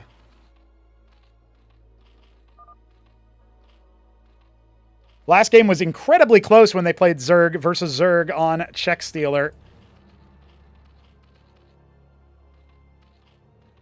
So let's see if it's going to be close again, and let's see if it's going to be the same story. Both players harvesting Vespene. No moves to go for a 6 pool or anything of the sort. It'll be a handshake game. HitEmUp in the bottom left. He is our dark green, forest green, actually, Zerg.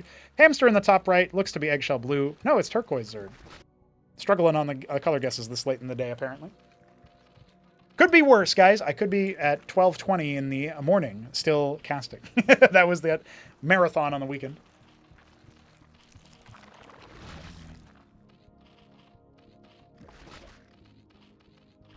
I will say, that mech play in that last game didn't look as practiced, maybe, as I thought it would. But it is hard. It's not an easy thing, I'm thinking, but I hold HitEmUp to a high standard when he's on form. And one little detail I will share with you guys is we have, Larvosk in the pool. This is actually a Larvosk from HitEmUp into something else. I don't know what. He's not actually doing the pool just yet. He didn't forget it. He's just deliberately doing something different. Is it Larvosk into Hydrith? No, it's pool. I think Hamster is equally confused. Anyway, unlikely to matter too much in the early game. It'll be Larvosk, pool, double Larvosk. Ooh, nice little moving shots there. When the Rokor hits something, it gains 1 second of extra time to life, so you don't have to be glued to the Kagra, and HitEmUp shows us that by killing his Worker Scout, his opponent's Worker Scout with the Brute Spawn. In the lobby, after losing game 1, when HitEmUp was ready, he said go, which he doesn't usually say unless he's tilted, I've found. But in the lobby after winning game 2 on Kingo Valley, HitEmUp said R, as in he's ready. And that's what he did in the lobby here for this map. I'm just saying, that increases his odds quite a bit. Now, this is his opponent's map pick, and Check Stealer ended up being a narrow loss for him, so his own map pick was kind of used against him, bit of a wild card. But he's got Brainstorm to fall back on, where random will certainly be an interesting choice for him. Oh, look at that. Oh, where'd he go? He vanished. I swear, he was just here. Oh, there he is. I can't believe that almost worked.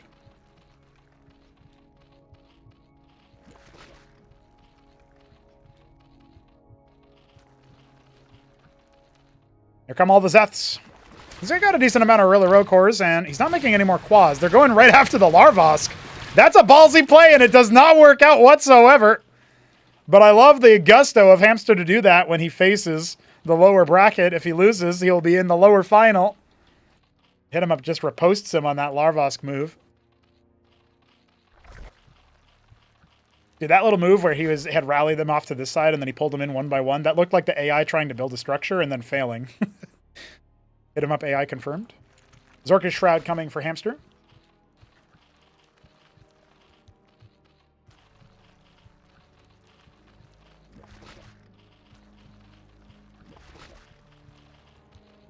Fast third Larvosk. He wants all the larva that he can get his hands on. And he knows Hamster won't be attacking him anytime soon. Not with the same kind of units anyway. Double Ovaleth. So I think this is going to be a mass pool drop, right? Mostly Zeths by the looks of things.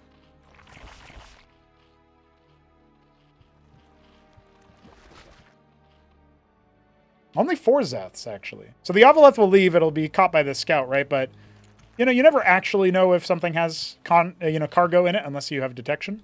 Hamster does check it and see it, but not much he can do about it. We'll go ahead and expand. The Ovaleth was here, so it saw that there was nothing burrowed. HitEmUp can move out with no real worries or fears. Going to clear that and move out. There are some wrinkles that can happen here as 6 Quazes have left the building in that Ovaleth. 2 more Zets moving across the map. They'll be caught by the Quaz on the other side. Got a decent defense over here for Hamster, but it is going to be once again kind of split. And he hasn't caught that second Ovaleth, right? So that's a big deal. His Gorgacore is about to hatch, and he is making 3 Lakes. It's a question of can he, defend against every assault, every prong of the attack that's coming. That Ovaleth doesn't spot the Gorgacore and vice versa, so the Zets are going to come in as the Lake is finish, and he's just going to go after the workers, force an evacuation, and then hopefully target down that Larvos. Look at this, though. He actually clotheslines and wraps around some of those Quaz as that hatch finishes up, and he scoops up 3 out of the 4 Zeths. HitEmUp going after the main base. He's going to go ahead and unburrow the Quaz in the mineral line. It's total chaos, but it's on Hamster's side of the map as the Zorka Shroud for HitEmUp is about to finish off behind this. A lot of dead workers for Hamster. He's very much under the pump right now, and he's hemorrhaging Quaz left, right, and center. We have Ovaleths here for detection. HitEmUp is going to lose one of them almost assuredly, but it actually escapes with just a little bit of health. Is he really going to kill Hamster's hatch? I feel like it's not something that should happen, but he's lost the Larvosk in the main mineral line. Using his own tendencies against him, HitEmUp knows Hamster likes to put it there. He can snipe it if he wants to. The Gorg flew all the way across the map just to get cleared by Quaz. What a travesty. Hamster in shambles. HitEmUp looking very, very strong in the map now. 0 counter damage. Best you can do is scout that you've got a faster natural than him, but he's got double your workers, buddy. So how does Hamster rebuild from here? The Quaz watching. Keeping him cowed in his base. Try to show some strength, but that's where all the pool units went. They went into the Ovaleths. And now remember that those Ovaleths can even come up and reveal the lake is. There's only the one over here? Is that real? No way! It's gonna get popped! It doesn't get a single thing, and that's a dead Larvosk number 2. There's no larva here for Hamster. He's going to need to riposte this assault with just pool units, and he's coming in a really bad angle. The lake is in the front. They didn't budge, fearing maybe some kind of counterattack, but the Drolets have to evacuate. 2 Gorgacores on the way for HitEmUp, but I don't even think they'll be needed. How soon will Hamster realize the writing on the wall? It was written that HitEmUp would make a grand final. And so it shall be. 6 Gorgs. GG. That's a wrap, ladies and gentlemen. HitEmUp to the grand final. What did I tell you? What did I tell HitEmUp? Forget Check Stealer because the rest of the maps are yours. And that is exactly what happened, my friends.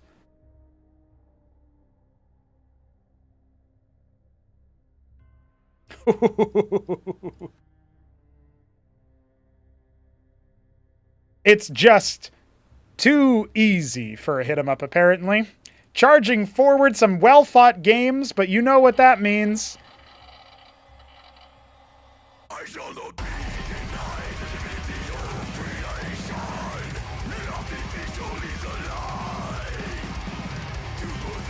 HitEmUp makes it in over Hamster. It is a little bit anticlimactic with that last game. He just got him. He just rolled him. Great timing with the Blackjacks led to a more prolonged mech play in Game 3. Game 2 was a contested bio affair where he ends up pushing with Savant, Cleric, and Tank. Not what we would have expected either. And that first match, man, mouth-watering ZVZ action for 25 minutes. And only one little highlight of Skithra-Cores. It was mostly Skith-free. Exactly how we like it. Ladies and gentlemen, we must issue congratulations to HitEmUp.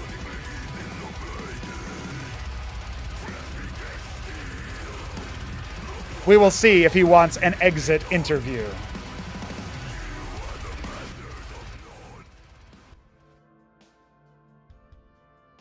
And I just love to see a HitEmUp dub.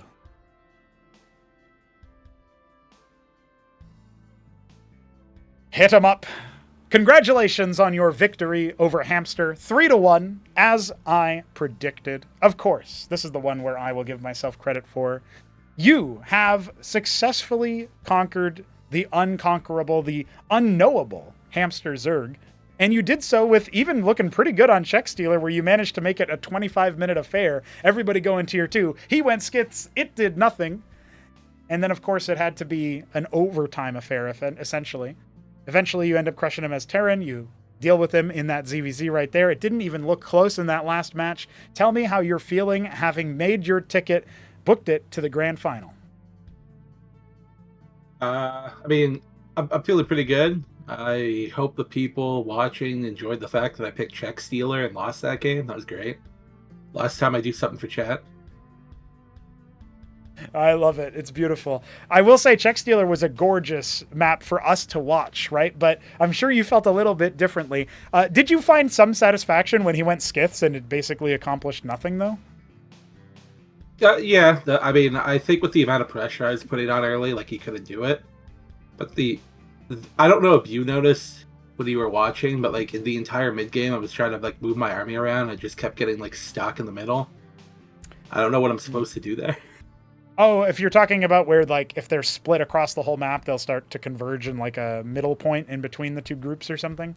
That's probably, if you're adding them to eggs, the eggs to control groups preemptively, then that will happen, yeah. It definitely is, like, annoying, because we don't really...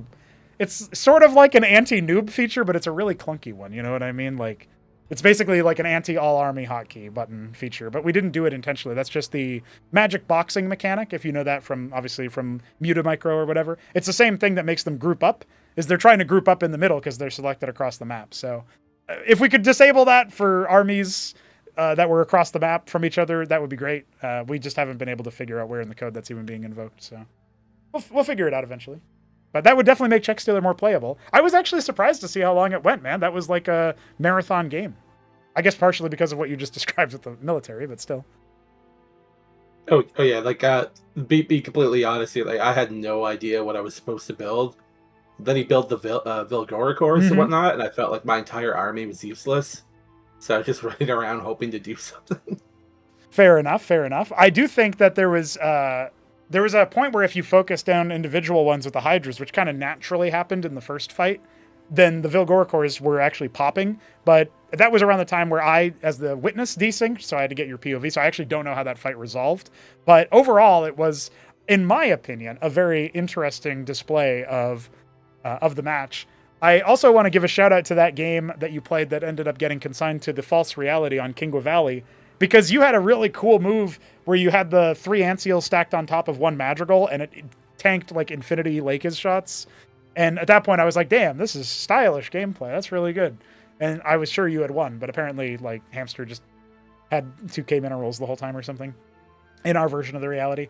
With that being said, though, if I can skipping over Kingwa for a moment, obviously when you remade Kingwa, you went for a bioplay instead. But then we go over to Near Impact, and you go this mech build again. I felt like the ant seal coverage on the tank units and such, like the Palladium units, was not nearly as like on point there. Was there a particular thing that you found difficult? Were you trying to preempt some other kind of movement when he was trying to hold with Lakers? And were you surprised at how, like, I guess, difficult it was to actually put him down? You do end up taking it in the end, but it started to look a little dicey in the mid game. Oh, I was just confused at how, like, I did so much damage early and it still felt like he had an army. Like, I thought I killed, like, 2 Larvosks, but he was still able to keep up with my army, so I was getting super confused, and, like, I just kept trying to end the game, and I should not have done that. So that's one of the reasons why the ant seals end up kind of going too far afield. The ant seals are just, it's very difficult whenever it's, like, when it's smaller numbers, like in the Kingwa Valley game, like, that's pretty easy to do. Okay.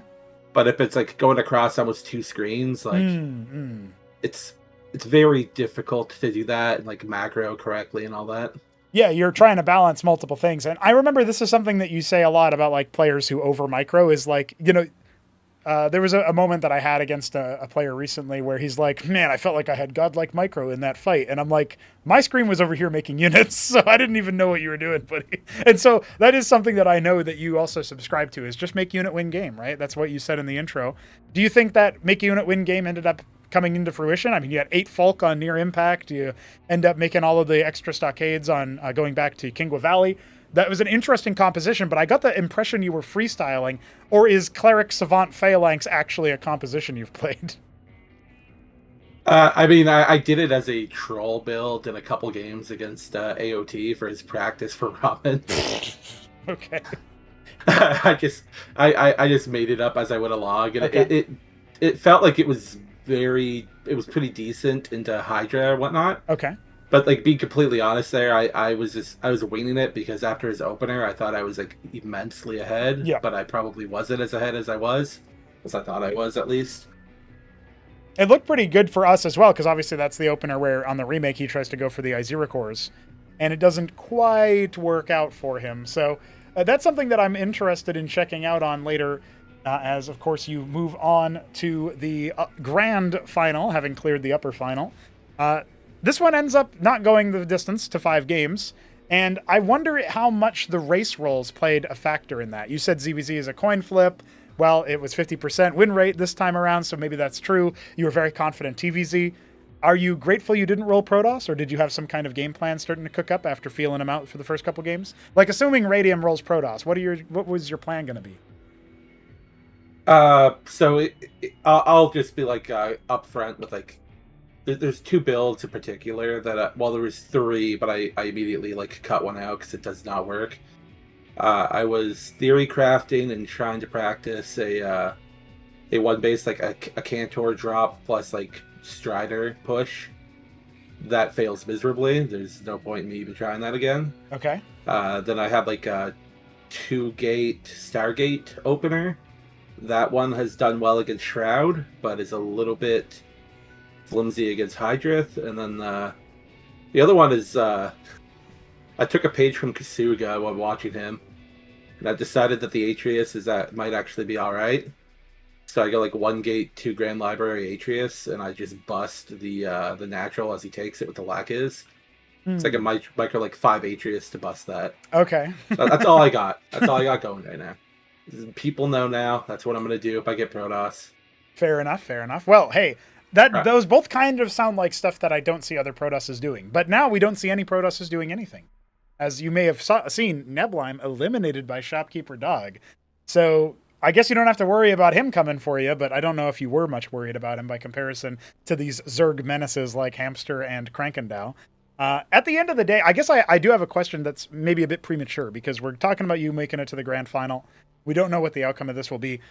Even just by posting up into the upper final, you actually guaranteed not just your lock invite into the 4th Acropolis, but also you confirm that you are going to be placing higher than you did last time. Last time it was 4th place. If you lost 2 matches in a row starting here, it would have been 3rd place. But now you're guaranteed top 2. And depending on the matchup, you might end up being favored in the grand final. But the question I have for you then is, to the degree that random is like offsetting so much of the chances, the odds, making it much more difficult for you to win, it's a crazy storyline that you are still winning, but is this the last random for HitEmUp? Is Acropolis 4 when HitEmUp decides to play just 1 race, especially considering random will be 4 races and not 3 when Acropolis 4 rolls around? It's all going to depend on Ascozy. Mm-hmm. If I don't like how they play, I will not be playing random. Fair enough. But otherwise, if it ends up being to your liking, you're just going to be rocking random still, you think? Or at least there's a chance that happens. I mean, I might as well until like somebody shows up that can consistently whoop my ass. Yeah, I guess that's another little funny question there, is you've said that to yourself, like you've said of yourself that you are in some ways a practice bonjour. Essentially meaning that in practice games you play really, really, really well to the point where nobody can even contest you. And, you know, Aoud contested you, Hamster sort of contested you here in that ZBZ match and tried to stay in, you know, up in arms against you in a couple of those ZBTs. But when we're thinking about like players who could beat you in practice, even when you're like practicing as hard as you can, that would be the time when you got to start thinking about min-maxing, right? Like up until that point, if you're still winning everybody in practice with like 10-0 records, 11-1, troll builds the only losses, and sometimes even those are wins. As long as that remains the case, HitEmUp's just going to be random the whole time. That's what I'm hearing. Yeah, that's basically it. It's not like an affront to any of the players either. Like, yeah, it just I'm playing to have fun. Now I have a bunch of shawarma money at least. That's right. That's right. Shawarma money locked in and confirmed. It's beautiful. It's beautiful. Well, the upper final is over, and you did say, I'll let you decide what you want to share about what you said in the thread, because technically that's in confidence. But your opinion on Hamster and his odds of making it back to face you again in the grand final. So for that, we have, it's Doggy, the Crank Ramen, and then the winners of those two face Hamster. Yep. Okay, so like the way I in all honesty, the way I see it going is I think Crank beats Ramen. Edie is gonna beat Dog this time. I'm sorry, Dog. Crank will beat EUD. Okay. And then Hamster will beat Crank again, and then I'll be playing him again. Okay. And so, maybe you only score 2 Protoss rolls against Hamster and do your builds both times, and then, win both, and then everything else is gravy. ZVZ, TVZ, we'll see what happens. But it would be quite the storyline. In Acropolis 1, we had Neblime versus the Shambler upper final and grand final. To my surprise, Shambler beat Hamster in the lower final, but that was when Hamster was playing Protoss. Now we come over here into a different story where, obviously Acropolis 2, we didn't have a rematch of the upper final in the grand final. Hamster loses to Aoud. Aoud beats Neblime famously. Everybody tries to take that win away from him because TOP. And then we come into here. It could very well be a repeat of what happened in Acropolis 1, where we have upper final rematches, grand final. We also had that in Tyrant's Tale. TopRamen getting 3-0'd by you in the upper final and 4-1'd by you in the grand final. You about ready to add another chip to your cabinet, so to speak? All digital, of course. You about ready to not just have second place shawarma money, but first place shawarma money? I mean, right now I can only afford like 20 shawarma. I want to have like 40. Okay. So I guess I have to put in some work, I guess, and actually win a game and win the tournament for once. For once, he says. 50% tournament win rate, but he won one of the tournaments out of the 2 that he won. I got to win a tournament again for once. Hey, look, everybody forgot about Giant's Tale already, okay? It's a different worker you're only as good as your last tournament. That's right. You're only as good as your last tournament. Well, I'd say you're a damn sight better, having gotten into top 2 off of a successful win versus Hamster. We already know that the grand final is slated for Sunday, so thankfully you have the work scheduled off of that. Of course, I believe there's a dunk tank involved. Maybe also a drunk tank. We don't know. But will it be HitEmUp when it comes down to the grand final? I mean, it's starting in around the same time as this started, so maybe by then you'll be all good. So look, like I'm honestly planning on getting dunked in the dunk tank, and then like maybe I'll have like 2 or 3 beers. Okay. But that's not how it never goes like that. So I will probably be hungover. I will probably have a migraine. We'll see how that goes. And you'll probably still win. That's what I'm hearing. I'm hearing the autocomplete fill in there. Just hungover him up and just beat Hamster again. Well, we'll see if the predictions go that way. I've got to record my predictions and get our next matches scheduled as well. Hopefully we can get those all played tomorrow. See the outcome of Aoud versus Dog and Crank versus Ramen.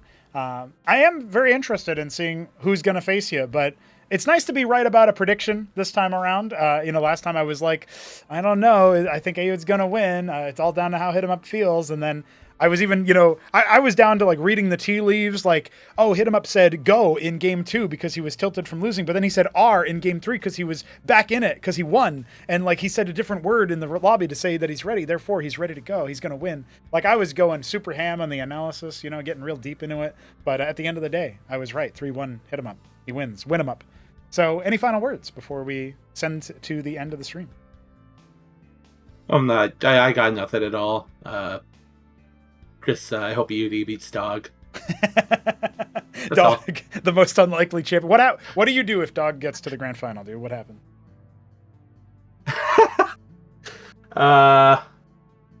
That would actually be the worst scenario for me. So let's not go down that road. Okay. All right. I like what I'm hearing. Let's find out. What we have to do now is get out of here and go into the next phase of the tournament, hopefully tomorrow, but I'll keep you guys posted on that. GG's HitEmUp. Congratulations on your grand finals berth, and we will be seeing you very soon. See ya. Scared of the dog.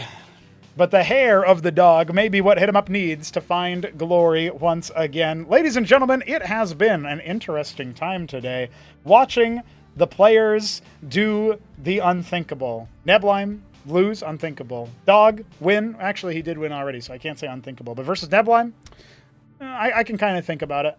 But when it comes to HitEmUp over Hamster, it never goes the way I think it will, but it ended up with the same scoreline, so I can pretend that I was supremely confident. And of course, we got to think a little bit. We got to think a little bit about HitEmUp scoring victory, about Hamster being felled. What comes next? You'll have to join us for that to find out later, because we're done for now. Thanks for watching, everybody. GG's. We'll be back as soon as we can be.